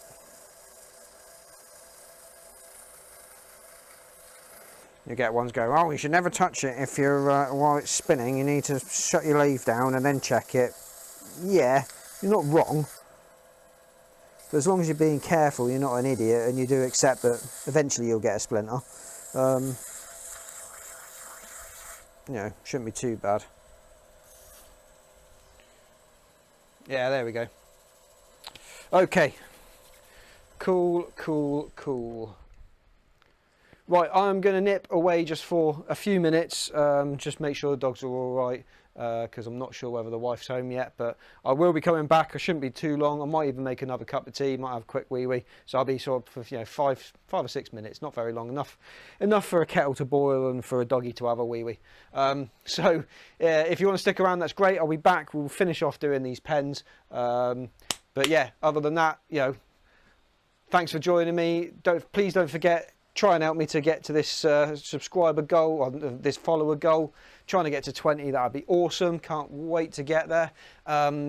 And then in my bio, there's a link to YouTube. My YouTube channel's on there, but if you just go onto YouTube, search ARC Woodcraft, I should pop up. Got about 483 subscribers, I think, there or thereabouts. Trying to get to 500, so a push over there would be epic. So cheers very much. I'll catch you real soon. Won't be long, be about 5 minutes or so. All right.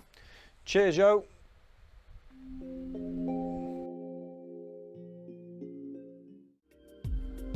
Alright then, there we go. Back once again with the full Renegade Master. Right, where did we get to? First layer of sandpaper was done, wasn't it? Let's just have a quick sip of tea. All dogs fine, all 8 legs accounted for, no worries there.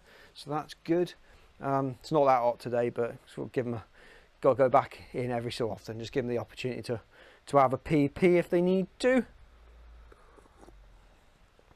Ah, lovely, lovely. Right then, let's continue, because we'll never get finished otherwise. Ah, lovely. Right, on with the second coating of sandpaper.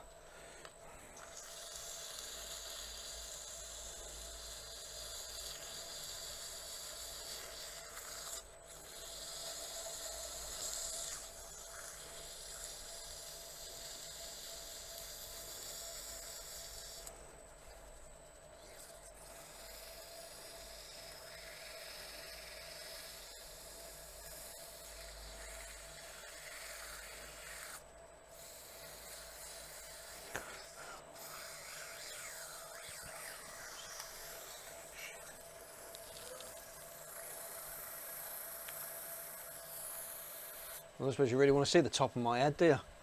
Let's get rid of me. You don't need to see the top of my head. It's not doing anybody any favours. Right, okay, so we're on stage 2 of 4 of sanding. And again, not overly bothered about the shape of these, because it's more the finish that I'm interested in.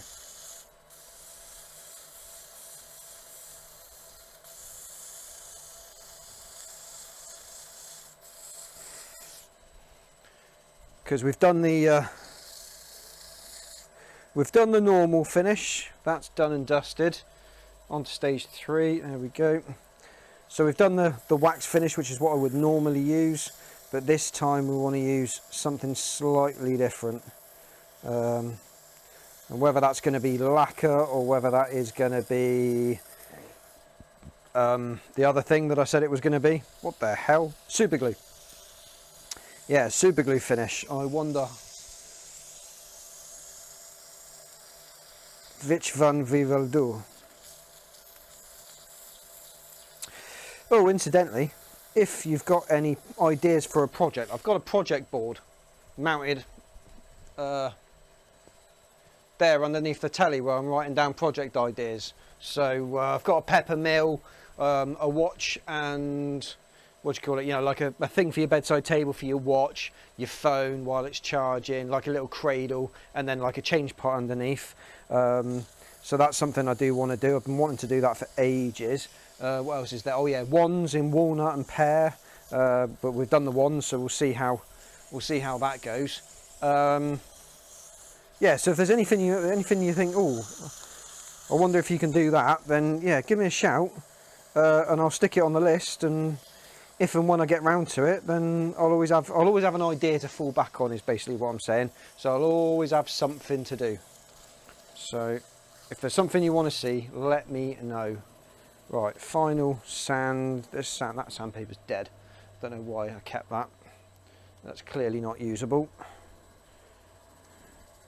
Is that one piece or 2 pieces? It's 1 piece.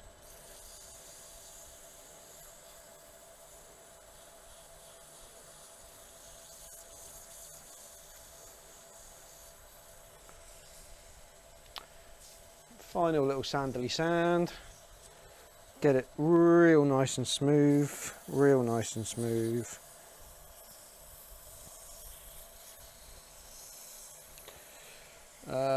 Okay, right. Any preference, guys? Any preference on which finish I try next? I can do the super glue finish, or I can do the what do you call it? The lacquer finish. I'm as inexperienced in both of them, so it really doesn't make any difference to me. But again, oh hello, hello, with the glorious hair gone. He left about, oh I don't know, getting on for 13 years ago. In fact, probably longer than that, 17 years ago. I think I lost my hair. So yeah, I don't really know what to tell you.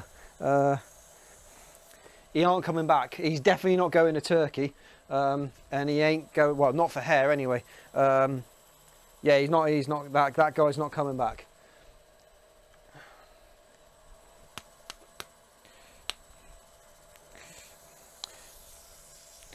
So yeah, any preference of what you would rather see first?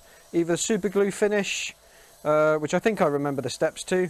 Or the lacquer finish. I am easy with it, whichever way. So again, first one to chat. First one, get something in chat, wins.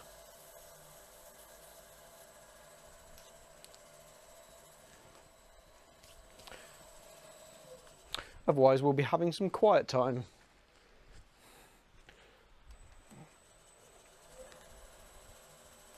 Give them a dust off. Lovely, lovely, cool. And while I'm just in between steps, I'll mention again, trying to hit that that follower goal up here. 20 followers, trying to get there. So help out if you can. That'd be awesome. Follow button is down here in this corner someplace. You'll find it. I think it's purple. And then over on YouTube. Hey, cheers mate, thank you. That looked a bit like a Nazi salute. That was not supposed to look like that. That was me doing just a normal salute. Normal salute, please don't clip that. Yeah, if you can, head over to YouTube. The link is in my bio, or you can go to YouTube, search ARC Woodcraft. I've got a channel over there, about 480 odd. Cheers mate, much love to you. Got about 480 odd subscribers over there, trying to push to 500 just as a sort of the next milestone. So if you can help out there as well, that would be very much appreciated. Right, so still not...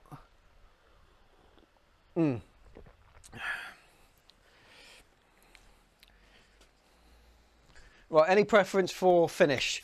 Any preference for finish, either lacquer or super glue? Lacquer or super glue? Lacquer or super glue? Which one, which one, which one? Literally don't mind which one, just waiting for a response.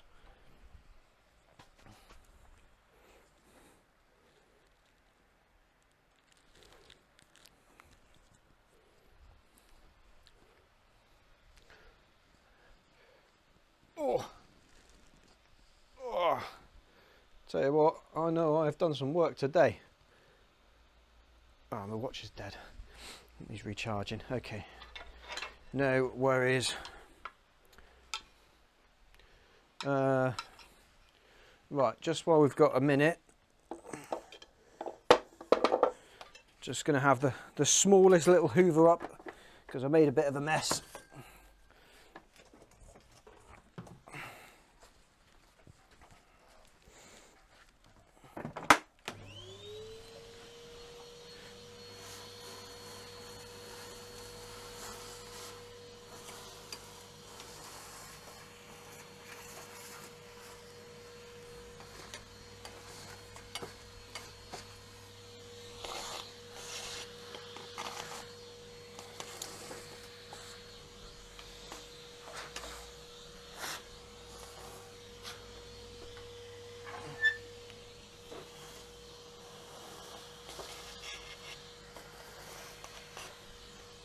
So satisfying.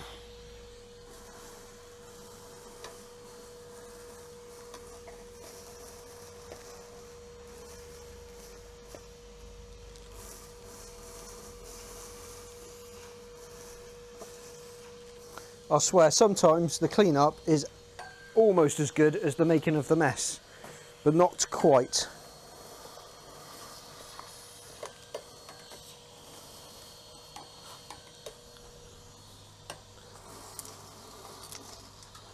Oh, that might have been the bushing that we were missing earlier. That might have been it.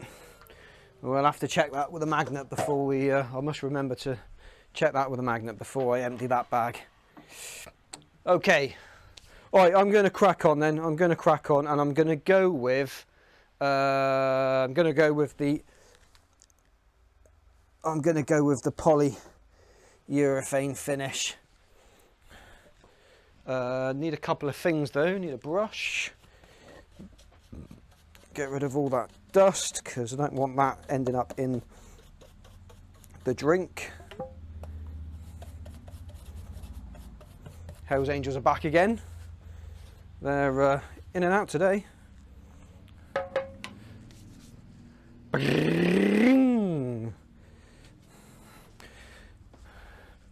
And I need a rag to cover my lathe bed because if I drip any of this on it, I'm going to be really upset. There we go. Old polo shirt. Never throw away old clothes, they always come in handy. There we go. Right. I do need a stirry stick, which I have here, which is a bit covered in glue. I might just very quickly sand this off, just so I don't get crap in the polyurethane.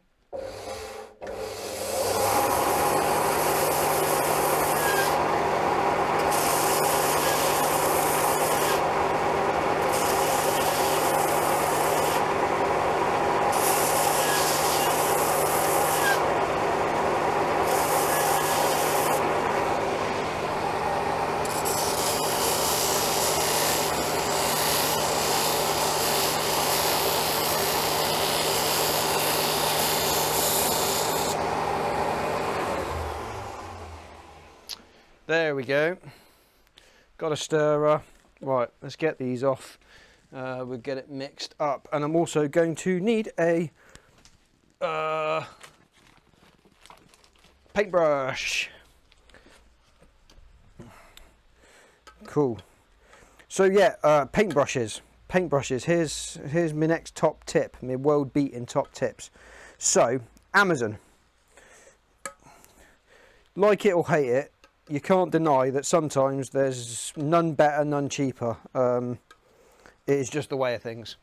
So every time I need something, like I hate paying for, well, I hate paying for anything, but I hate paying for delivery. So what I do is I make sure I've got enough to qualify for free delivery, because I won't have Amazon Prime, because again, I don't have time to watch Amazon Prime anyway, so I don't see any point in paying for it. And generally speaking, I either want a lot of things at the same time, or I want something quite big and it's over 30 odd quid, or whatever the minimum threshold is for free delivery. So I just make sure that Amazon are selling it, and even if I have to pay an extra quid for the one that Amazon are selling, it's still cheaper than paying for delivery, which I find hugely satisfying. And then also, if I need to make up a couple of quid to get to the threshold, these little paintbrushes, 50p each. So even if I go over by a couple, it doesn't matter. I can, and then they are affordable enough to literally I can use them once, like for varnish, and then throw them away. And it's not going to break the bank. It's not particularly environmentally friendly, I grant you, but I mean, the world ain't going to burn because I'm chucking away a 50p paintbrush, that is for sure. Right, let's mix this up, because this has not been used for a very long time. Oh, I can feel, yeah, quite a bit of sediment at the bottom. So let's give this a good minute or two of thorough stirrage. Ow. I've got cramp in my hand.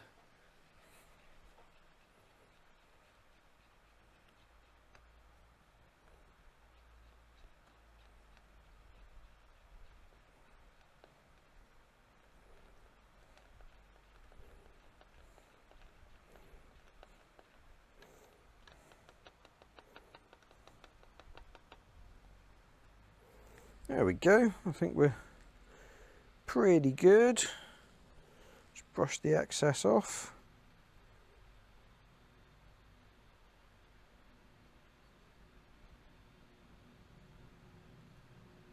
So yeah, these little paint brushes, I just use them as like stocking fillers. But I suppose you could use anything, you know, sandpaper,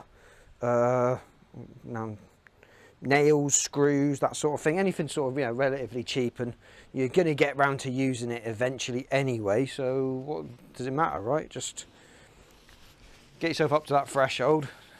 If you don't use Amazon Prime and got no plans in paying for it because you don't see the value in it, then that's just a good way of making sure that you never have to pay for delivery.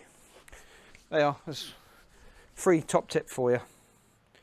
Okay, so let's go in with this.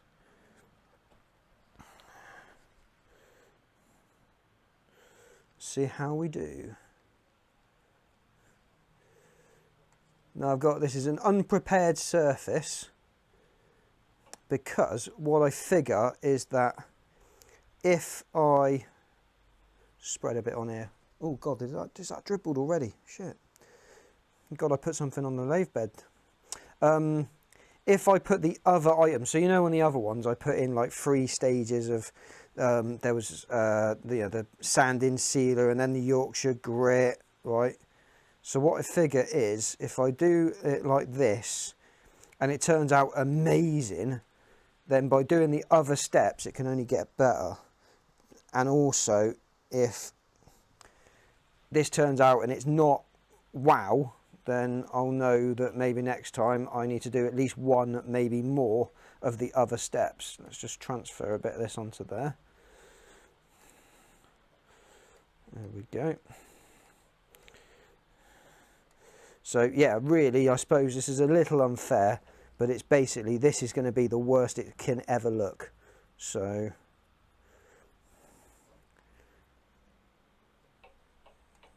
I guess,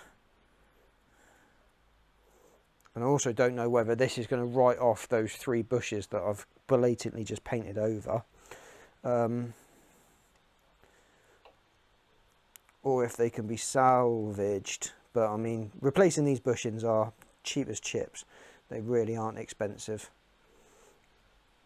I think my local place does them, and I think you probably get like a pack of 10 for, I don't know, £2 or something like that. I have no idea actually how much they are, but they can't be that expensive. They're literally just pieces of metal drilled at 7 mils, so they can't be that expensive.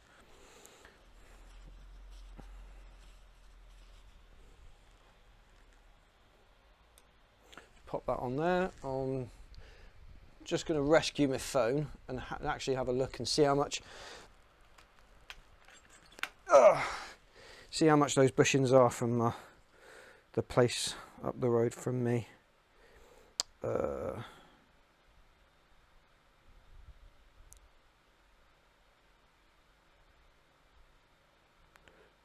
.net. There we go.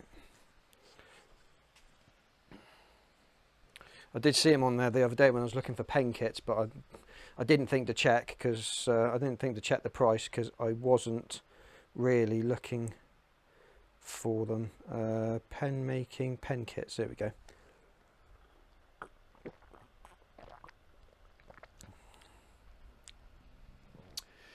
Incidentally, charmwood.net people, wherever your website is, the server it's on is crap. It's so incredibly slow. So who the hell you've got it listed with, I don't know, but you could really do with finding someone who's going to improve the service a little bit better, because your website is so incredibly slow to load. Bush set, £3. Well, it's a bit expensive, but I'm sure I could probably find them cheaper. But I mean, for just being up the road, £3 ain't too bad. That's not too bad at all. Right. Oh, sorry. Do you know what I would have actually helped, which I didn't do? So I didn't read the instructions. It's been ages since I've used this varnish. There's polyurethane, but I didn't read what I'm supposed to actually do with it. So in terms of the right way to apply it, I've got no idea if I've done it right. Absolutely no idea at all. Oh dear. I can tell you without a shadow of a doubt, I definitely wasn't supposed to do that. What was I thinking, you stupid boy? Have I just ruined it? Or, oh no, it's not too bad. It's not too bad. Okay, won't be doing that again. Won't be doing that again. I don't know, what a pillock. What was I thinking? I thought I'd be buffing the excess off, but clearly this is not the way this works. So, what a dickhead. Silly boy, silly boy. Anything for the lols though, right? Anything for the lols. Right, what I would like to do is just transfer this out of the way. Right, no, let's be sensible. Let's put another rag over there. And I can transfer it without having to take it off, move the rag and then put it back on again. What's that? That's jeans. Oh yeah, that'll do.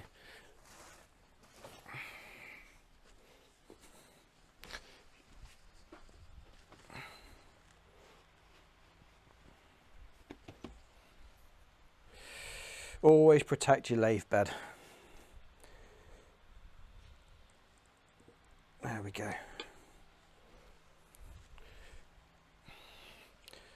So yeah, all right, let's see, how long is this going to take to go off?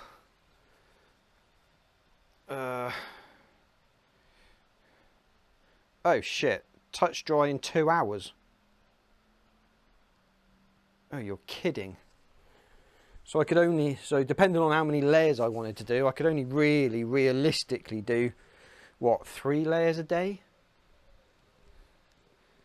Well, I'm not going to get round to another layer today, that is for damn sure. Which means I need somewhere to put these where they can continue to dry. Yes. But they also need to be sort of suspended so that they dry. They don't dry to something. Chat, any suggestions? I'm not really sure what to do. These need to be off of here so I can get on with the next ones.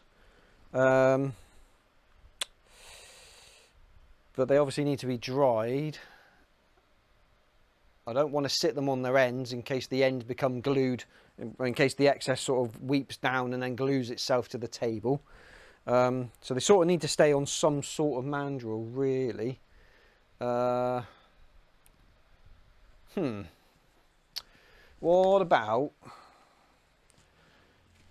about, let's consult the blue cupboard of nails and screws. I might be able to put a pair of screws in something.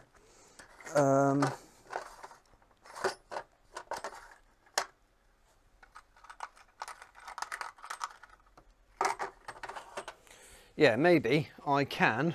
Haha, a plan is forming. Bit of wood, stick that in the vise. Will that stay? Will this open wide enough? It's only a diddy vise. Go on, go on, go on, go on, go on. Go on. Yes. Put a screw in each side and then they can just slot onto the end of those screws. That'll do. That'll do. That's good enough. It doesn't need to be any better than that. Shit.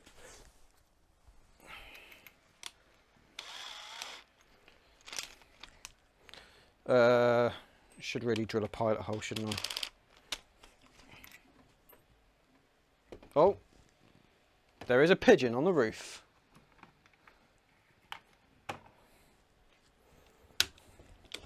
I can hear it.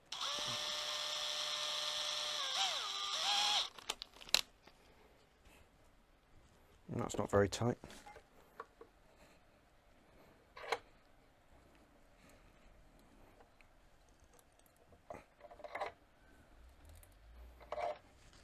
Okay.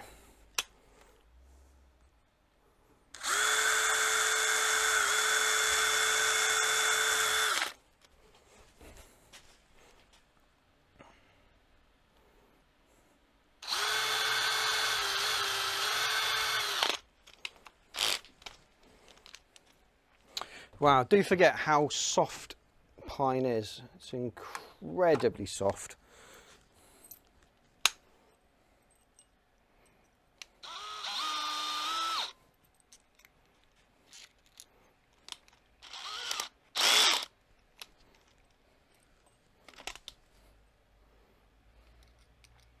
Right, these don't need to go in very far.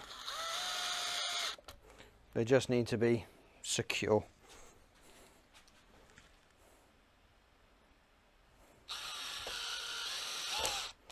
That'll do. That will do. Right, let's transfer these over as cleanly as possible. The one thing I don't want to do, which would be an absolute disaster, is to drop one.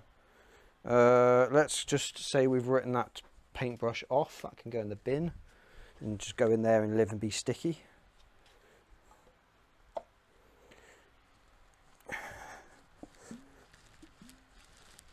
And shut my pot of varnish up. Remembering, of course, to put its clips on, because otherwise it will spill. Nope. Fucking hell. Mallet. Mallet. If at first it won't go on, whack it with a mallet.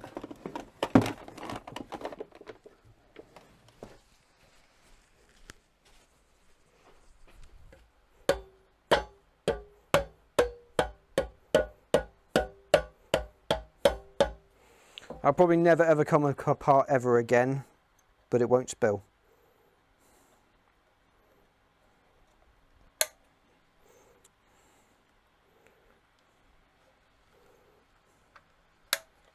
There we go. Right, stow that safely down there. I can get rid of these. Back to the rag bin. Put mallet back in mallet place.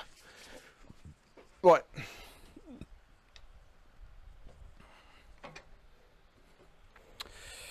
Oh, I've just clocked Henry here looking up at you like some sort of prisoner of war.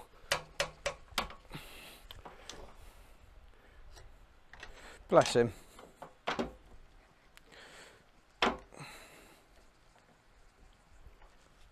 Fantastic hoovers, Henry's. Absolutely epic. I wouldn't be without it for a second. Right, how am I going to do this? Will you undo from this end, or are you going to become stuck again? What the fuck is going on?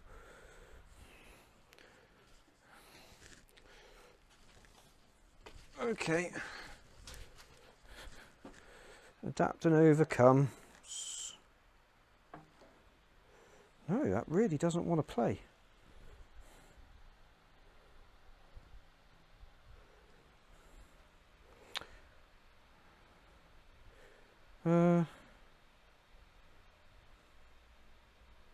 Well, that one just... Okay, that one's good. That one's fine. So we'll just get this one off.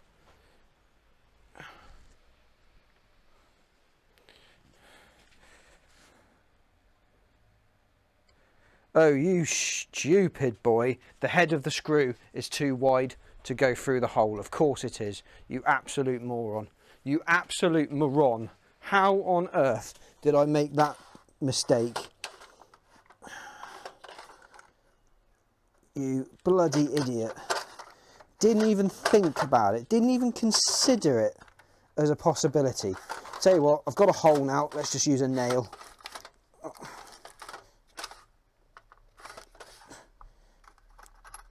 I mean, the depths of my stupidity literally knows no bounds.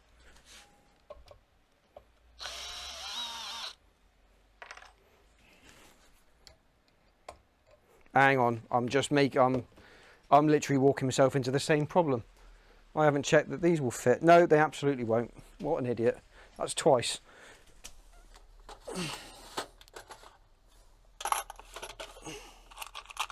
Right, they will. They're tiny, but these nails aren't very long.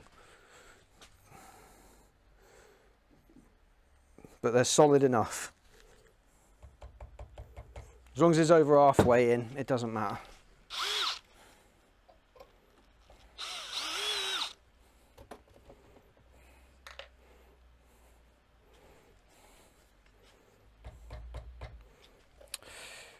Well, it's been a little while since I've done anything that stupid.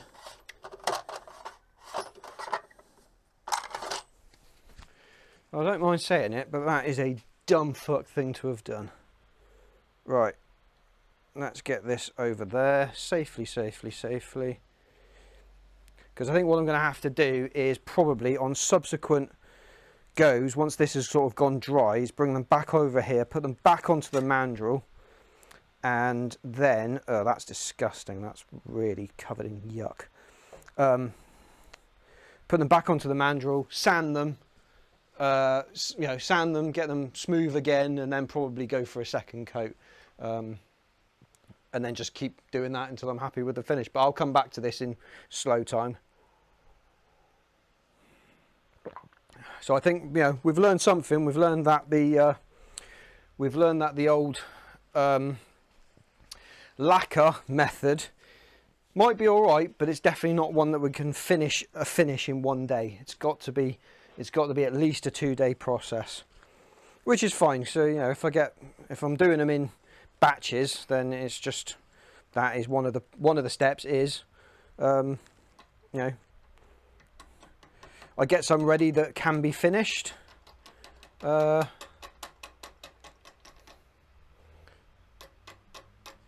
get some ready that can be finished, and then I get some that still need to be turned, and I concentrate on turning those. There we go, that's now free. Oh, that's very sticky, that's very sticky, that's... Ugh, yuck.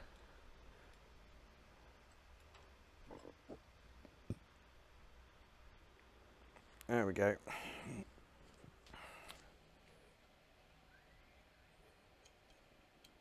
Right, they can just live over there.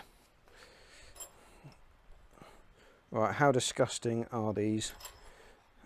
Let's get this mandrel back in.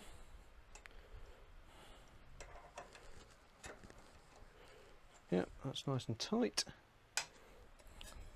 That one's alright, that one went on next. That's gross. Where's my paper?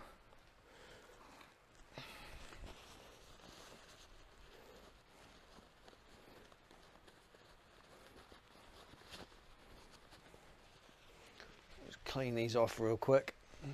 Yeah, that's alright. Yeah, that's good. Block of wood. Ah, now this one must be the one that was compressed, because that's already tight as a... So it's that side of this blank, so I'm going to put that blank on first, because this one should just slide straight down. Yeah, no worries. And then, so if I put that side on, then it's got the least amount of room to go before I can get it off.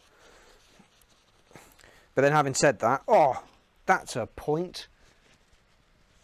Right, so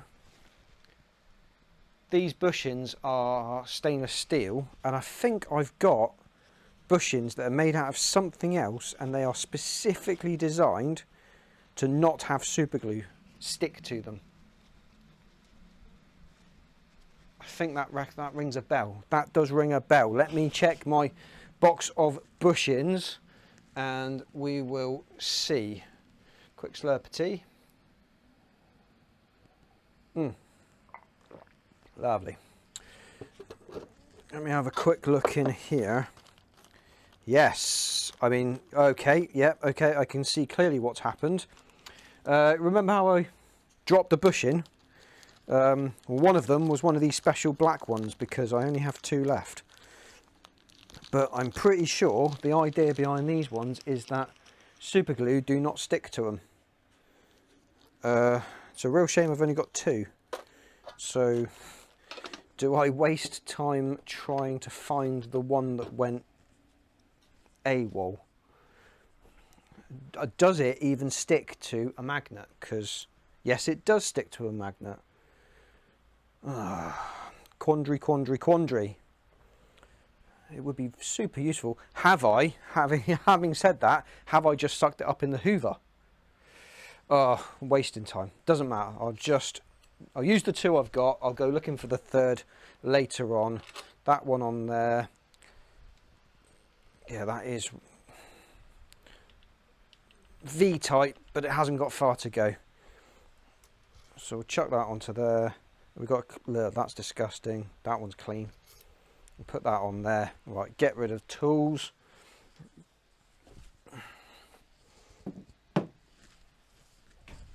Ugh.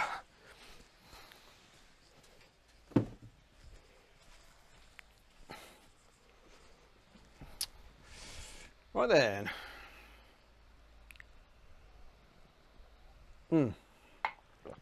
Right, let's just clean these 2 off so I can at least put them away without them sticking to everything else in my box of bits and bobs. So yeah, I'm going to need to find oh, that's not too bad, that one. Yeah, I'm going to need to find some more non-sticky-esque ones of these. Right, 2 secs, put them away and we'll get going.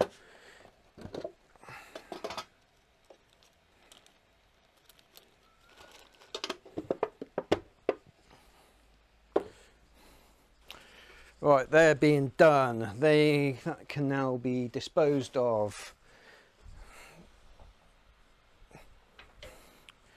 Get that in there, bring this up here.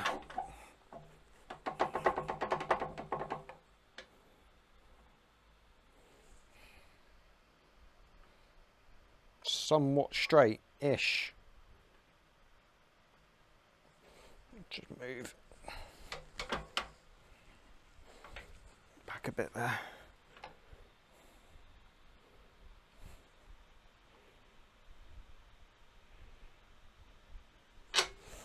Yep.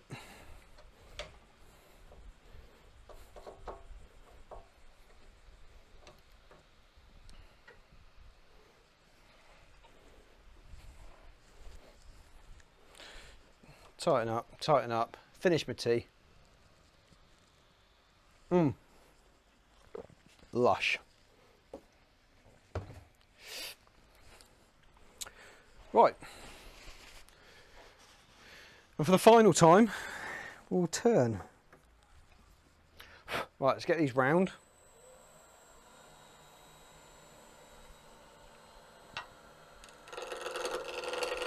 Again, you don't want to see the top of my head, do you? Let's get rid. There we go. Oh, stuck. Tight.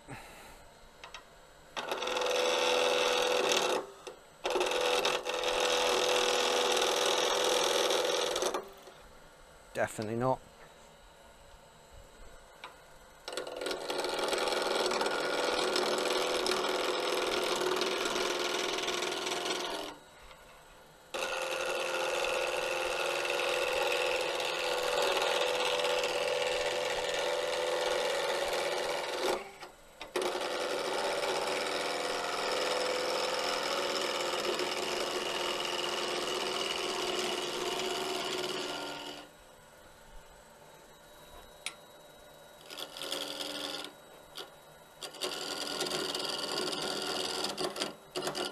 Bloody hell.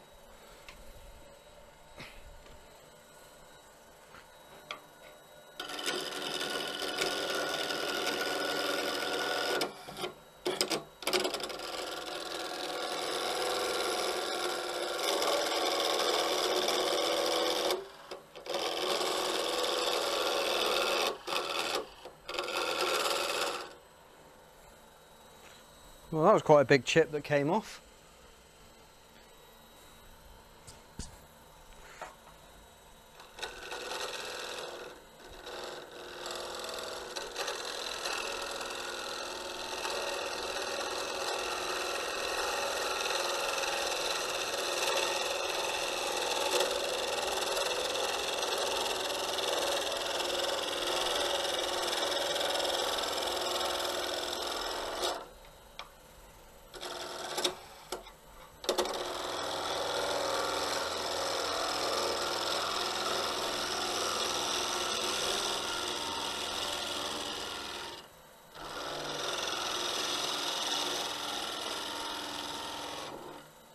Well, I definitely am out of practice with sharpening, that is for sure, because these just aren't cutting like I remember them cutting before.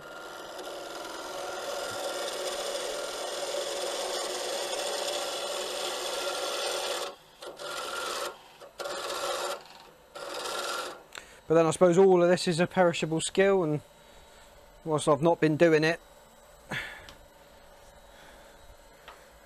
just obviously got some ground to recover, which is fine, I'll get there.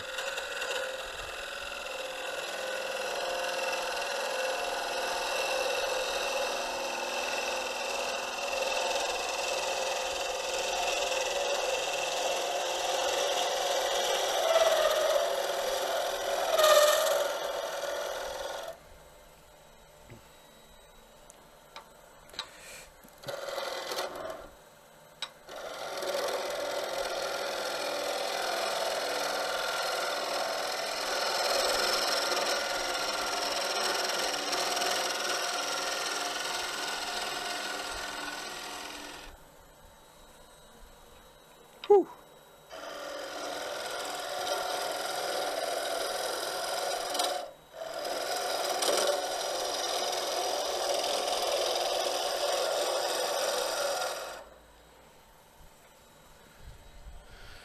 Okay.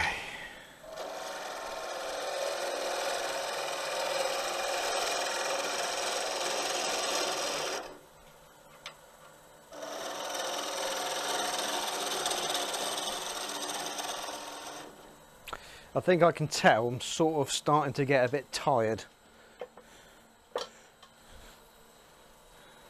So I think I'm fairly glad that this is sort of coming to the end now.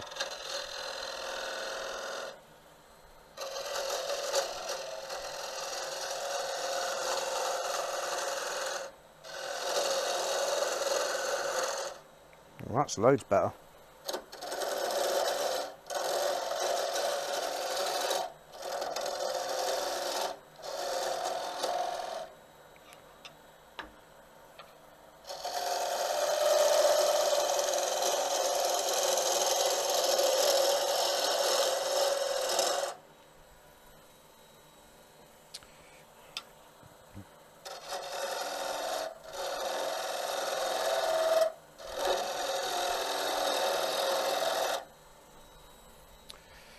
Okay, for those that are new or just tuned in, I'm just turning the last of 3 pairs of pen blanks. Going to try a different kind of finish on them.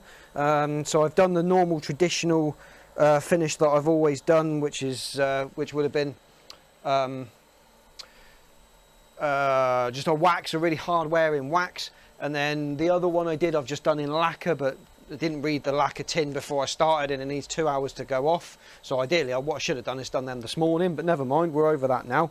And these ones I'm going to do in super glue, because you can put a really thick, safe and hard wearing cover on wood with multiple layers of super glue. So I have done it before, but probably 3 or 4 years ago. So going to give it my best shot and have a go. But yeah, so thanks for watching. I hope you enjoy what's going on. Please help me hit this follower. There it is. Help me hit the follower goal by hitting the follow button down in the bottom, down there. See ya, just here. That would be fantastic. Something will happen and your name will come up on the screen. I guarantee it. It's happened every time so far. Also, I'm up on YouTube as well. I've got 480 odd subscribers over there. So if you do want to go over to YouTube, there is a link in my bio. Nip over there. I'd love it if you hit subscribe over there. Help me to get to 500. That's what I'm earmarking on for now. If you've got a channel or you've got any socials you want to throw up, stick them in the chat. Okay, there's no limit on links and stuff you can put on there. As long as you're not trying to scam somebody out of money or be a dickhead, you're more than welcome. So yeah, please feel free. Hope you enjoy what I'm doing.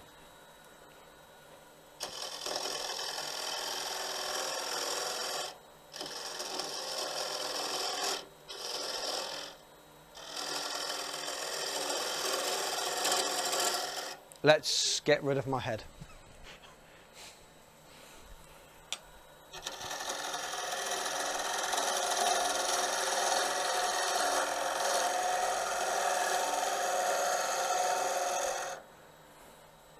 Just allow you to enjoy the wonders of wood turning without my bonce in the way.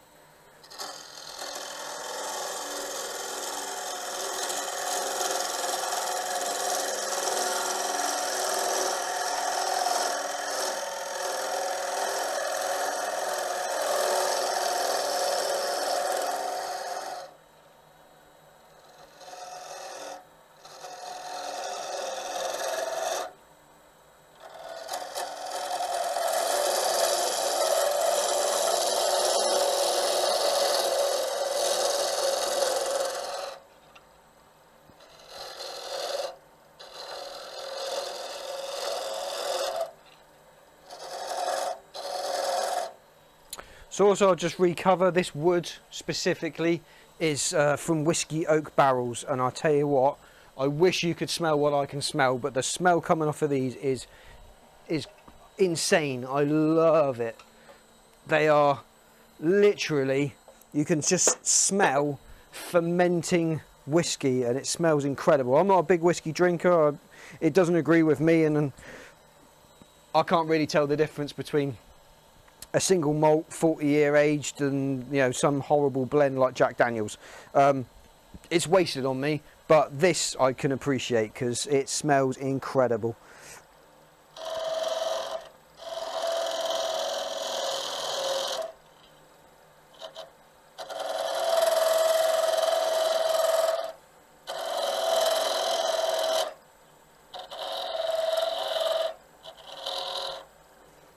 I think I've lost the edge on that. Let's retire it.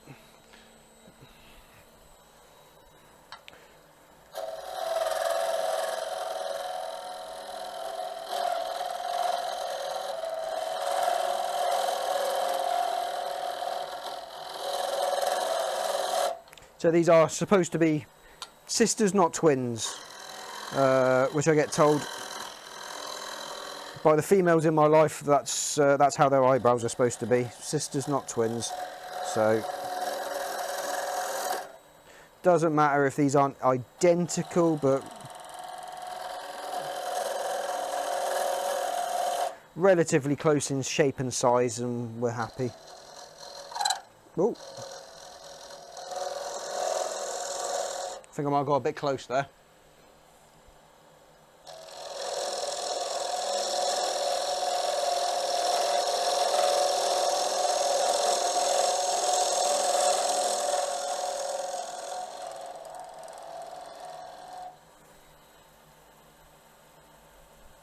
That's close, that's lovely and close, that's a little lip, now I can see that's quite a big lip. Let's get rid of some of that.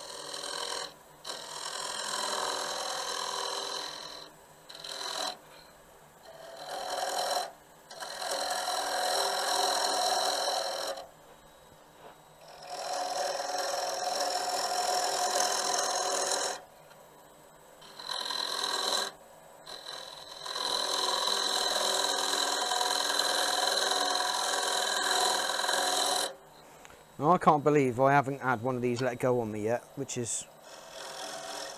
It's always when you need it to not go. In fact, having said that, let's just sharpen this.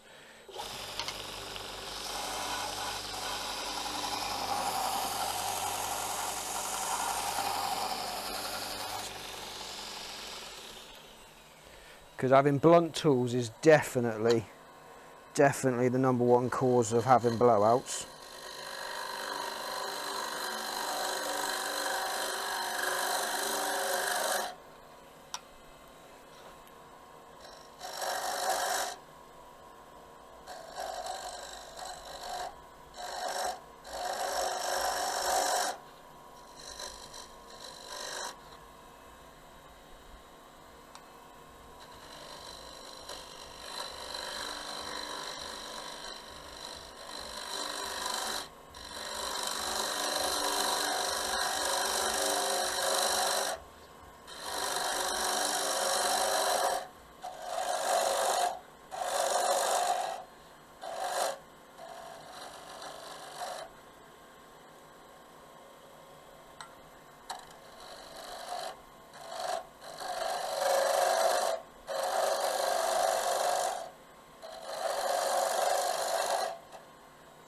Oh, that's close enough. That is close enough.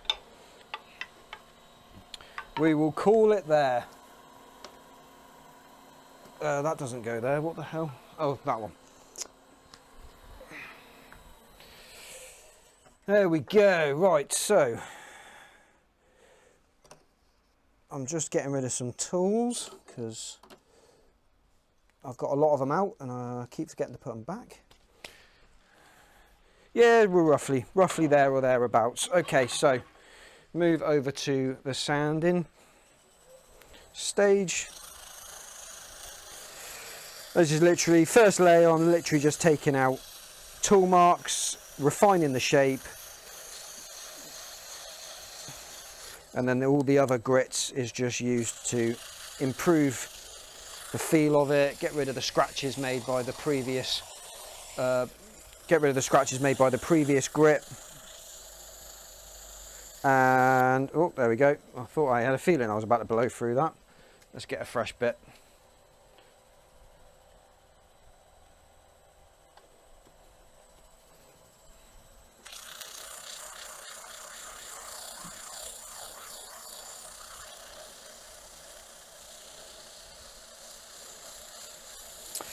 Yeah, so it turns out I need some more 7mm pen bushings. So I'll stick them on the shopping list.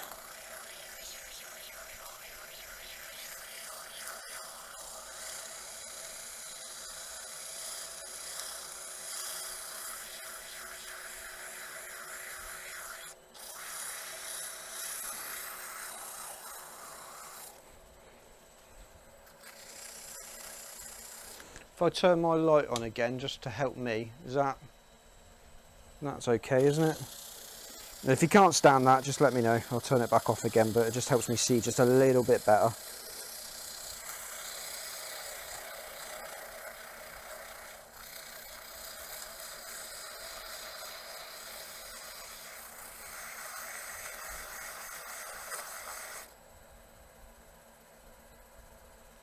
What's going on there?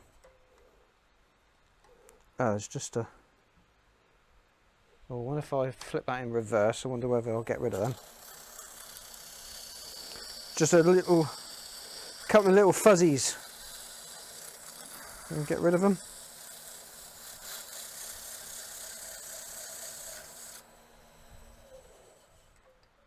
No, they're still there.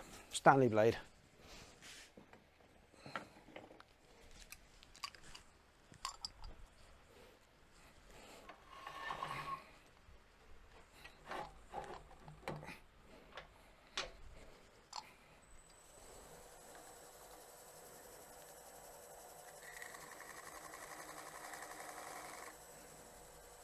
Lovely.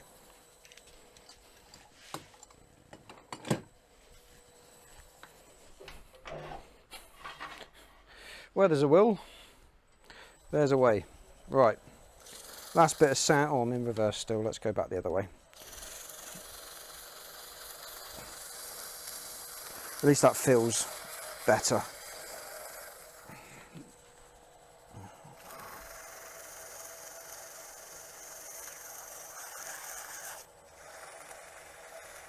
Now, perhaps I should have done this one too. This one's got... What's going on here? What's going on here? Just a little fuzzy. That's not too bad. Oh, it's quite a lip there, Drew. I don't know what I was thinking there. Hopefully I can knock it down with a sandpaper. Let's go the other way.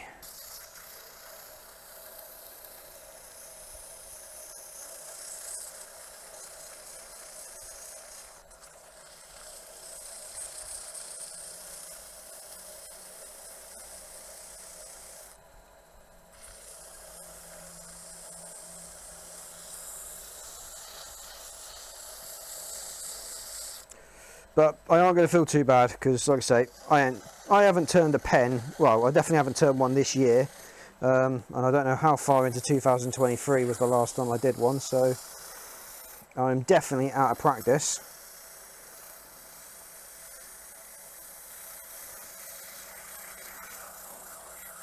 But that's exactly what this process is supposed to be all about. It's supposed to be getting me back in the saddle, back on the tools, back in the workshop, where actually I really enjoy myself. It's like everything. The thought of going is always... Ah, shit, that's hot. The thought of going is always worse than actually going. So...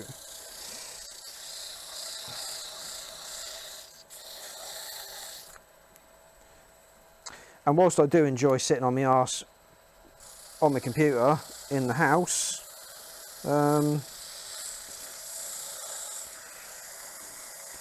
it's definitely done its damage in terms of a little bit of weight gain.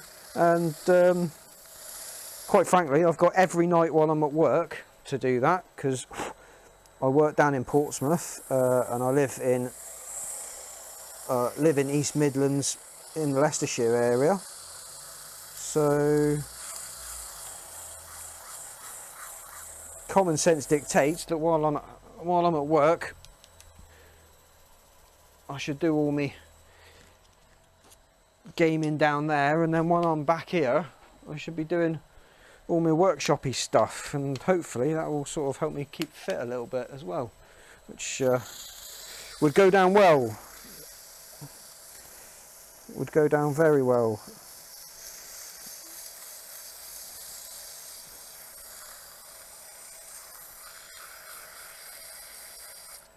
And the wife, bless her, says it doesn't bother her, and I'm sure it doesn't, but it bothers me, so I suppose really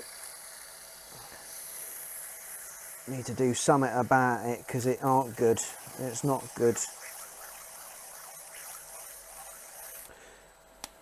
And I want to be around in my 80s at least, because I want to cost the government as much as I possibly can, because I've put enough in and I want some out.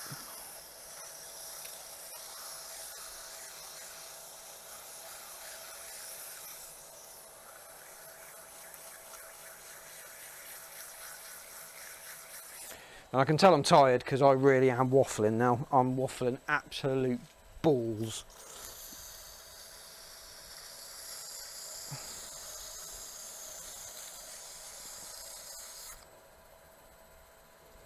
Beauty. What grit was that? That was 2, wasn't it? Right, so number 3.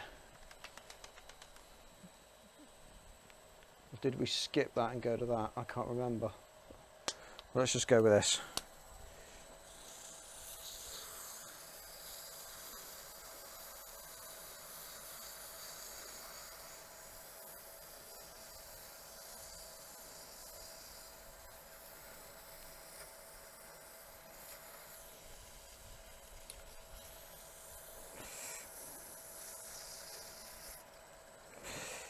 Alright.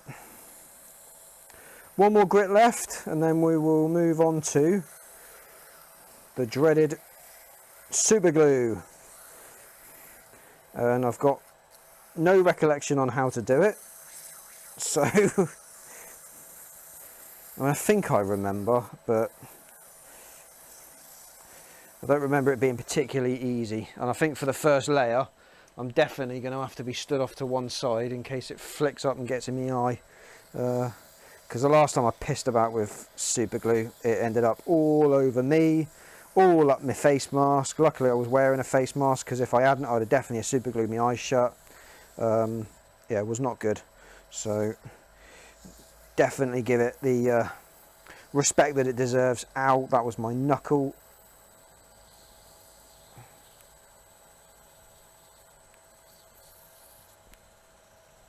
Beautiful. We'll call it there, I think. Right, give it a quick de-dust.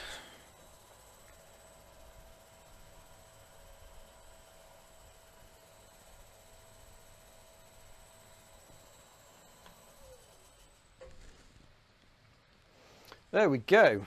Right, so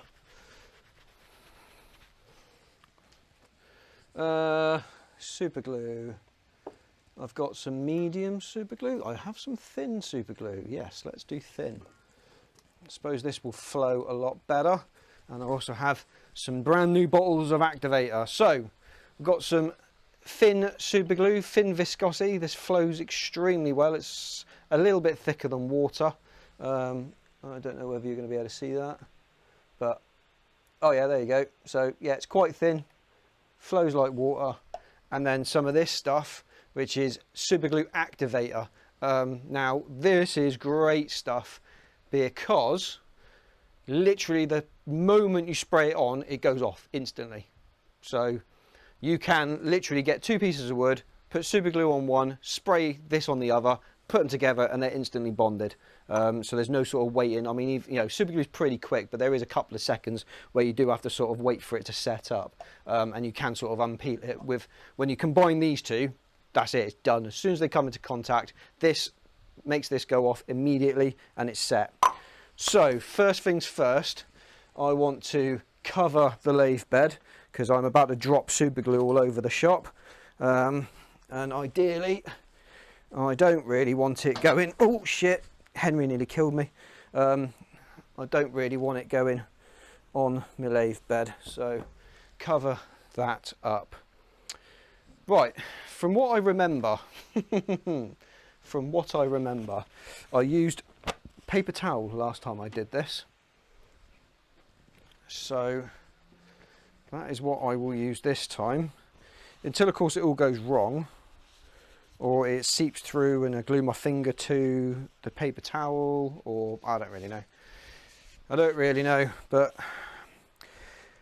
essentially I get this spinning. Let's turn that off, there we go, you get a slightly better picture. I get this spinning, I hold this on there, and then I drop glue onto here and sort of spread it around. These black ones are supposed to be so that the pen blanks don't glue themselves to the bushes, but I've only got 2 because I threw one across the workshop somewhere. I will probably find it when I move out of this house. So we'll give this a go. Idea being that once I've sort of evenly spread it, it'll be a quick pss, pss, pss, pss, pss, with this to dry it and activate it, and then I'll see how it goes, see whether it needs a quick sand, and then we'll go into the next layer and sort of go from there, really, I guess. Like I say, it's been a long time since I've done this, so fingers crossed that that technique is right. Ooh, that looks a bit scabby, doesn't it?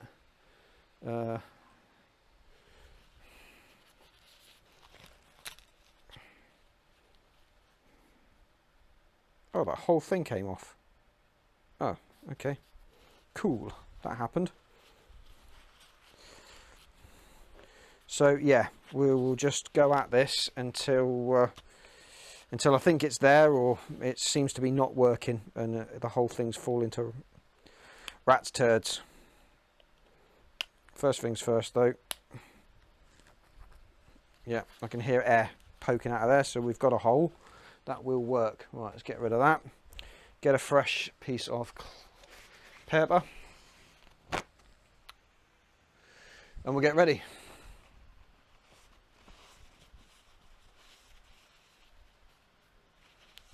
Right, wife, Loz or Hendo, I hope one of you is watching, just in case this all goes wrong, and then you can call me an ambulance. Again, can't remember how quickly this is supposed to go. I mean, I guess we'll start at 600 RPM, see how we go from there. Let's get that down there so it's ready. And off we go. Guys, I'm sorry, I am going to have to turn the light on because I really need to be able to see properly.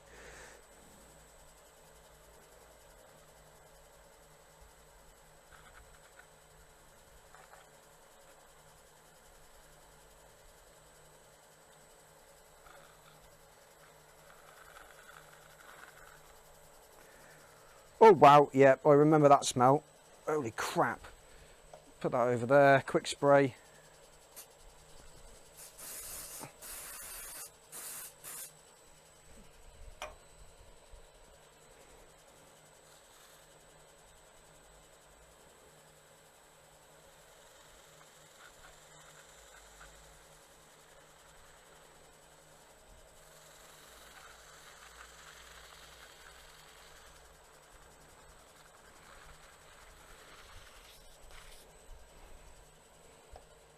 Quick spray.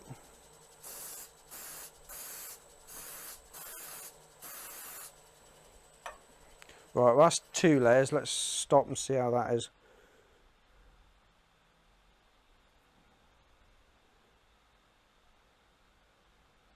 Okay. That's just sort of hazed, and I don't really know what's happened there. Will that come off if we give it a quick buffing with a bit of sandpaper, maybe? I don't know. I don't know. Like I said, this has been a long time since I've done it. I could be doing this wrong. I could 100% be doing this in the wrong order. Let's just see.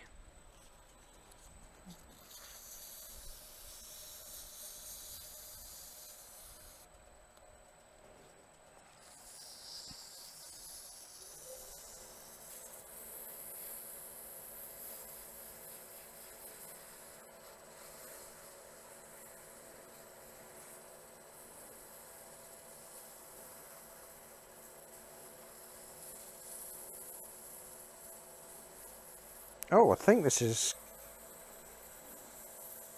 I've got a feeling this is going to come out okay.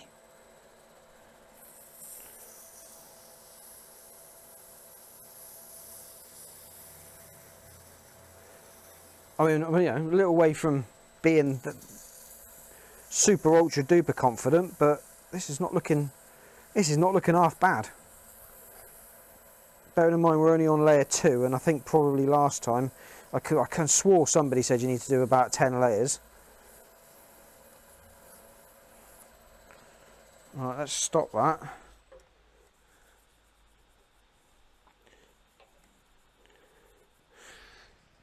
Well, I mean, that looks alright already.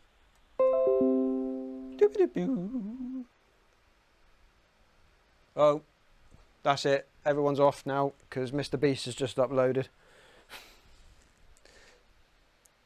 That's it. The whole world's going to nip over to YouTube now and crash YouTube servers.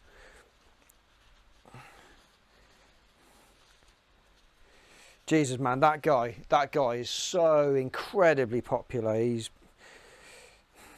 you know, I know his videos aren't to everyone's taste, but there's no denying that he is a phenomenal YouTuber, and he is a phenomenon. He's unbelievable. So the stuff he's able to do now, and the good he's putting back into the world, hats off to him. There's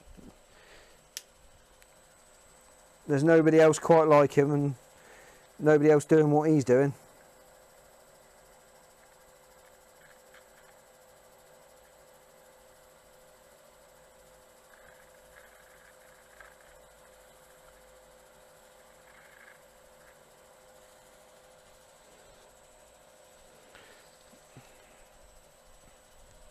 Oh, we've got smoke. We've got smoke. I don't know if you can see that, but that is smoking. God, this stinks. Fuck. Right.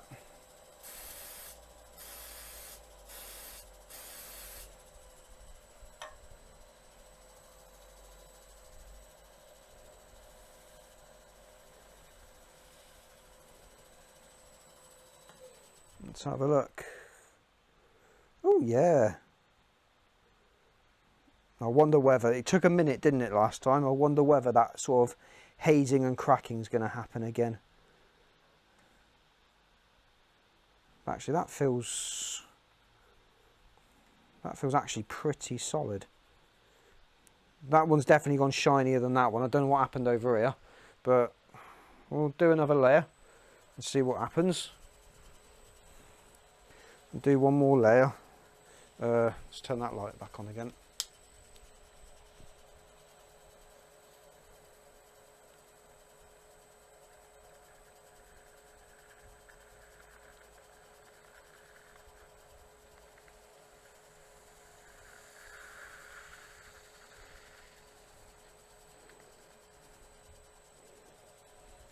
Oh, we got smoke again.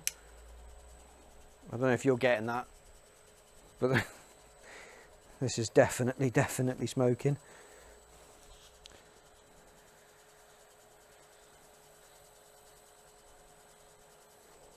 Yeah, this is coming on well.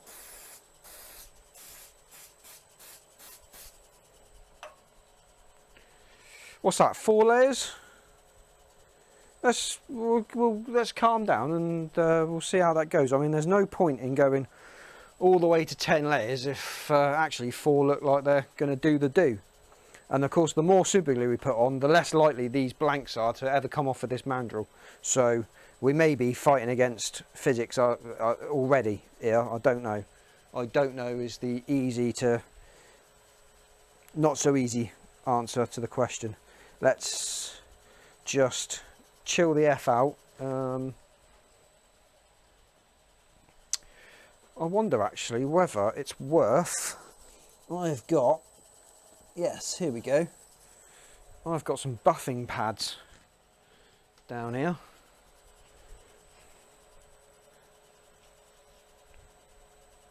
And I can use these wet. I wish I could remember which order they went in. Perhaps they're in the other, yes they are in the other pack. So, oh, Grey's 12,000 grit, epic. Which I must have packed them grittiest in the middle. Okay, so this is the smoothest one. I can use these wet or dry, so I might as well use them wet because I've got some water over here.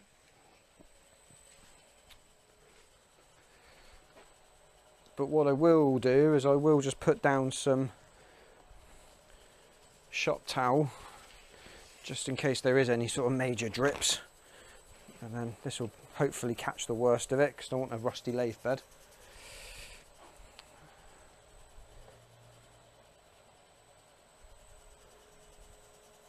Oh, I want to be able to dip that really. I want to be able to dip that. That'll do.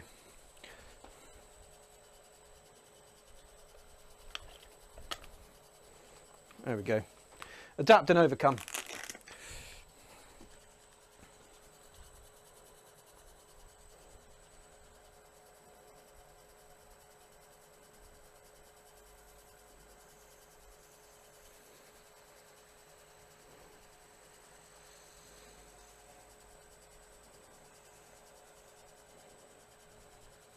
And this really is just putting, let's try turning this up slightly.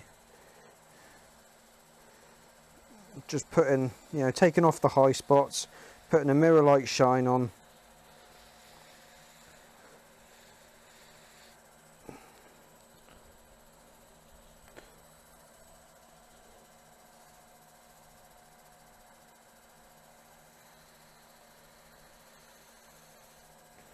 Oh yeah, these are coming out well.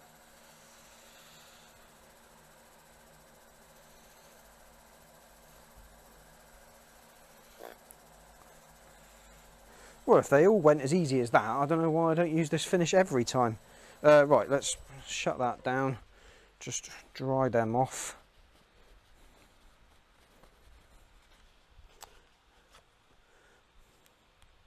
I mean, it's not bad, but that super glue finish will be the hardest wearing finish going. So, and there's definitely, in terms of being able to put up with like everyday use, there's definitely going to be nothing better. All right, let's get rid of the water.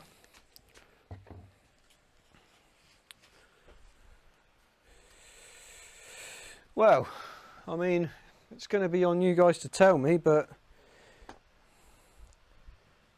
I'll get these off the mandrel and we'll put all 3 next to each other down here and we can sort of compare about what we think.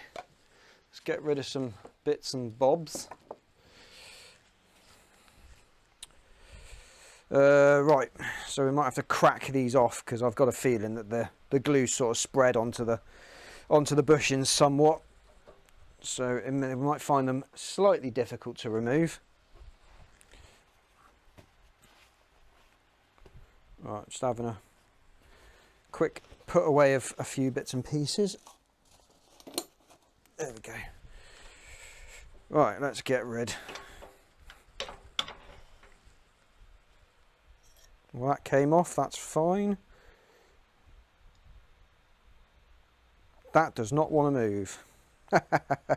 Okay.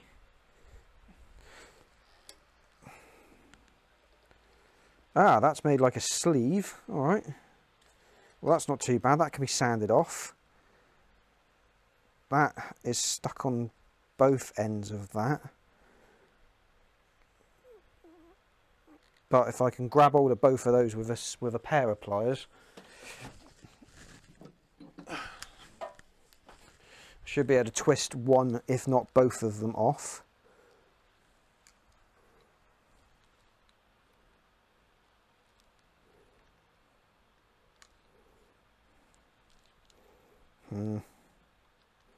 Nope. Like that. Yeah, that will just sand off, that's fine. And the same with that. Yeah, they're okay. They're all right. That's pretty good.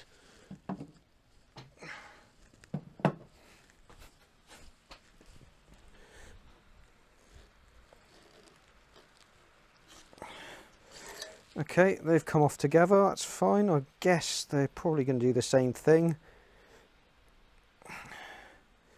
Yep. And I've put the pliers away like a bloody idiot.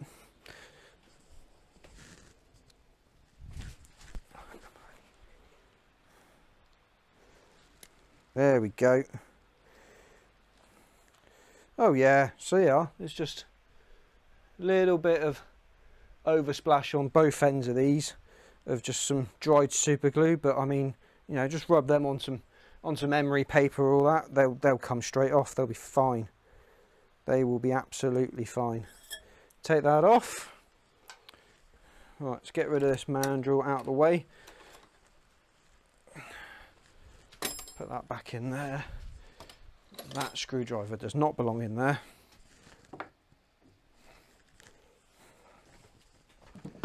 Right, let's get these three different style of pen blank next to each other and see if there's any major difference. There may not be. You may not be able to see a real difference at all, but it's worth comparing just to make sure.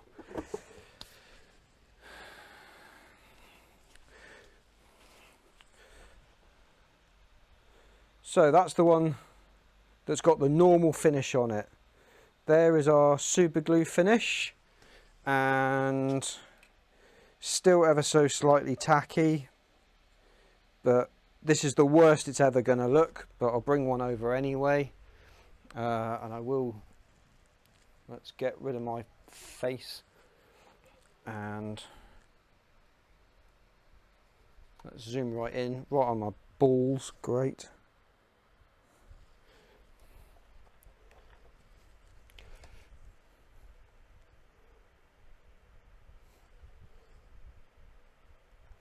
Oh, who's this? How do you do that so the work doesn't stick to the mandrel? I think that answers the question. Okay, well, as long as you're happy. There we go. Right.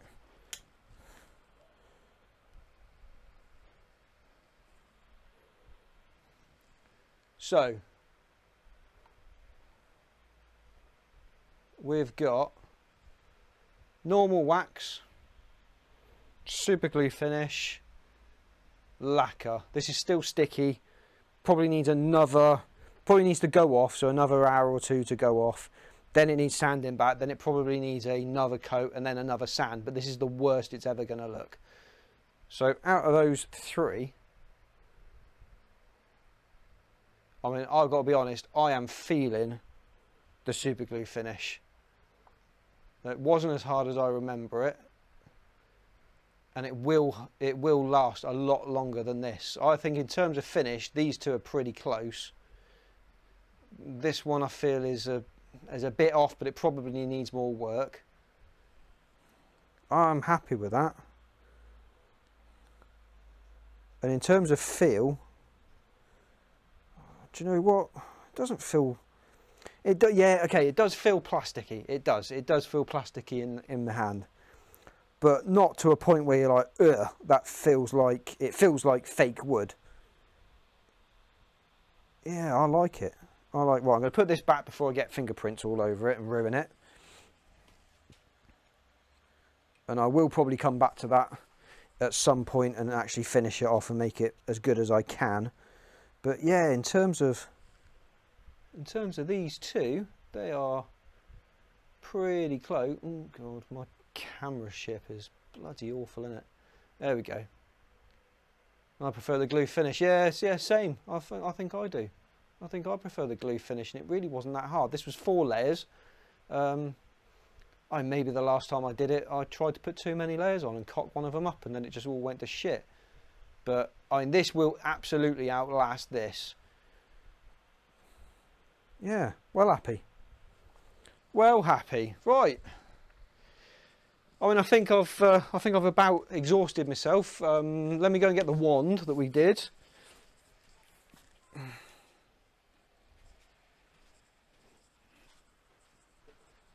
So there we go. There's the wand that we did, which I think is really smart.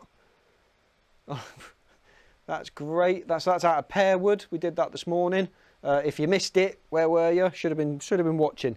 And then the salvo, we've turned 3 pens, discarded one, I think, for just, it's too much effort. It's, you know, it should be quick to finish these off. But yeah, natural finishes, just waxes. Well, these are, you know, it's the hardest wax. It will last for a little while, but this super glue finish I am a big fan of. So yeah, I think I've learned something. And then the lacquer finish could come good, but I think it's going to need more work. But I'll work on that in the background, I think. So yeah, I think I'm going to call it there, because I've been streaming now for just over 6 hours, and I'm bleeding shattered. Who knows, after tea I may come back out here tonight and just fart about, I don't know.